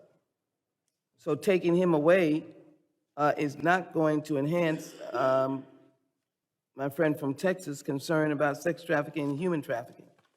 You give no answer to the final answer that is going to come about tonight, which is the vote on impeachment. You give no answer to why Mr. Mayorkas was not afforded a due process and allowed to come with a lawyer or to get rescheduled. None of that was allowed. And you give no answer to why an outside third party is controlling the agenda of this committee. Maybe I should yield to you, Mr. Chairman, as to, is this committee being guided by, directed by an outside unelected person, certainly not a member of Congress, certainly not a chairman, certainly not a member of House leadership, Democrat or Republican, whose public statements suggest that we are here at Is the gentlelady the asking appropriate, that I am question? going to yield, we're here at close to midnight or 11:14 p.m. because we've been directed by former President Donald Trump to show as much blockage to anything dealing with comprehensive immigration reform and doing our job as we possibly can do. And so you're a fine gentleman that we've engaged in and have certain mutual interests on this committee. And I guess my colleague said that this is about Homeland Security, and I happen to be one of the, in essence, longevity members from 9/11, and a time that I will never forget, as I will never forget January 6th. So I do yield to you, Mr. Chairman, as to are we being directed by Donald Trump, and why are we here being guided by his desires to win an election? Absolutely not. No one has asked me to do this. I'm doing this out of, my participation in this is out of a genuine love for the country and love for the Constitution. And I see a secretary who is basically choosing to subvert the laws for his own agenda. And I think her time has expired. Have we engaged the secretary to be a problem solver, Mr. Chairman? I think not. Gentlelady's time has expired. I yield back. I get to respond.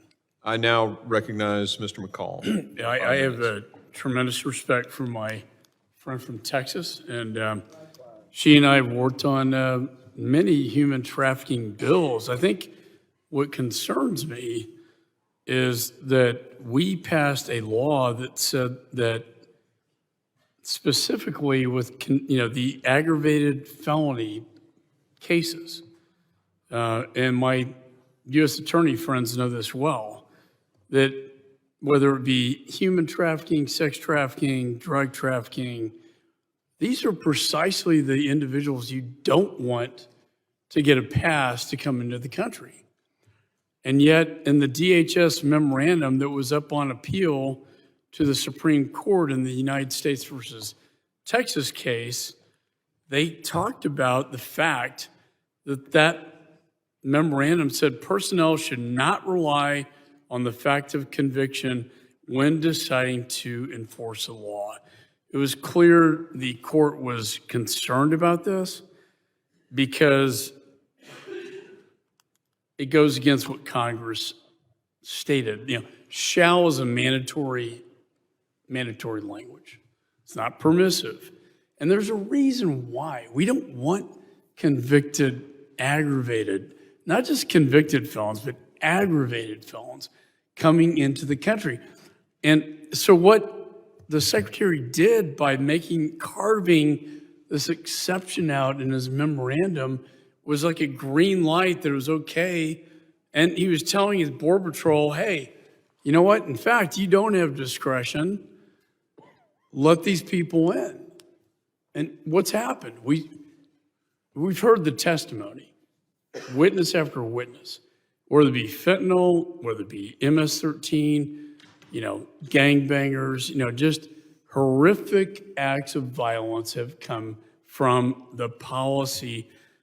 That is really one of the issues here. Will the gentleman yield for a question? Of course, yeah. Are you saying that the secretary has a policy where individuals with a criminal history that includes an aggravated felony who are stopped at the border are released without detention or without? It has happened, and in fact, it's based upon the memorandum that went up to the Supreme Court. No, I know what the memorandum You is. shall but not rely on the fact of conviction. I know the memorandum, what that Well, memorandum that's what says. he's telling his agents. No. Don't rely on the fact of conviction. So, Because do you agree with me? Even the Fifth Circuit said, wow, this is like problematic. But that they would you're not defy talking a about people who mandatory commit aggravated. statute.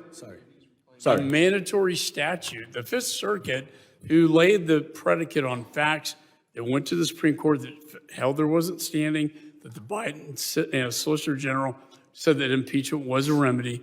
Go back to this, that problematic that he would defy a mandatory congressional statute. And this is what we're talking about. If you're letting in drug traffickers, human traffickers, sex traffickers, and Ms. Jackson Lee and I have worked very hard on the human trafficking issue together. And we've done some great work. But I don't, the idea that they're getting released into our society, I mean, it's happening. And if you don't know that, it's real. And that's what's making it so dangerous right now. Would you yield for another question? Sure. Yield. If you are making the accusation that the new policy of the Department of Homeland Security is either that undocumented immigrants who are convicted of an aggravated felony while here, removed into ICE detention, and then are released based on the policy, or that those with a prior criminal history of an aggravated felony are apprehended at the border and then released, I beseech you to put in the record some evidence of that assertion, because what the policy that you're reading says does not support that proposition, and there is no evidence to support that proposition. Well, I guess my time's expired, Mr. Chairman. I would simply submit the Fifth Circuit's opinion. It states very clearly. I think it's already been. It states very clearly what the Secretary has carved out exception to the laws of Congress. I'm asking for evidence of that specific example that you used. The policy does not. Our time has expired, and we're not going to I'd be continue to happy debate to do it. But folks can yield to either of you for a continuance of the discussion. And at this point, my queue is empty. Is there any other discussion on Mr. Ivey's amendment? Okay. There being no further discussion, the question now occurs on the amendment offered by Mr. Ivey. All those in favor say aye. Aye. All those opposed, no. No. In the opinion of the chair, the noes have it, and the amendment is not adopted. I request a recorded vote. A recorded vote is requested pursuant to the committee rule 7C. Further proceedings on this question are postponed.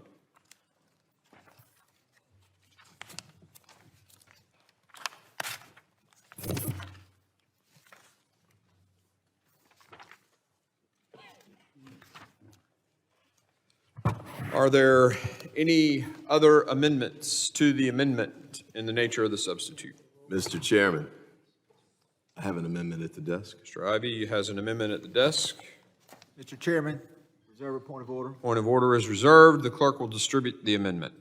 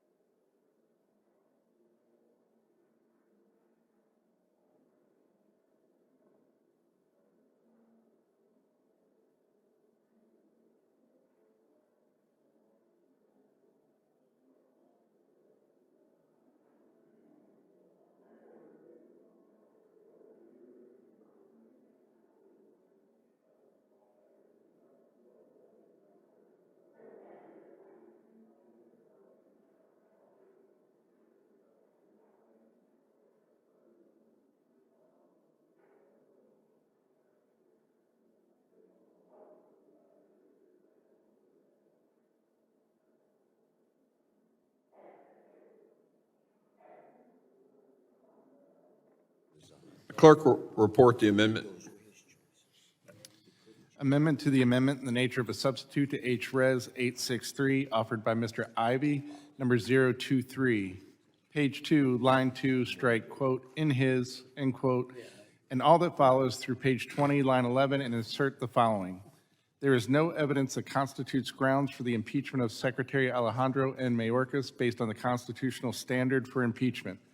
The committee's failure to satisfy the constitutional standard and the complete absence of evidence that could justify impeachment is underscored by preeminent constitutional law scholar, Harvard professor Lawrence Tribe, and 24 other constitutional law scholars who wrote in a January 10, 2024 letter, quote, "Although House Republicans have offered various justifications for an impeachment, the underlying basis appears to be their view that Secretary Mayorkas's policy decisions have degraded border security and involved objectionable uses of enforcement discretion. House Republicans have also publicly asserted that Secretary Mayorkas testified falsely in stating that he is enforcing existing federal law and that the southern border is closed and secure.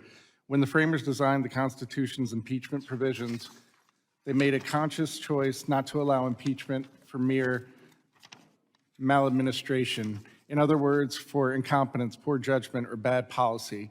Instead, they provided that impeachment could be justified only by truly extraordinary misconduct, treason, bribery, or other high crimes and misdemeanors. U.S. Constitution, Article 2, 4. Thus, as Charles L. Black Jr. noted in his influential handbook, impeachment is not permitted for mere inefficient administration or administration that does not accord with Congress's view of good policy. Simply put, the Constitution forbids impeachment based on policy disagreements between the House and the executive branch, no matter how intense or high stakes those differences of opinion. Yet that is exactly what the House Republicans appear poised to undertake. The charges they have publicly described come nowhere close to meeting the constitutional threshold for impeachment, end quote.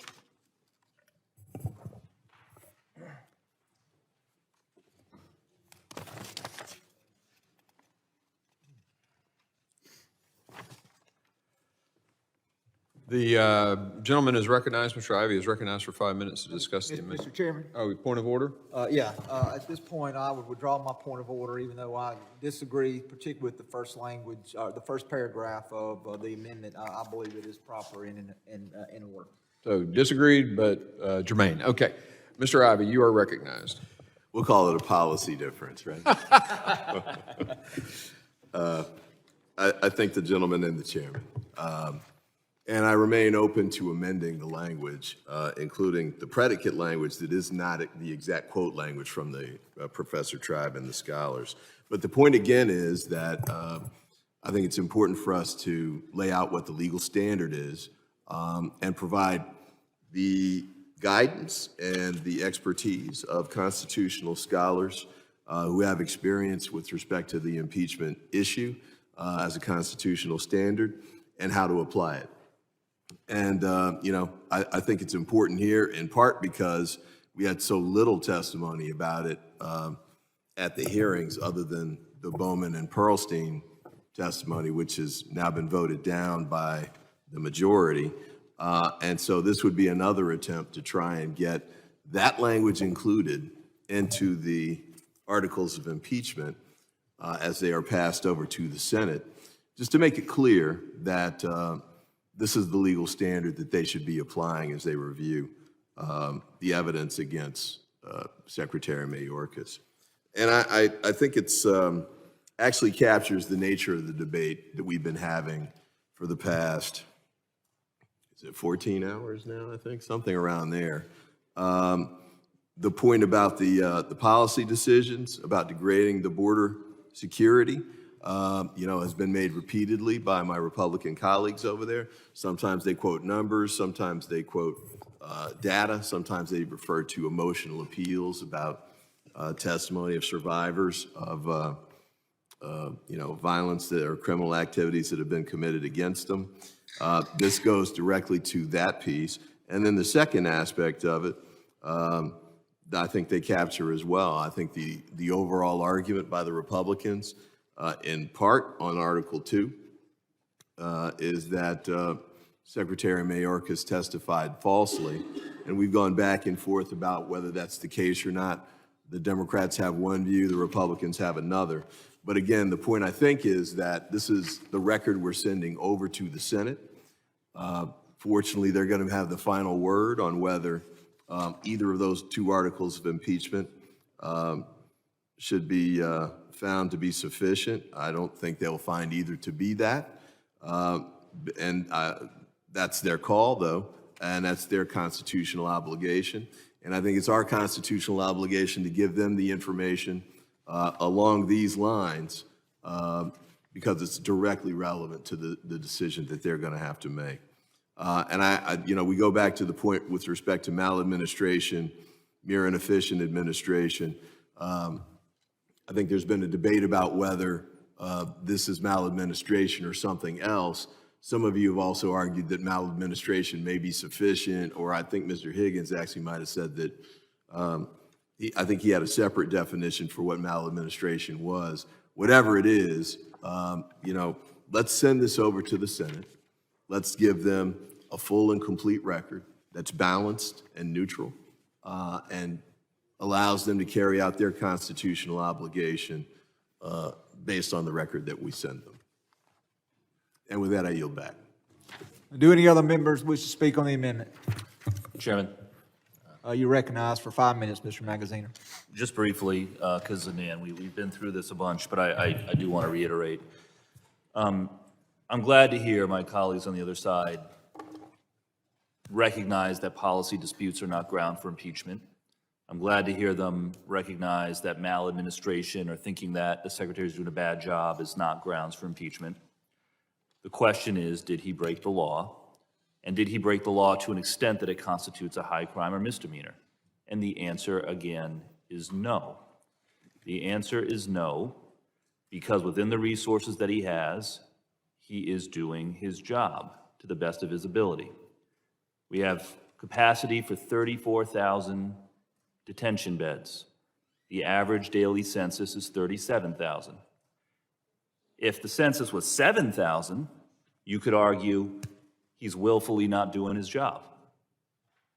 But 37,000 out of a capacity of 34,000 means that he is detaining people within the resources that Congress has provided to him.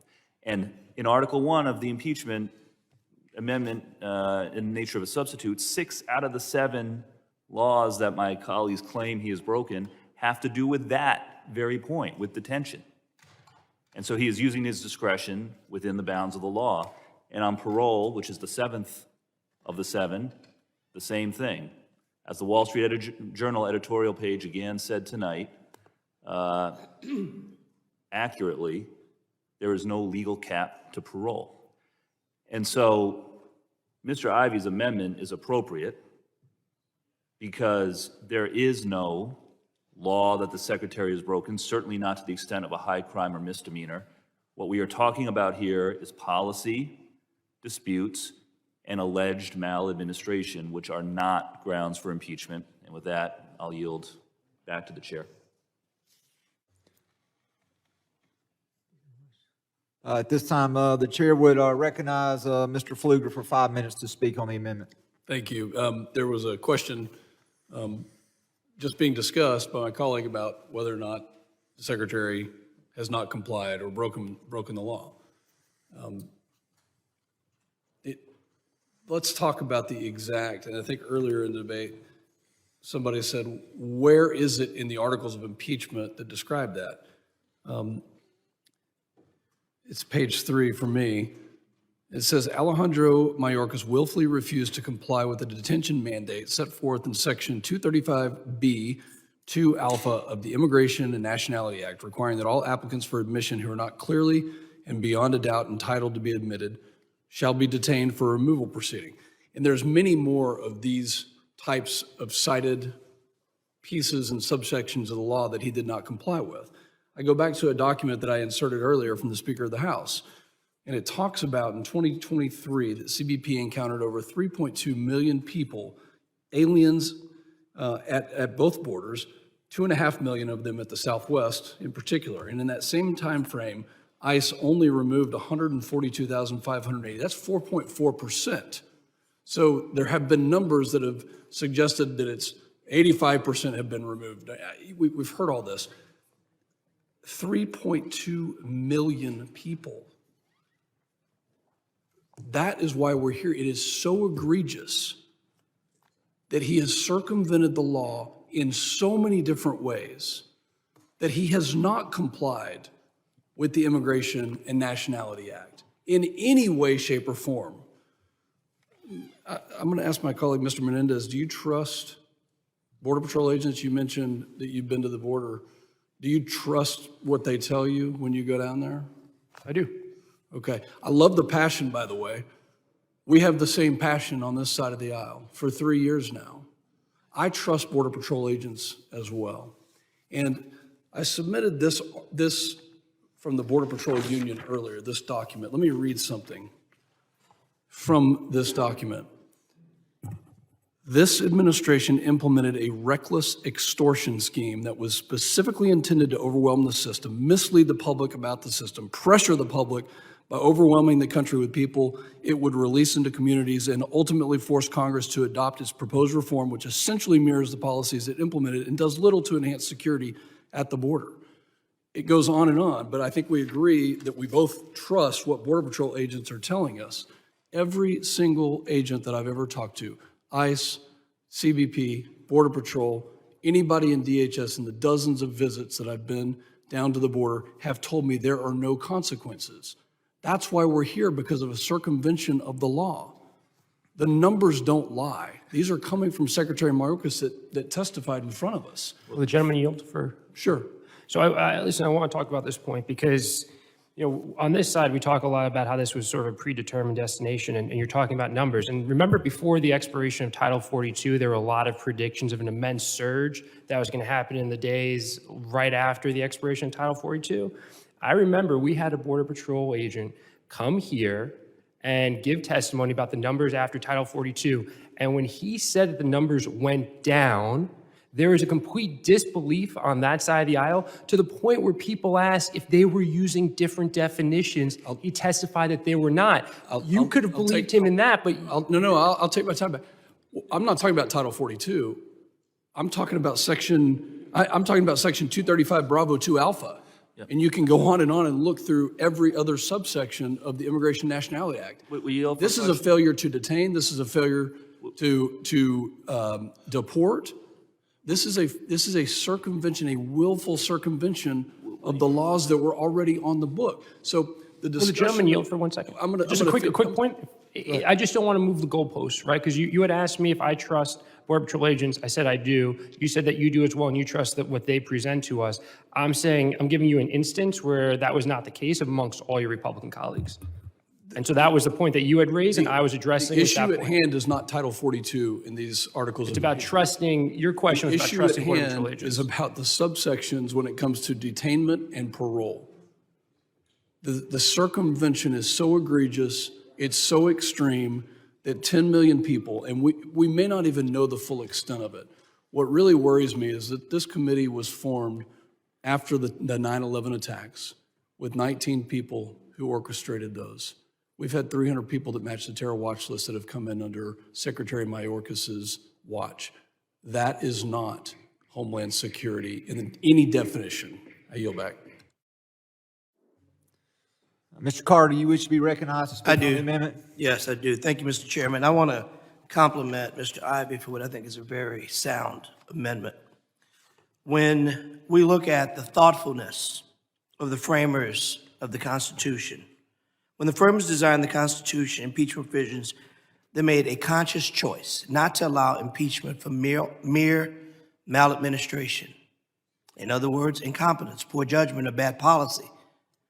You know, I can look at risk rating 2.0 and tell you I think it's bad policy.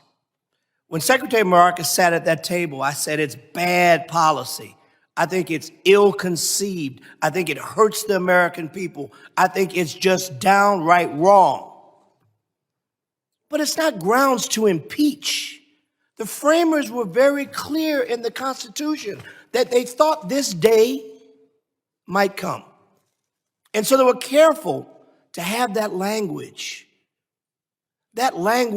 inserted in the United States Constitution that says, instead, they provided impeachment could be justified only by truly extraordinary misconduct, treason, bribery, or other crimes and misdemeanors. That was thoughtful. And now we're trampling it. We're dancing on the Constitution for our own personal and political gain. I urge you to support this very timely amendment. I yield to Mr. Magaziner. I just want to go back to Mr. Pfluger's line of discussion, because again, I think this is sort of the crux of the issue, particularly in Article 1, right? I mean, and I'll welcome any response. You do recognize that there are not 3 million beds in the detention centers. There are 34,000. And so again, it suggests that the Secretary is breaking the law by not detaining millions of people when the capacity is 34,000. I mean, that is the capacity. And further, you recognize that under the Trump administration, well over 1 million people were released from detention into the country as well. And so it is no more a violation of the law for Secretary Mayorkas to use his discretion on that point than prior secretaries. And again, absolute numbers have changed because migration patterns have changed. We don't dispute that. But the law is the law. And go ahead. If you'll give me time to respond, I mean, if you cite 1 million people, that's a 4-year. We're talking 4 years. Right. I mean, literally, like, but it's not a case-by-case basis. That's a 4-year period. But the law says all shall be detained, right? And clearly all were not. I wanted to make a comment that 1 million people have come in since we started this hearing. But the law that you are citing says that all migrants shall be detained. We've heard this multiple times tonight. Clearly that was not the case under the Trump administration, just as it's not the case now. So I mean, how is it a violation of the law for Secretary Mayorkas to do it, but not Acting Secretary Wolf or others who did the same thing? The egregiousness in the way that the circumvention has happened, it's so egregious, it's so harmful to society. Yeah. It has resulted in such a tragic loss. Yeah. And by the way, since we're talking numbers, let's talk about the known or suspected terrorists, because 300 people in the last 3 years, yet it was only, it was 14 people But none of in that the gets to 4-year my period. question, and I'll just say again, we're talking numbers here. Secretary Mayorkas has removed 4 million people from this country who are undocumented. He has also- So it is, and I'm just, my time. So I'll just say again, this is a legal proceeding. Secretary Mayorkas has used the same discretion that he has under the law as other secretaries. I'll yield the balance of my time to Mr. Ivey. Thank you. And well, Mr. Carter. You go back to Mr. Carter and then to me. I'll actually yield the balance of my time to Mr. Thank you, Ivey. sir. I appreciate it. Just quickly, I mean, I appreciate the numbers debate, but my amendment has nothing to do with the numbers. I think it's an important one. I look forward to the Senate bringing a deliberative approach to resolving that. This is just talking about the legal standard for their review. It doesn't deny any of the numbers that you're proposing. It doesn't deny any of your views about the numbers. It doesn't deny, whatever variations of that you want to offer. It just sets out the legal standard. So you can have that debate. This doesn't take that away. I just ask that we send it over to the Senate with the legal standard, the testimony that we have. And with that, I yield back to Mr. Carter. Gentleman's time has expired. And do you have a cue, Vice Chair? Does anyone else want to speak on the amendment? Ms. Titus, you're recognized. Thank you, Mr. Chairman. I think I just heard Mr. Pfluger responding to Mr. Menendez by suggesting that he trusts the border folks on some issues, but not on others. You kept pointing out that one, you weren't talking about this certain article, they were talking about some other process. So that leads me to believe you trust them or believe them only when they answer the way you want. And when they say something to the contrary, then you don't trust them or you don't believe them. May I respond to you? In a minute, but I mean, that was pretty clear, I thought, from the testimony. And I what are the border people supposed to think about that? If I may respond to you, that's just wholly false. What you're saying that I said, that is completely When false. he asked you and No, pointed it out, if you I- jumped to some other clause and said, well, I'm talking about With all due this, not respect, we're this. not talking about Title 42 here. We're talking about U.S. Code that has to do with detention and parole. And Title Exactly. 42 was a separate issue. And if I you know, look at the exactly. You're surge that has distinguishing happened, between two issues and suggesting you believed them on this one, but not on that one. That's exactly what you said. Would the gentlelady Exactly what I yield? said you said. Would the gentlelady So- yield? Who's asking me to yield? Oh, yes, Mr. Menendez. I'm glad I passed the DINA test. And the specific thing was when there was an expectation of where people thought the numbers were going to go, and the numbers didn't get there. They actually did the opposite. They dropped after the expiration of Title 42. A member of this committee literally asked if they changed the definitions to get to numbers that showed a drop instead of an increase, which a lot of Republican members had predicted. I yield back. Thank you. Thank you for laying that out more clearly for Mr. Pfluger, because that's how I understand what you meant. Figures lie, liars figure, you've heard that old saying. But my other question is, I have heard Ms. Green say that he did it on purpose. And y'all talk about this is his agenda. He willfully broke the law to change these policies. But you never say why or what that agenda is. Now, I think we all know what you think the agenda is, but you don't want to say it. So maybe I'll just ask anybody, what would motivate a longtime public servant put in charge of trying to deal with problems that have been going on at the border for years under different administrations to have a motive to willfully break the law? Tell me what the motive would be, or why you think he's doing it on purpose. Okay. Will the gentlelady yield? I appreciate it, and we'll give some more time for our colleagues to come up with a response to your question. I would also just like to point out that they're talking about intention, about openly and willfully violating the law. I believe almost all of our Republican colleagues are supporting someone who says they would be a dictator day one if reelected. So that's open intent. That's out in the public, but you have an issue, and you're trying to claim that when we have global migration across the globe, across every inch of this globe, that you're saying there's a willful intent, yet you support someone who openly undermines our democracy. I yield back. Unless anybody else wants me to yield to. Gentlelady yields back.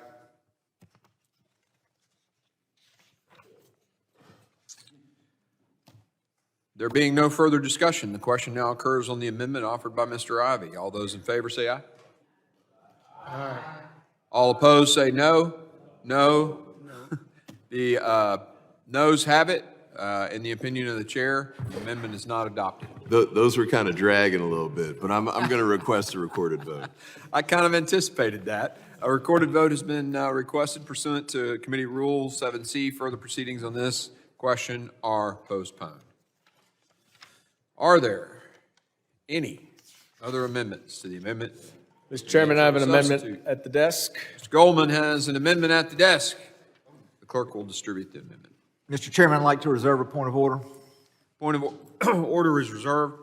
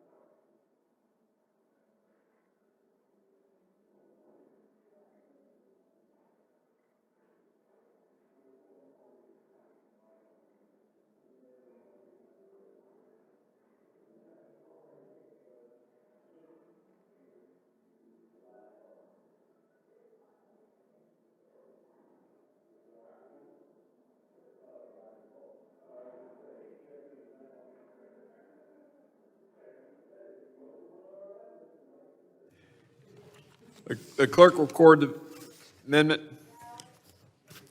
Amendment to the amendment in the nature of a substitute to HRES 863 offered by Mr. Goldman of New York, number 21. Strike page 1, line 1, and all that follows through page 20, line 11, and insert the following. Mr. Chairman, I'd like to renew and insist upon my point of order. This amendment clearly falls outside the committee's Rule 10 jurisdiction, therefore it is not germane and out of order. Mr. Chairman, he needs to finish reading. He does have to finish reading according to the rules. Could that be heard on that point? Sure, point of order. From Dreshler Brown Precedents, Chapter 31, Section 6, timeliness as against amendments, these two sentences. Generally, a point of order against an amendment is properly made immediately after the reading thereof by the clerk. At the chair's discretion, the point of order may be raised even before the clerk has finished the reading when enough of the text has been read to show that it is out of order.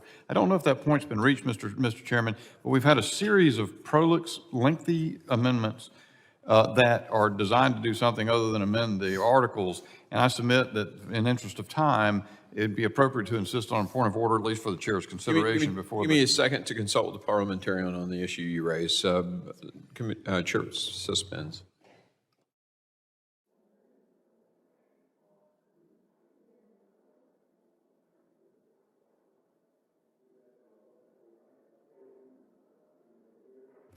Okay, the gentleman is correct. In accordance with parliamentarian and the rules, if there's an assertion made that isn't germane to this committee, then the reading can be dispensed with for the point of order. So the gentleman is recognized on his point of order on this amendment. Don't we have to, Mr. Bishop, don't we You'll have get to? a chance here in just a second. Well, no, according to the rule, this is a point of order. According to the rule, only after it's read sufficiently by the clerk to determine whether or not a point of order applies. We have gotten through strike page 1, line 1. That's, Mr. Chairman, I concede that's correct. I think that probably would be by about line 5 of this particular amendment. yeah, I just think wanted so. to clerk- Okay, clerk, read to line 5 then. Through line 5. That immediately upon adoption of this resolution, the House shall proceed to the consideration in the House of the bill H.R. 6404 to direct the Secretary of Homeland Security to enhance border security by disrupting smuggling of the United States source firearms and related. You're good now. Mr. Chairman, at this time, I insist on my point of order. This amendment falls outside the committee's Rule 10 jurisdiction, therefore it is not germane and out of order. The gentleman who brought the bill, Mr. Goldman, is recognized on the point of order. Thank you, Mr. Chairman. I'm not surprised that my Republican colleagues would think that trying to prevent 500,000 American-made guns from going over the southern border to the Mexican drug cartels would not be germane to an impeachment about securing the border. But it is somewhat Gentleman is ironic. reminded to maintain or refrain, you're supposed to talk about the point of order, the germaneness of the point of order and not the content of the amendment. So I said one sentence and it included germaneness. Continue. So if you would allow me, Mr. Chairman, I appreciate it. We have heard ad nauseum about the control that the Mexican drug cartels have over the southern border, and that their earnings went up 26 times over the past however many years, and that they control the human trafficking and they control the fentanyl trade, and all of that is what is the purpose for this impeachment because of the destructive forces that Would the the gentleman cartel. yield for just a second? I mean, your amendment is about legislation on smuggling weapons, and that clearly falls in the jurisdiction of the Judiciary Committee. So if you could argue why it should be in this jurisdiction. No, it doesn't, Mr. Chairman. It clearly falls within the jurisdiction of this committee because what it instructs the Department of Homeland Security to do is to coordinate among its own agencies as well as with other agencies and with Mexico to do a much better job of tracking and analyzing information related to firearms that are recovered in Mexico by used by drug cartels, which is the only source of their power. You won't address the principal source of the drug cartel's power to control the fentanyl trade, to control human trafficking. You will not discuss it. You will not endorse it. You will not address American-made guns being transferred and over to the Mexican drug cartels.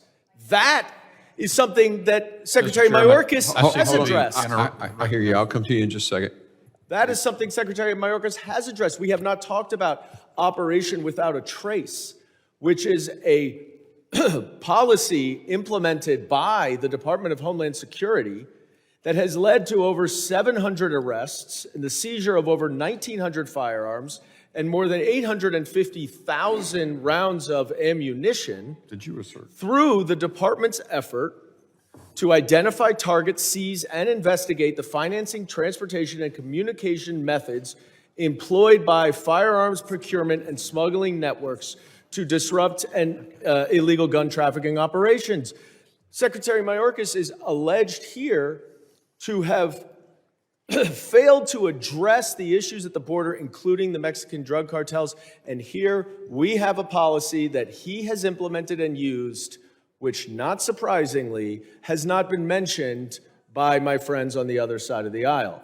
So the fact that we are going forward with an impeachment of a secretary because you claim he's not addressing the issues at the border, when he is addressing a principal source of the power of the drug cartels at the border and all of the problems that you are talking about. Debate on, Mr. Chairman, debate on a question of order. Hold on, Mr. Coleman. Must be, let me read this from Dressler.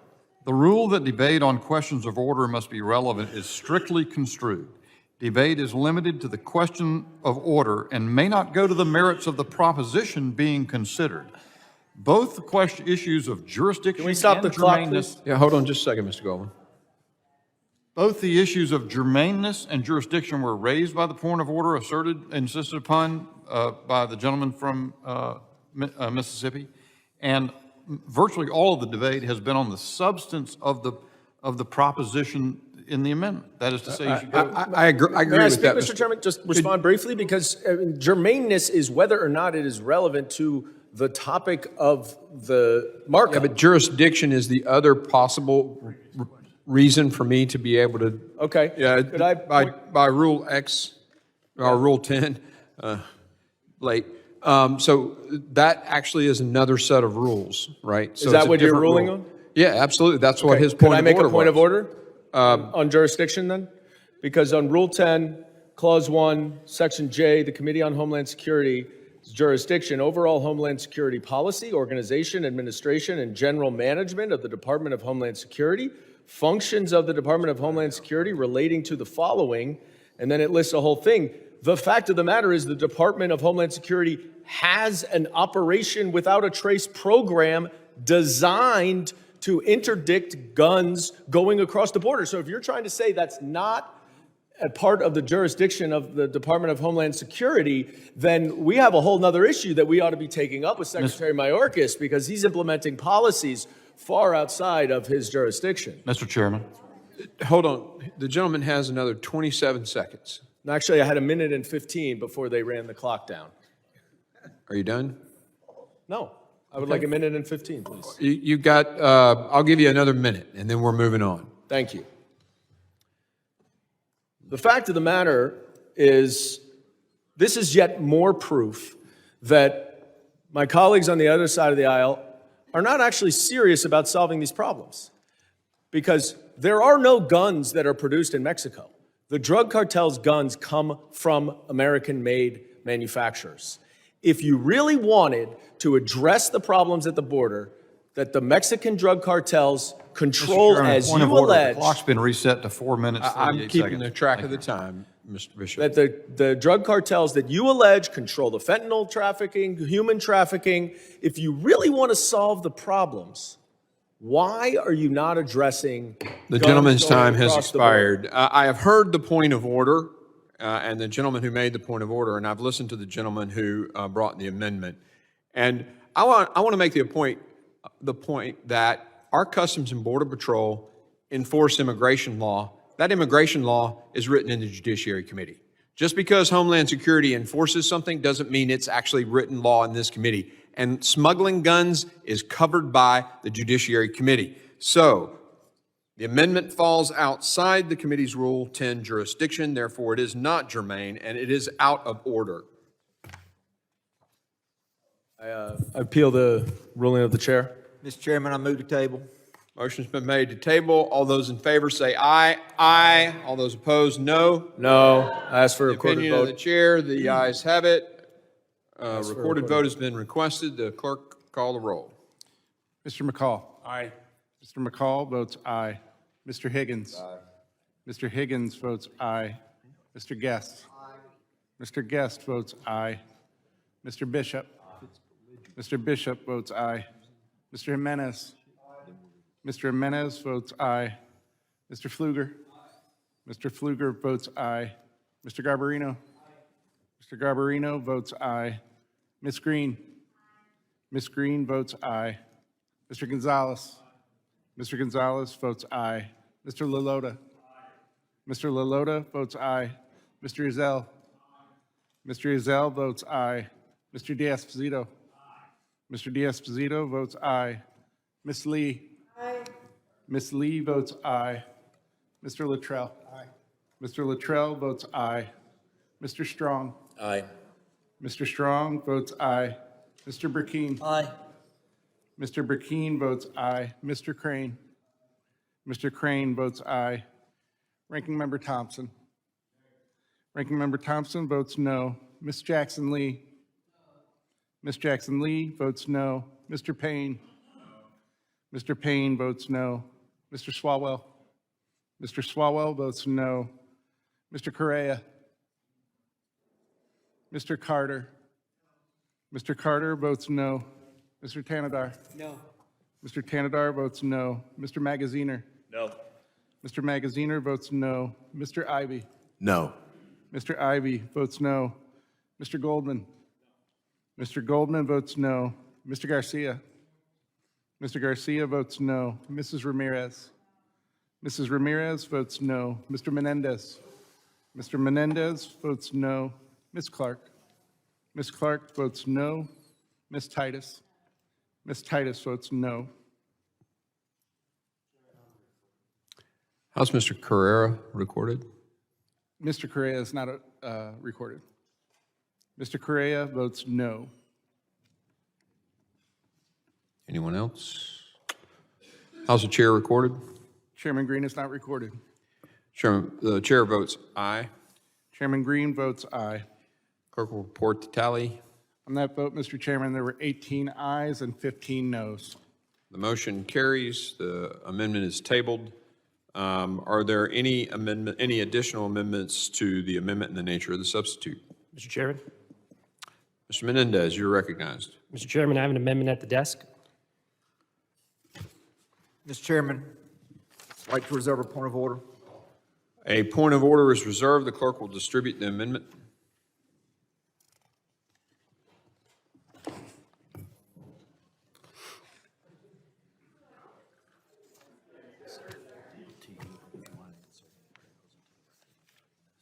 Okay. It's just this one. Okay. Got it, thank you.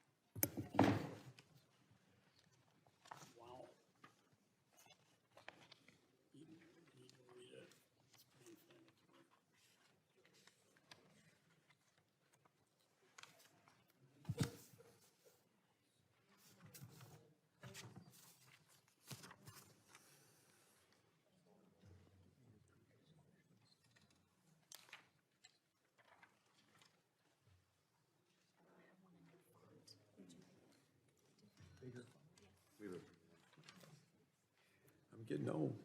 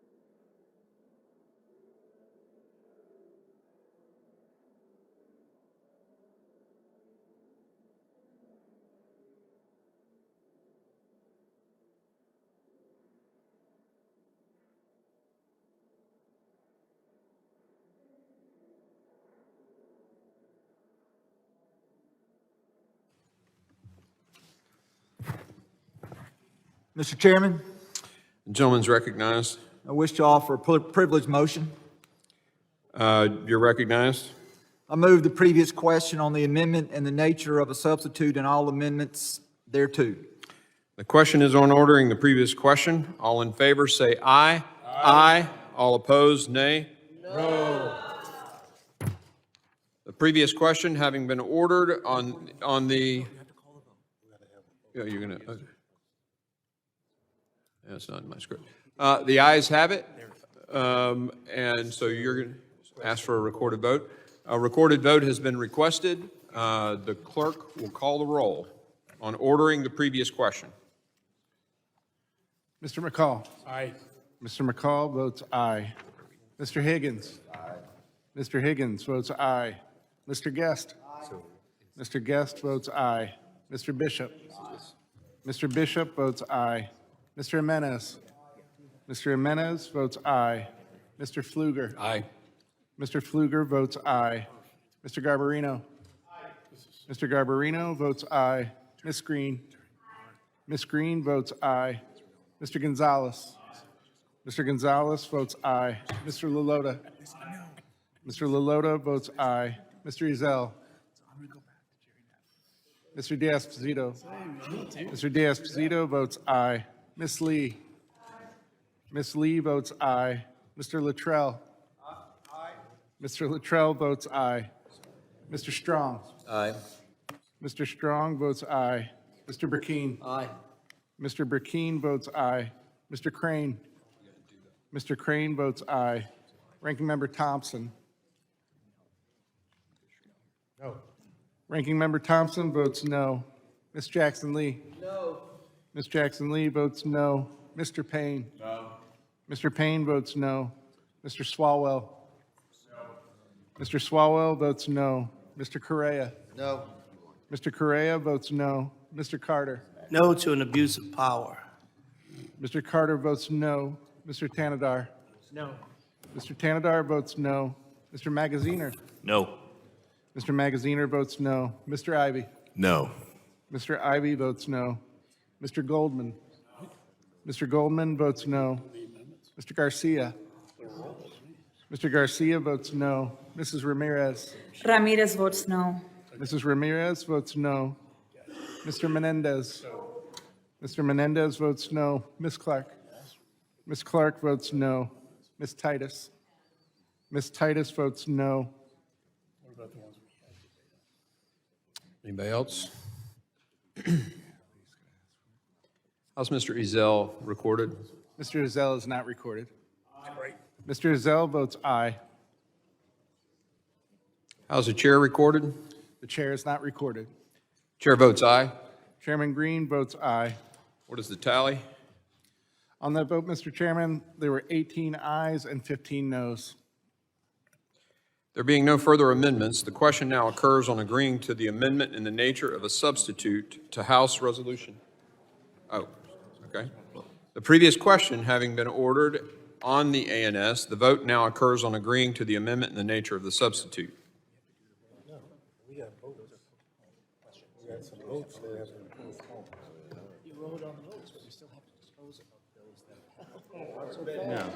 Not so fast. Those are okay. Point of order, you have to vote on the postponed questions that have already Point- votes ordered. Point of order, Mr. Chair. Absolutely, I do want to hear it. That, there was some postponed votes that we have to take. Previous question. Yeah, I'm getting two conflicting parliamentarian recommendations here, so I think both sides parliamentarians, I'd like to just, we'll suspend. Here.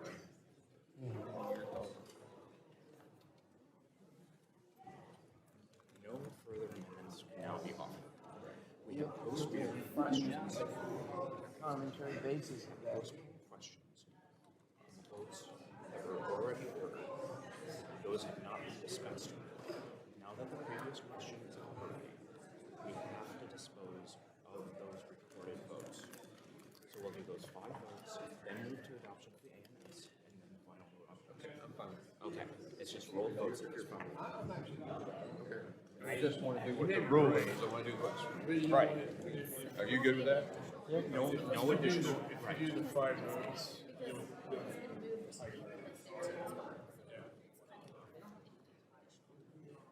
That wasn't the motion. It was just the previous question on the amendment and the nature of the substitute.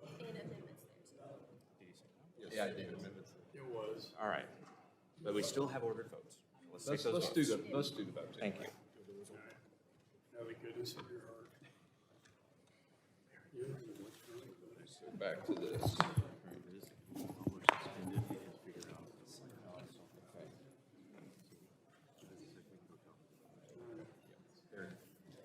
This suspension will probably take about a minute or two. We're lining up. Just to keep everybody informed, the suspension will hold for a couple of minutes while we figure out the order in which the amendments that have been delayed are going to be voted on. So give us just a few minutes to do that. We're going to go ahead and vote on those and then vote on the amendment in the nature of the substitute and then on the resolution. So, Point of order, Chairman, are there no other amendments that can be introduced? yeah, this previous question's been called. Okay, so we're all being denied the opportunity. Yeah, we're not debating it. We're in suspension right now. So the chair has suspended. We're going to get the order of the amendments now.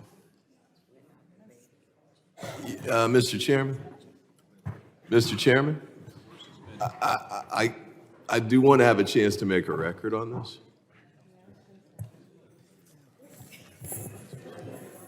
We're still voting on these votes.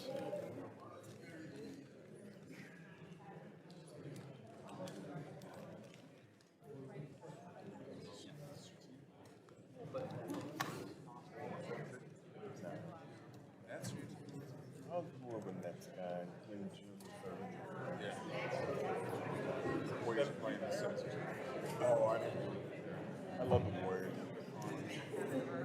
That's the way basketball should be played. Yeah. Oh, yes. To Boston.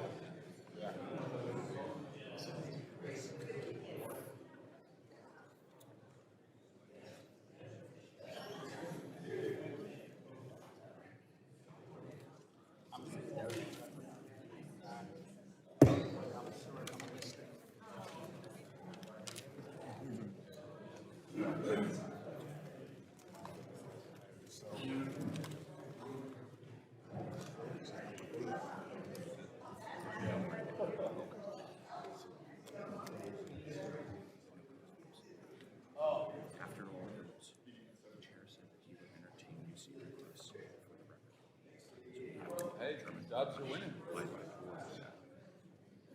And then the next question, and then we have a question, you have to interview him. So you see, we can comment how we mentioned those uses.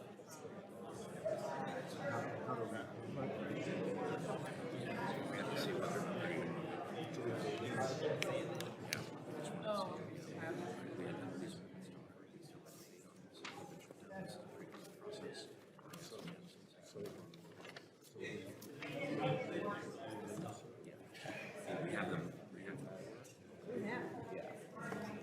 Well, because I was going to put in the context of talking the inquiry as to whether or not it is counted for my university as an employee. Do I have a record of it being voted yes or no?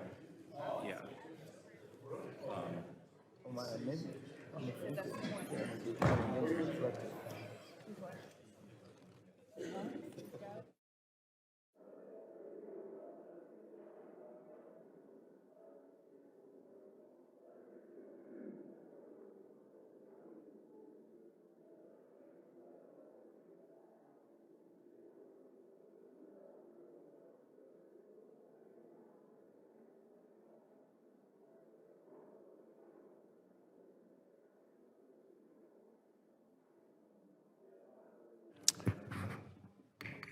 Committee will come to order.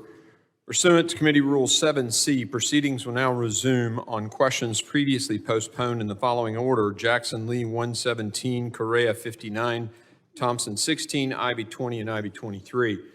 The committee postponed further proceedings on the recorded vote on Amendment 117 offered by Representative Jackson Lee, on which the nays had prevailed by voice vote. The question occurs on agreeing to the amendment. The clerk will call the roll. Mr. McCall. Mr. McCall votes no. Mr. Higgins. Mr. Higgins votes no. Mr. Guest. Mr. Guest votes no. Mr. Bishop. Mr. Bishop votes no. Mr. Jimenez. Mr. Jimenez votes no. Mr. Pfluger. No. Mr. Pfluger votes no. Mr. Garbarino. No. Mr. Garbarino votes no. Ms. Green. No. Ms. Green votes no. Mr. Gonzalez. Mr. Gonzalez votes no. Mr. LaLota. No. Mr. LaLota votes no. Mr. Ezell. Mr. Ezell votes no. Mr. D'Esposito. Mr. D'Esposito votes no. Ms. Lee. Ms. Lee votes no. Mr. Luttrell. Mr. Luttrell votes no. Mr. Strong. Mr. Strong votes no. Mr. Burkeen. No. Mr. Burkeen votes no. Mr. Crane. Mr. Crane votes no. Ranking Member Thompson. Ranking Member Thompson votes aye. Ms. Jackson Lee. Aye. Ms. Jackson Lee votes aye. Mr. Payne. Aye. Mr. Payne votes aye. Mr. Swalwell. Yes. Mr. Swalwell votes aye. Mr. Correa. Aye. Mr. Correa votes aye. Mr. Carter. Yes. Mr. Carter votes aye. Mr. Tanadar. Aye. Mr. Tanadar votes aye. Mr. Magaziner. Mr. Magaziner votes aye. Mr. Ivy. Mr. Ivy votes aye. Mr. Goldman. Mr. Goldman votes aye. Mr. Garcia. Mr. Garcia votes aye. Mrs. Ramirez. Mrs. Ramirez votes aye. Mr. Menendez. Mr. Menendez votes aye. Ms. Clark. Ms. Clark votes aye. Ms. Titus. Ms. Titus votes aye. Are there other members in the room who wish to have their vote recorded? How am I recorded? You are not recorded. The chair votes no. Chairman Green votes no. The clerk will report the tally. On that vote, Mr. Chairman, there were 15 ayes and 18 noes. The noes have it, and the amendment is not agreed to. Parliamentary inquiry. Pursuant to Committee Rule 7C. Parliamentary inquiry. Can you just explain what is the justification for allowing some members to introduce amendments but not others? Point of order, Mr. Chairman. It's not a valid point of order. What's a parliament? Yes, parliamentary the inquiry. rules are very plain on the previous question. Yeah. Pursuant to Committee Rule 7C, proceedings will now resume on questions previously postponed on, or the committee postponed further proceedings on the recorded vote on Amendment 59 by Mr. Correa, on which the nays had prevailed by voice vote. The question occurs on agreeing to the amendment. The clerk will call the roll. Mr. McCall. No. Mr. McCall votes no. Mr. Higgins. No. Mr. Higgins votes no. Mr. Guest. No. Mr. Guest votes no. Mr. Bishop. No. Mr. Bishop votes no. Mr. Jimenez. No. Mr. Jimenez votes no. Mr. Pfluger. Mr. Pfluger votes no. Mr. Garbarino. No. Mr. Garbarino votes no. Ms. Green. No. Ms. Green votes no. Mr. Gonzalez. Mr. Gonzalez votes no. Mr. LaLota. No. Mr. LaLota votes no. Mr. Ezell. Mr. Ezell votes no. Mr. D'Esposito. Mr. D'Esposito votes no. Ms. Lee. Ms. Lee votes no. Mr. Luttrell. Mr. Luttrell votes no. Mr. Strong. No. Mr. Strong votes no. Mr. Burkeen. No. Mr. Burkeen votes no. Mr. Crane. No. Mr. Crane votes no. Ranking Member Thompson. Ranking Member Thompson. Aye. Ranking Member Thompson votes aye. Ms. Jackson Lee. Aye. Ms. Jackson Lee votes aye. Mr. Payne. Aye. Mr. Payne votes aye. Mr. Swalwell. Make a word for it. Mr. Swalwell votes aye. Mr. Correa. Mr. Correa votes aye. Mr. Carter. Mr. Carter votes aye. Mr. Tanadar. Mr. Tanadar votes aye. Mr. Magaziner. Aye. Mr. Magaziner votes aye. Mr. Ivy. Aye. Mr. Ivy votes aye. Mr. Goldman. Mr. Goldman votes aye. Mr. Garcia. Mr. Garcia votes aye. Mrs. Ramirez. Mrs. Ramirez votes aye. Mr. Menendez. Mr. Menendez votes aye. Ms. Clark. Ms. Clark votes aye. Ms. Titus. Ms. Titus votes aye. Are there other members in the room who wish to have their vote recorded? How am I recorded? You are not recorded. The chair votes no. Chairman Green votes no. The clerk will report the tally. On that vote, Mr. Chairman, there were 15 ayes and 18 noes. The noes have it, and the amendment is not agreed to. The committee postponed further proceedings on the recorded vote on Amendment 16 offered by the ranking member, Mr. Thompson, on which the nays had prevailed by voice vote. The question occurs on agreeing to the amendment. The clerk will call the roll. Mr. McCall. Nope. Mr. McCall votes no. Mr. Higgins. Mr. Higgins votes no. Mr. Guest. Mr. Guest votes no. Mr. Bishop. Mr. Bishop votes no. Mr. Jimenez. Mr. Jimenez votes no. Mr. Pfluger. No. Mr. Pfluger votes no. Mr. Garbarino. No. Mr. Garbarino votes no. Ms. Green. No. Ms. Green votes no.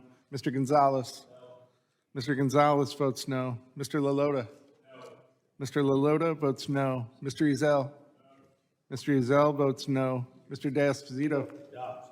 Mr. D'Esposito votes no. Ms. Lee. No. Ms. Lee votes no. Mr. Luttrell. No. Mr. Luttrell votes no. Mr. Strong. No. Mr. Strong votes no. Mr. Burkeen. No. Mr. Burkeen votes no. Mr. Crane. Mr. Crane votes no. Ranking Member Thompson. Aye. Ranking Member Thompson votes aye. Ms. Jackson Lee. Aye. Ms. Jackson Lee votes aye. Mr. Payne. Mr. Payne votes aye. Mr. Swalwell. Mr. Swalwell votes aye. Mr. Correa. Mr. Correa votes aye. Mr. Carter. Mr. Carter votes aye. Mr. Tanadar. Aye. Mr. Tanadar votes aye. Mr. Magaziner. Aye. Mr. Magaziner votes aye. Mr. Ivy. Aye. Mr. Ivy votes aye. Mr. Goldman. Mr. Goldman votes aye. Mr. Garcia. Mr. Garcia votes aye. Mrs. Ramirez. Mrs. Ramirez votes aye. Mr. Menendez. Mr. Menendez votes aye. Ms. Clark. Ms. Clark votes aye. Ms. Titus. Ms. Titus votes aye.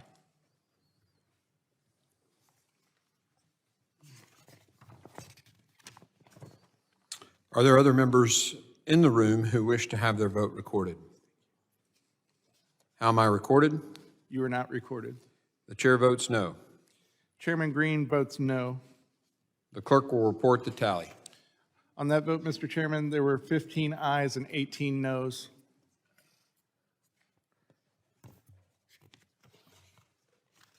The noes have it, and the amendment is not agreed to. The committee postponed further proceedings on the recorded vote on Amendment 20 offered by Representative Ivy, on which the nays had prevailed by voice vote. The question occurs on agreeing to the amendment. The clerk will call the roll. Mr. McCall. Nope. Mr. McCall votes no. Mr. Higgins. Mr. Higgins votes no. Mr. Guest. Mr. Guest votes no. Mr. Bishop. Mr. Bishop votes no. Mr. Jimenez. Mr. Jimenez votes no. Mr. Pfluger. No. Mr. Pfluger votes no. Mr. Garbarino. Mr. Garbarino votes no. Ms. Green. Ms. Green votes no. Mr. Gonzalez. Mr. Gonzalez votes no. Mr. Lalota. Mr. Lalota votes no. Mr. Ezell. Mr. Ezell votes no. Mr. D'Esposito. Mr. D'Esposito votes no. Ms. Lee. Ms. Lee votes no. Mr. Luttrell. Mr. Luttrell votes no. Mr. Strong. No. Mr. Strong votes no. Mr. Burkeen. No. Mr. Burkeen votes no. Mr. Crane. Mr. Crane votes no. Ranking Member Thompson. Aye. Ranking Member Thompson votes aye. Ms. Jackson Lee. Aye. Ms. Jackson Lee votes aye. Mr. Payne. Aye. Mr. Payne votes aye. Mr. Swalwell. Yes. Mr. Swalwell votes aye. Mr. Correa. Mr. Correa votes aye. Mr. Carter. Yes. Mr. Carter votes aye. Mr. Tanadar. Mr. Tanadar votes aye. Mr. Magaziner. Aye. Mr. Magaziner votes aye. Mr. Ivy. Aye. Mr. Ivy votes aye. Mr. Goldman. Aye. Mr. Goldman votes aye. Mr. Garcia. Mr. Garcia votes aye. Mrs. Ramirez. Aye. Mrs. Ramirez votes aye. Mr. Menendez.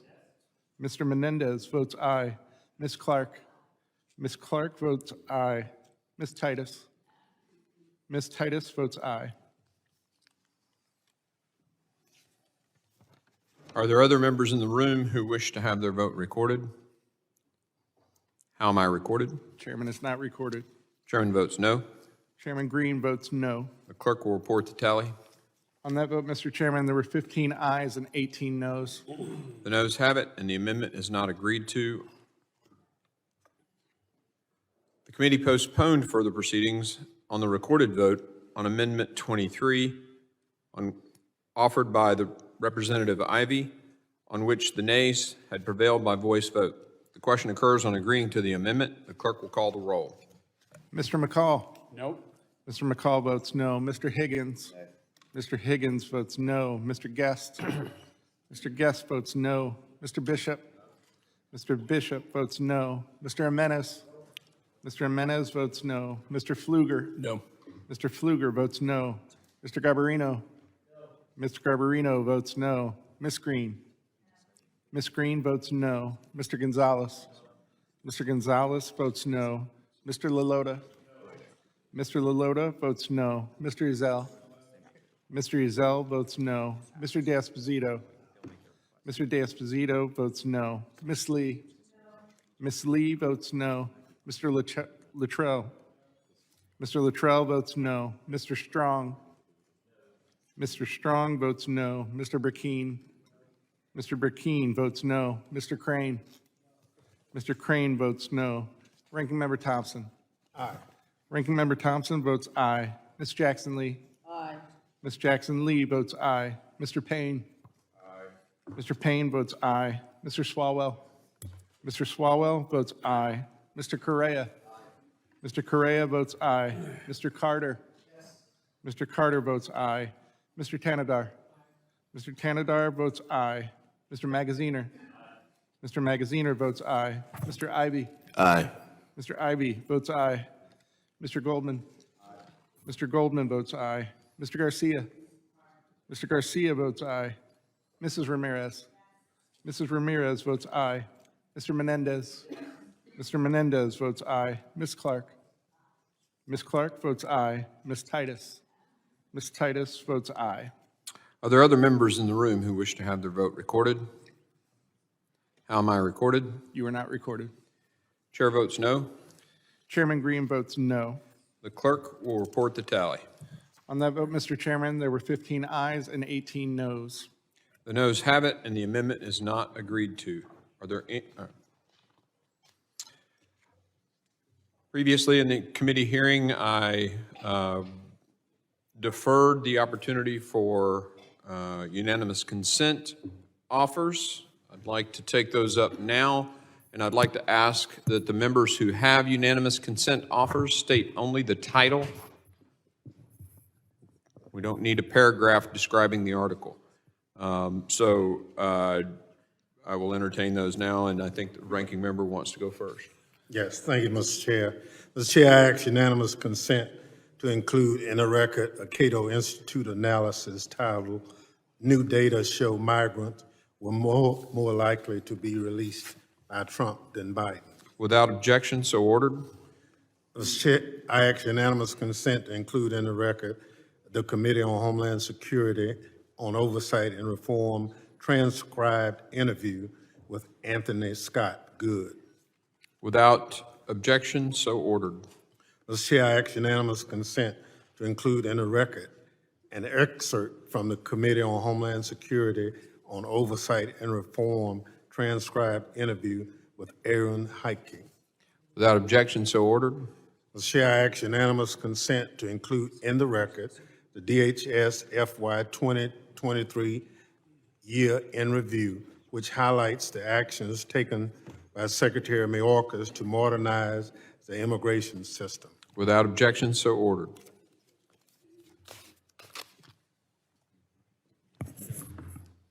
Ready to go? Ms. Jackson Lee, or did? Chair, I ask unanimous consent to include in the record a fact sheet. The Biden-Harris administration takes new actions to increase border enforcement and accelerate processing for work authorization while continuing to call on Congress to act, which shows the Secretary. Without objection, so ordered. And this was on the The next, repatriation. we're not reading the whole paragraph, just the title, please.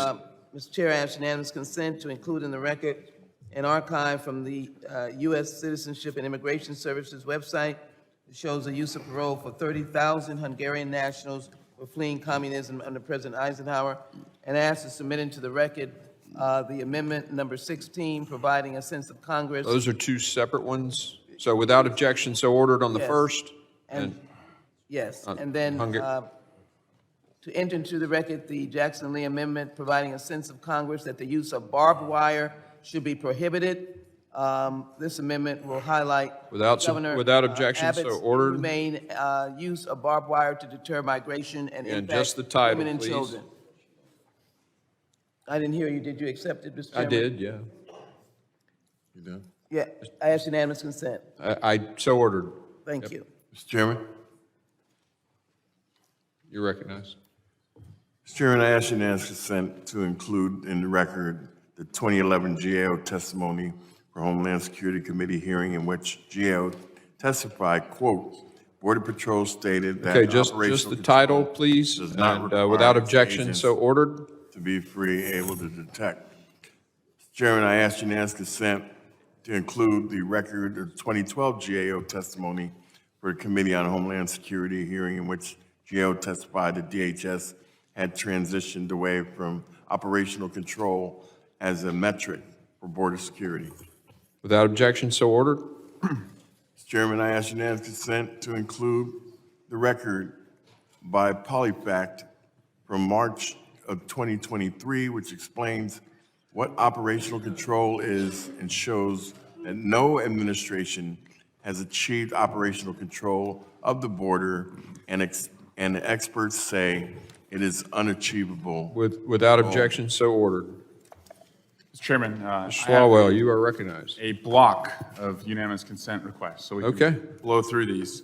They are the Hill's GOP's dereliction of duty impeachment argument gets skeptical reviews, the federal appeals opinion in U.S. v. Blanks, the opinion from the federal court in U.S. versus Lawson, the Constitutional Convention's debate on Article 4, Section 3's guarantee clause from 1787, a scholarly paper called The Meaning of Invasion Under the Compact Clause of the U.S. Constitution, a Jonathan Turley titled paper, Invasion or Evasion, Crisis at the Border is a Political, Not Constitutional Problem, an article titled Immigration is Not Invasion, and we're going to go all the way back to James Madison, 1800, opposing the Alien and Sedition Act. Without objection, so ordered. Mr. Chairman, Mr. Correa. submit the following articles. Washington Post, the title GOP Lawmakers Once Praised Catholic Charities, and now they want to defund the group. Number 2, transcribed interview with Jason Owen, Del Rio Border Patrol Sector Chief. And number 3, House Homeland Security Committee hearing, worldwide threats to the homeland. Without objection, so ordered. Mr. Chairman, I ask unanimous consent to include the record Federalist Number 4, written by John Day, discussing the invasion under the Constitution as war for a nation state. Mr. Chairman, I ask unanimous consent to include record Federalist Number 43, written by James Madison, again characterizing the Constitution's use of an invasion as meaning for foreign hostility and vindictiveness by a nation-state neighbor. Mr. Chairman, I ask unanimous consent to include the record an excerpt from one of the most important constitutional treatises, William Rawls, A View of the Constitution. Without objection, so ordered. Mr. Chairman, I ask Magaziner. unanimous consent to include the following in the record. A letter from Shalonda Young, the Director of the Office of Management of Budget, to Patrick McHenry, Speaker pro tempore, dated October 20th, 2023, related to the supplemental funding request for $13.6 billion that House Republicans have not considered. The final results of the roll call, number 549 for bill number HR 2617 in the 117th Congress, which shows Republican opposition to the omnibus legislation. An article from Huffington Post titled, "Trump Privately Pressuring GOP Senators to Kill Border Deal to Deny Biden a Win." The U.S. Citizenship and Immigration Services overview of the Cuban Family Reunification Parole Program under President Trump. The 2020 U.S. Border Patrol Strategy. A Fox News article titled, "Texas Republicans Call on House to Defund DHS."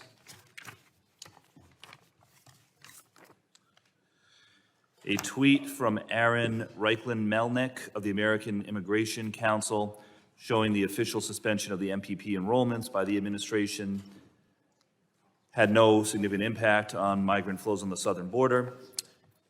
A tweet from Aaron Reichlin-Melnick of the American Immigration Council, which shows that since by the time President Biden took office, MPP had been effectively replaced.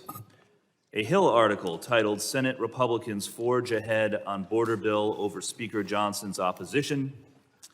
And finally, the text of every Democratic amendment that was not permitted to be considered tonight. And I'll just say, we were all elected by our constituents to be here, and it is frustrating that we were not all given an equal opportunity to have our voices heard on this important matter. Object to the last one. To the others, any objection on any of the others? Mr. Chair, Yep. I move to include the last one. Okay. Hold on just a second.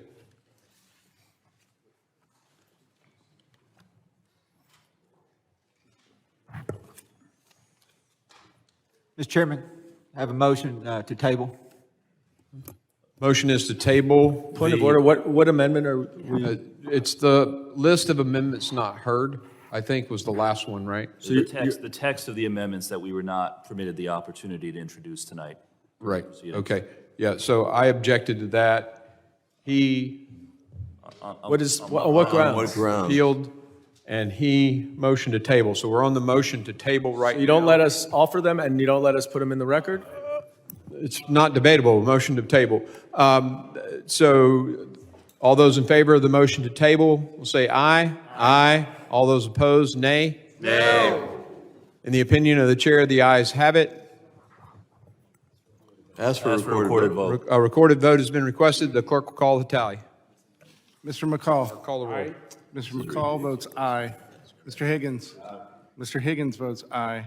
Mr. Guest. Mr. Guest votes aye. Mr. Bishop. Mr. Bishop votes aye.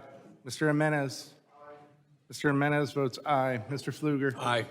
Mr. Pfluger votes aye. Mr. Garbarino.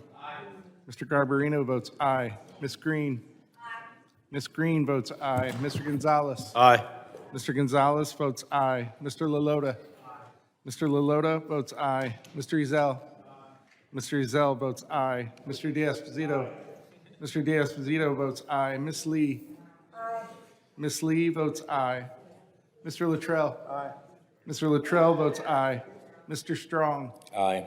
Mr. Strong votes aye. Mr. Burkeen. Aye. Mr. Burkeen votes aye. Mr. Crane. Mr. Crane votes aye. Ranking Member Thompson. Ranking Member Thompson votes no. Ms. Jackson Lee. No. Ms. Jackson Lee votes no. Mr. Payne. No. Mr. Payne votes no. Mr. Swalwell. No. Mr. Swalwell votes no. Mr. Correa. Mr. Correa votes no. Mr. Carter? Mr. Carter votes no. Mr. Tanadar? Mr. Tanadar votes no. Mr. Magaziner? Mr. Magaziner votes no. Mr. Ivy? Mr. Ivy votes no. Mr. Goldman? Mr. Goldman votes no. Mr. Garcia? Mr. Garcia votes no. Mrs. Ramirez? Mrs. Ramirez votes no. Mr. Menendez? Mr. Menendez votes no. Ms. Clark? Ms. Clark votes no. Ms. Titus? Ms. Titus votes no.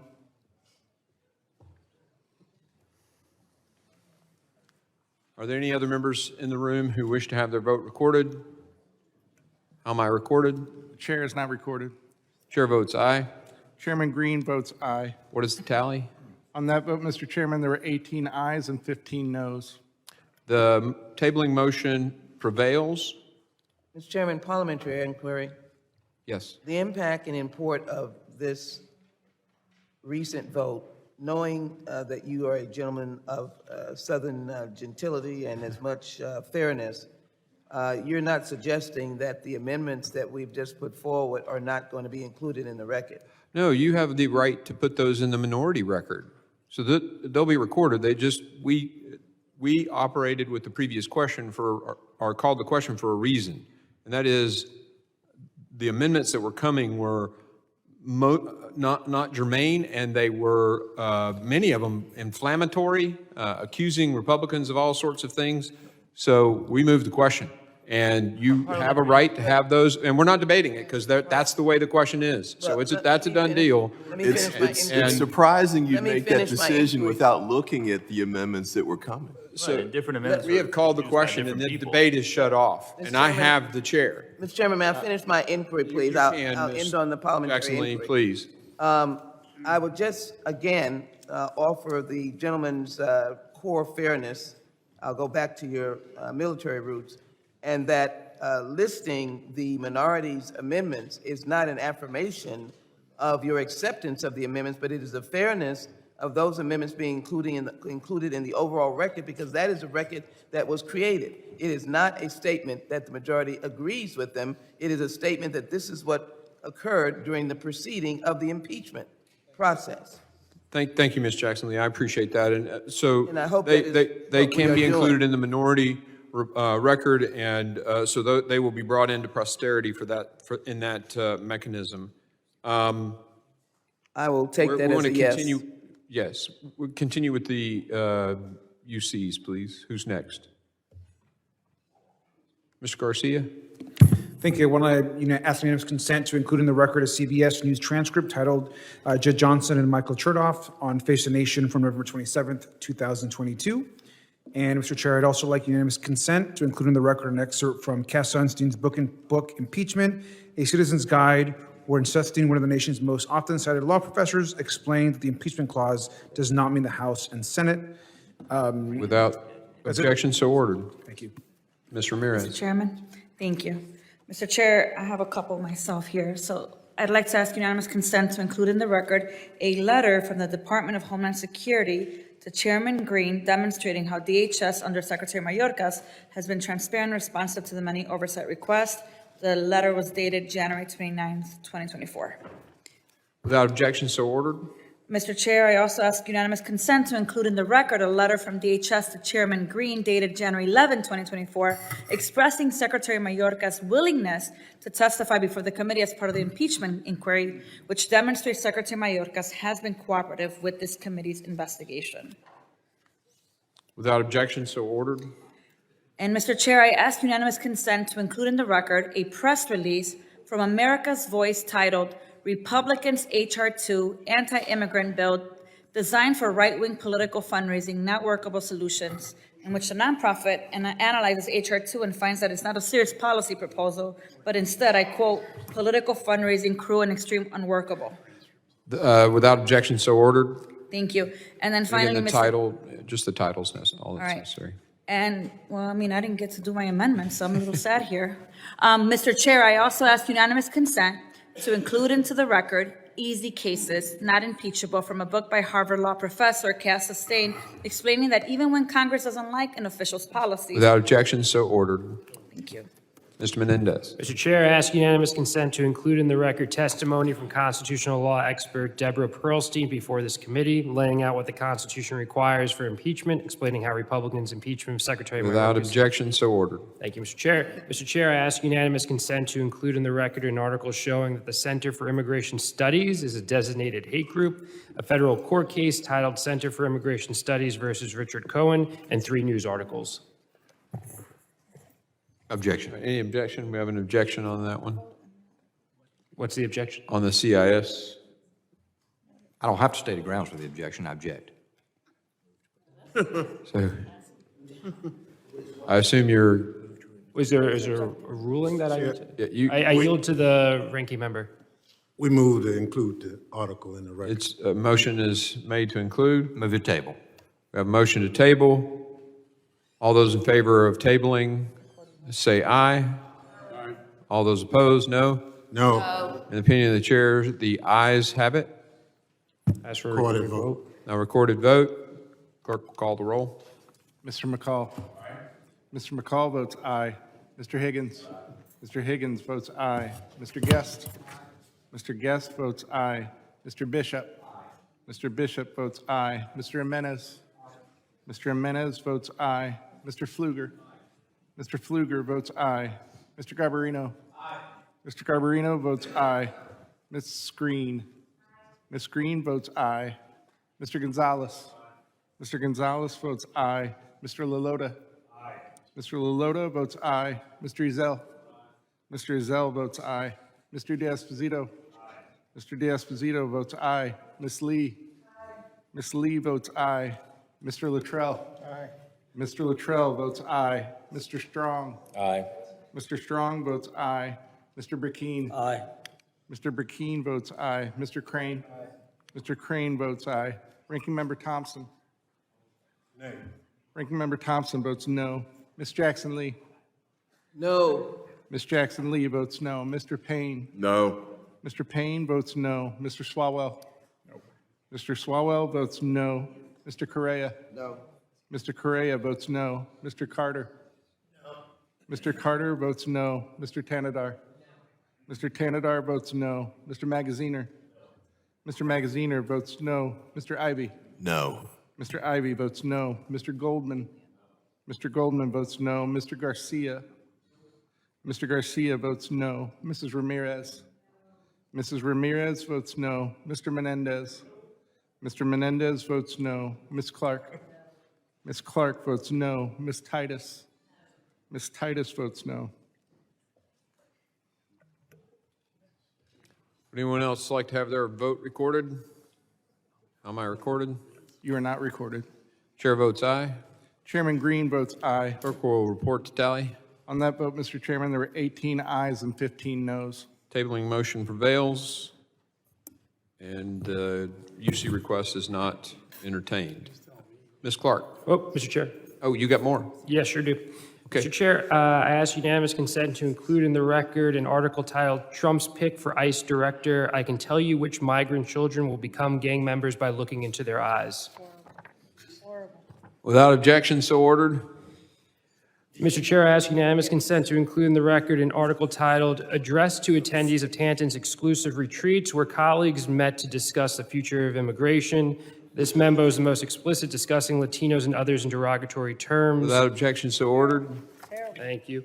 Mr. Chair, I ask unanimous consent to include in the record a decision from the United States District Court for the District of Columbia, Center for Immigration Studies versus Richard Cohen. Without objection, so ordered.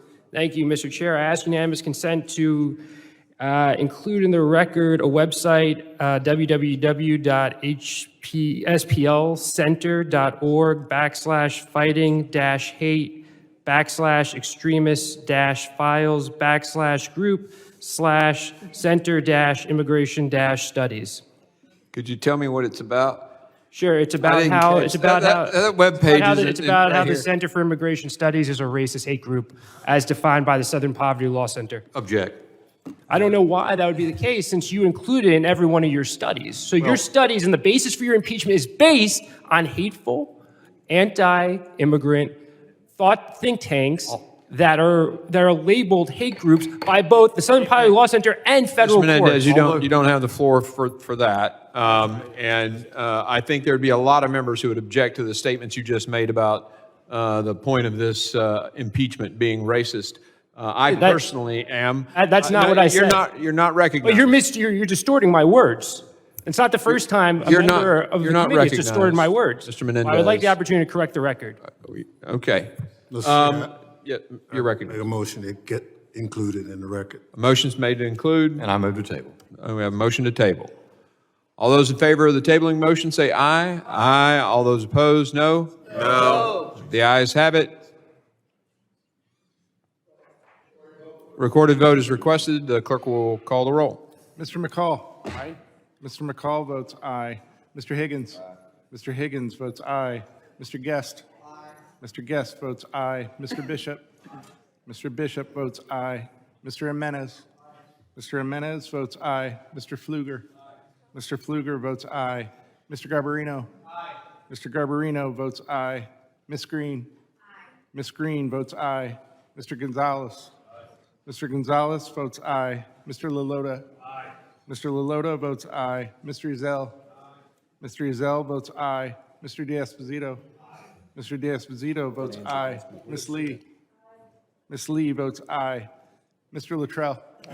Mr. Luttrell votes aye. Mr. Strong. Mr. Strong votes aye. Mr. Burkeen. Mr. Burkeen votes aye. Mr. Crane. Mr. Crane votes aye. Ranking Member Thompson. Ranking Member Thompson votes no. Ms. Jackson Lee. No. Ms. Jackson Lee votes no. Mr. Payne. No. Mr. Payne votes no. Mr. Swalwell. Nope. Mr. Swalwell votes no. Mr. Correa. No. Mr. Correa votes no. Mr. Carter. No. Mr. Carter votes no. Mr. Tanadar. No. Mr. Tanadar votes no. Mr. Magaziner. No. Mr. Magaziner votes no. Mr. Ivy. No. Mr. Ivy votes no. Mr. Goldman. Mr. Goldman votes no. Mr. Garcia.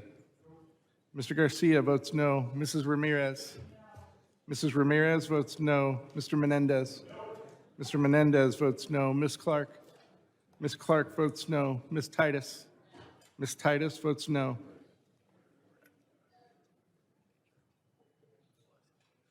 Does anyone else wish to have their vote recorded?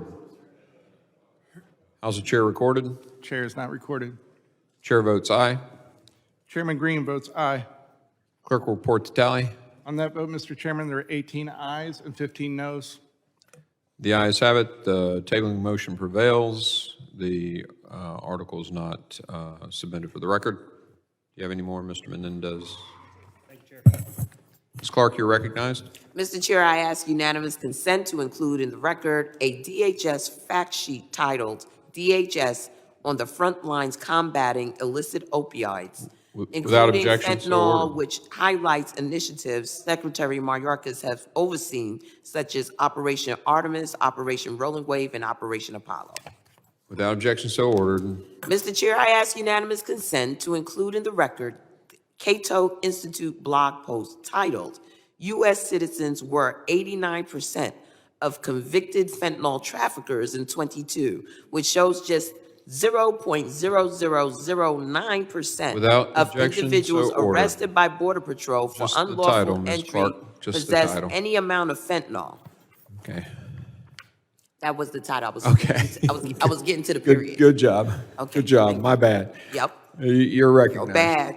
Mr. Chair, I ask unanimous consent to include in the record that DHS Countering Human Trafficking Year in Review report, which highlights that the Center of Countering Human Trafficking is achieving significant results, including substantially increasing the number of DHS human trafficking investigations and arrests and improving victim support. Without objection, so ordered. Thank you, sir. I yield back. Ms. Titus? Thank you, Mr. Chairman. Ask unanimous consent to include in the record a Cato Institute blog post from January 2023 entitled, CBP has found 40 tunnels under Trump's border wall. Without objection, so ordered. I ask unanimous consent to include in the record a Washington Post article from 2019 entitled "Smugglers Are Sawing Through New Sections of Trump's Border Wall." Without objection, so ordered. I now ask unanimous consent to include in the record a Cato Institute blog post entitled "Border Wall Was Breached 11 Times Per Day in 2022." Without objection, so ordered. Ask unanimous consent to include in the record a USA Today news article from January 2020 entitled "Gusty Winds Blew Over a Portion of President Trump's Border Wall with Mexico in California." Without objection, so ordered. I ask unanimous consent to include in the record an article from a publication called The Week from June 2023 entitled "Is Trump's Wall Working?" Without objection, so ordered. I now ask unanimous consent to include in the record my non-inflammatory amendment, number 100, which you refuse to consider, that provides for considering H.R. 1401, Representative Guest's in Fentanyl Act. Objection. We have an objection. You're objecting to your own colleagues in fentanyl after we have heard so much about the dangers of fentanyl? Mr. Chair, I move that we include it in the record. Motion is to include. Move to table. We have a tabling motion. All those in favor of the tabling motion, say aye. Aye. All those opposed? No. In opinion of the chair, the ayes have it. Recorded vote is requested. Clerk, call the roll. Mr. McCall. Aye. Mr. McCall votes aye. Mr. Higgins. Mr. Higgins votes aye. Mr. Guest. Mr. Guest votes present. Mr. Bishop. Mr. Bishop votes aye. Mr. Jimenez. Mr. Jimenez votes aye. Mr. Pfluger. Mr. Pfluger votes aye. Mr. Garbarino. Mr. Garbarino votes aye. Ms. Green. Ms. Green votes aye. Mr. Gonzalez. Mr. Gonzalez votes aye. Mr. Lalota. Mr. Lalota votes aye. Mr. Ezell.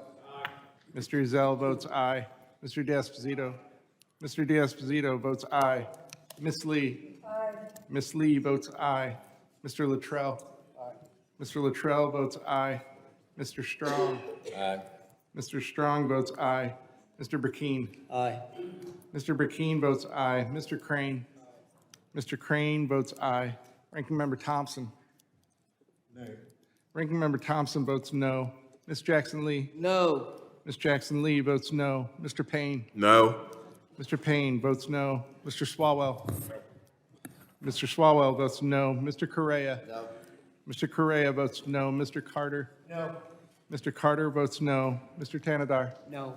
Mr. Tanadar votes no. Mr. Magaziner. No. Mr. Magaziner votes no. Mr. Ivy. No. Mr. Ivy votes no. Mr. Goldman. No. Mr. Goldman votes no. Mr. Garcia. No. Mr. Garcia votes no. Mrs. Ramirez. No. Mrs. Ramirez votes no. Mr. Menendez. Nope. Mr. Menendez votes no. Ms. Clark. No. Ms. Clark votes no. Ms. Titus. Well, Mr. Guest, I guess you know who your real friends are and who cares about fentanyl, so I vote no. Ms. Titus votes no. Does anyone else in the room care to have their vote recorded? How am I recorded? You are not recorded. Chair votes aye. Chairman Green votes aye. You may record or report to tally.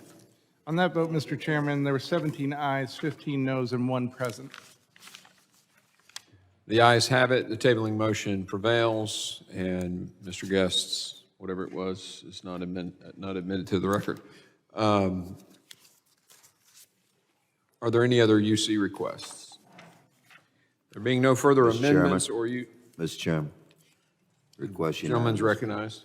Request unanimous consent to enter into the record a letter from this committee dated January the 11th, 2021, authored and signed by Benny G. Thompson and John Katko, directed to the Honorable David Pekoski, Administrator of Transportation Security Administration, encouraging the TSA Administrator to disrupt the travel of Americans not under investigation nor accused of any crime.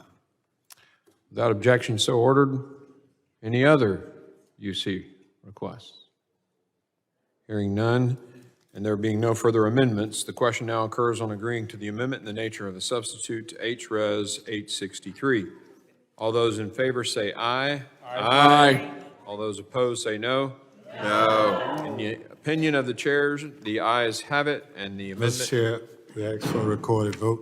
A recorded vote is requested. The clerk will call the roll. Mr. McCall. Aye. Mr. McCall votes aye. Mr. Higgins. Mr. Higgins votes aye. Mr. Guest. Mr. Guest votes aye. Mr. Bishop. Mr. Bishop votes aye. Mr. Jimenez. Mr. Jimenez votes aye. Mr. Pfluger. Aye. Mr. Pfluger votes aye. Mr. Garbarino. Aye. Mr. Garbarino votes aye. Ms. Green. Aye. Ms. Green votes aye. Mr. Gonzalez. Aye. Mr. Gonzalez votes aye. Mr. Lalota. Aye. Mr. Lalota votes aye. Mr. Ezell. Aye. Mr. Ezell votes aye. Mr. D'Esposito. Aye. Mr. D'Esposito votes aye. Ms. Lee. Aye. Ms. Lee votes aye. Mr. Luttrell. Aye. Mr. Luttrell votes aye. Mr. Strong. Aye. Mr. Strong votes aye. Mr. Burkeen. Aye. Mr. Burkeen votes aye. Mr. Crane. Aye. Mr. Crane votes aye. Ranking Member Thompson. Ranking Member Thompson votes no. Ms. Jackson Lee. No. Ms. Jackson Lee votes no. Mr. Payne. No. Mr. Payne votes no. Mr. Swalwell. No. Mr. Swalwell votes no. Mr. Correa. No. Mr. Correa votes no. Mr. Carter. No. Mr. Carter votes no. Mr. Tanadar. No. Mr. Tanadar votes no. Mr. Magaziner. No. Mr. Magaziner votes no. Mr. Ivy. No. Mr. Ivy votes no. Mr. Goldman. No. Mr. Goldman votes no. Mr. Garcia. Mr. Garcia votes no. Mrs. Ramirez. Ramirez votes no. Mrs. Ramirez votes no. Mr. Menendez. Mr. Menendez votes no. Ms. Clark.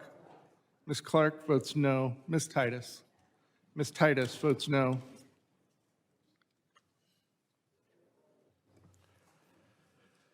Is there anyone else in the room who wishes to have their vote recorded? Hearing none, how am I recorded? You are not recorded. The chair votes aye. Chairman Green votes aye. Could you report the tally? On that vote, Mr. Chairman, it was 18 ayes and 15 noes. The ayes have it, and the amendment in the nature of a substitute is agreed to. The question now occurs on reporting the resolution H-Res 863 as amended to the House with a favorable recommendation. All those in favor say aye. Aye. All those opposed, no. No. In the opinion of the chair, the ayes have it, and the motion is agreed to. Mr. Chair, actual recorded vote. A recorded vote is requested. The clerk will call the roll. Mr. McCall. Aye. Mr. McCall votes aye. Mr. Higgins. Mr. Higgins votes aye. Mr. Guest. Mr. Guest votes aye. Mr. Bishop. Mr. Bishop votes aye. Mr. Jimenez. Mr. Jimenez votes aye. Mr. Pfluger. Aye. Mr. Pfluger votes aye. Mr. Garbarino. Aye. Mr. Garbarino votes aye. Ms. Green. Aye. Ms. Green votes aye. Mr. Gonzalez. Aye. Mr. Gonzalez votes aye. Mr. Lalota. Mr. Lalota votes aye. Mr. Ezell. Mr. Ezell votes aye. Mr. D'Esposito. Mr. D'Esposito votes aye. Ms. Lee. Ms. Lee votes aye. Mr. Luttrell. Mr. Luttrell votes aye. Mr. Strong. Aye.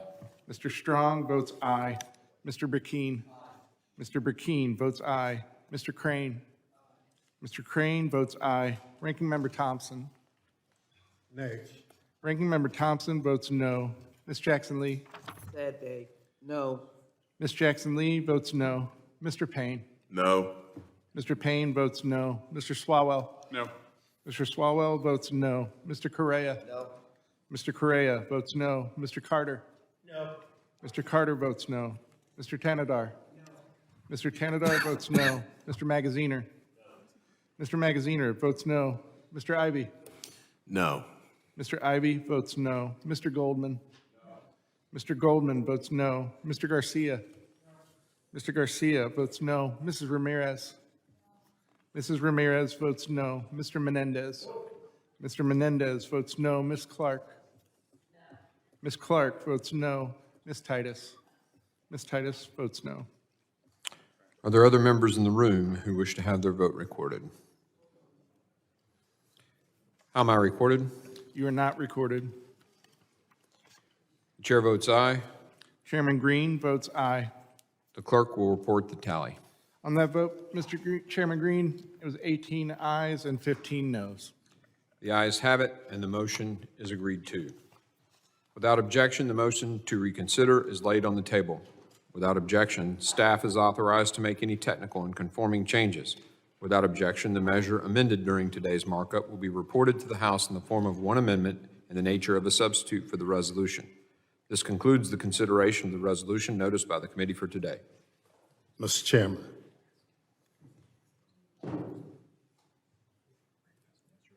Yeah, you're recognized. I'm sorry. Mr. Chairman, pursuant to Clause 2L of Rule 11, since members were not allowed to offer over 30 amendments, I request that members have 2 calendar days to file with the clerk of the committee supplemental, additional, or minority views on the measure audit reported by the committee today. So ordered. There being no further business, without objection, the committee stands adjourned.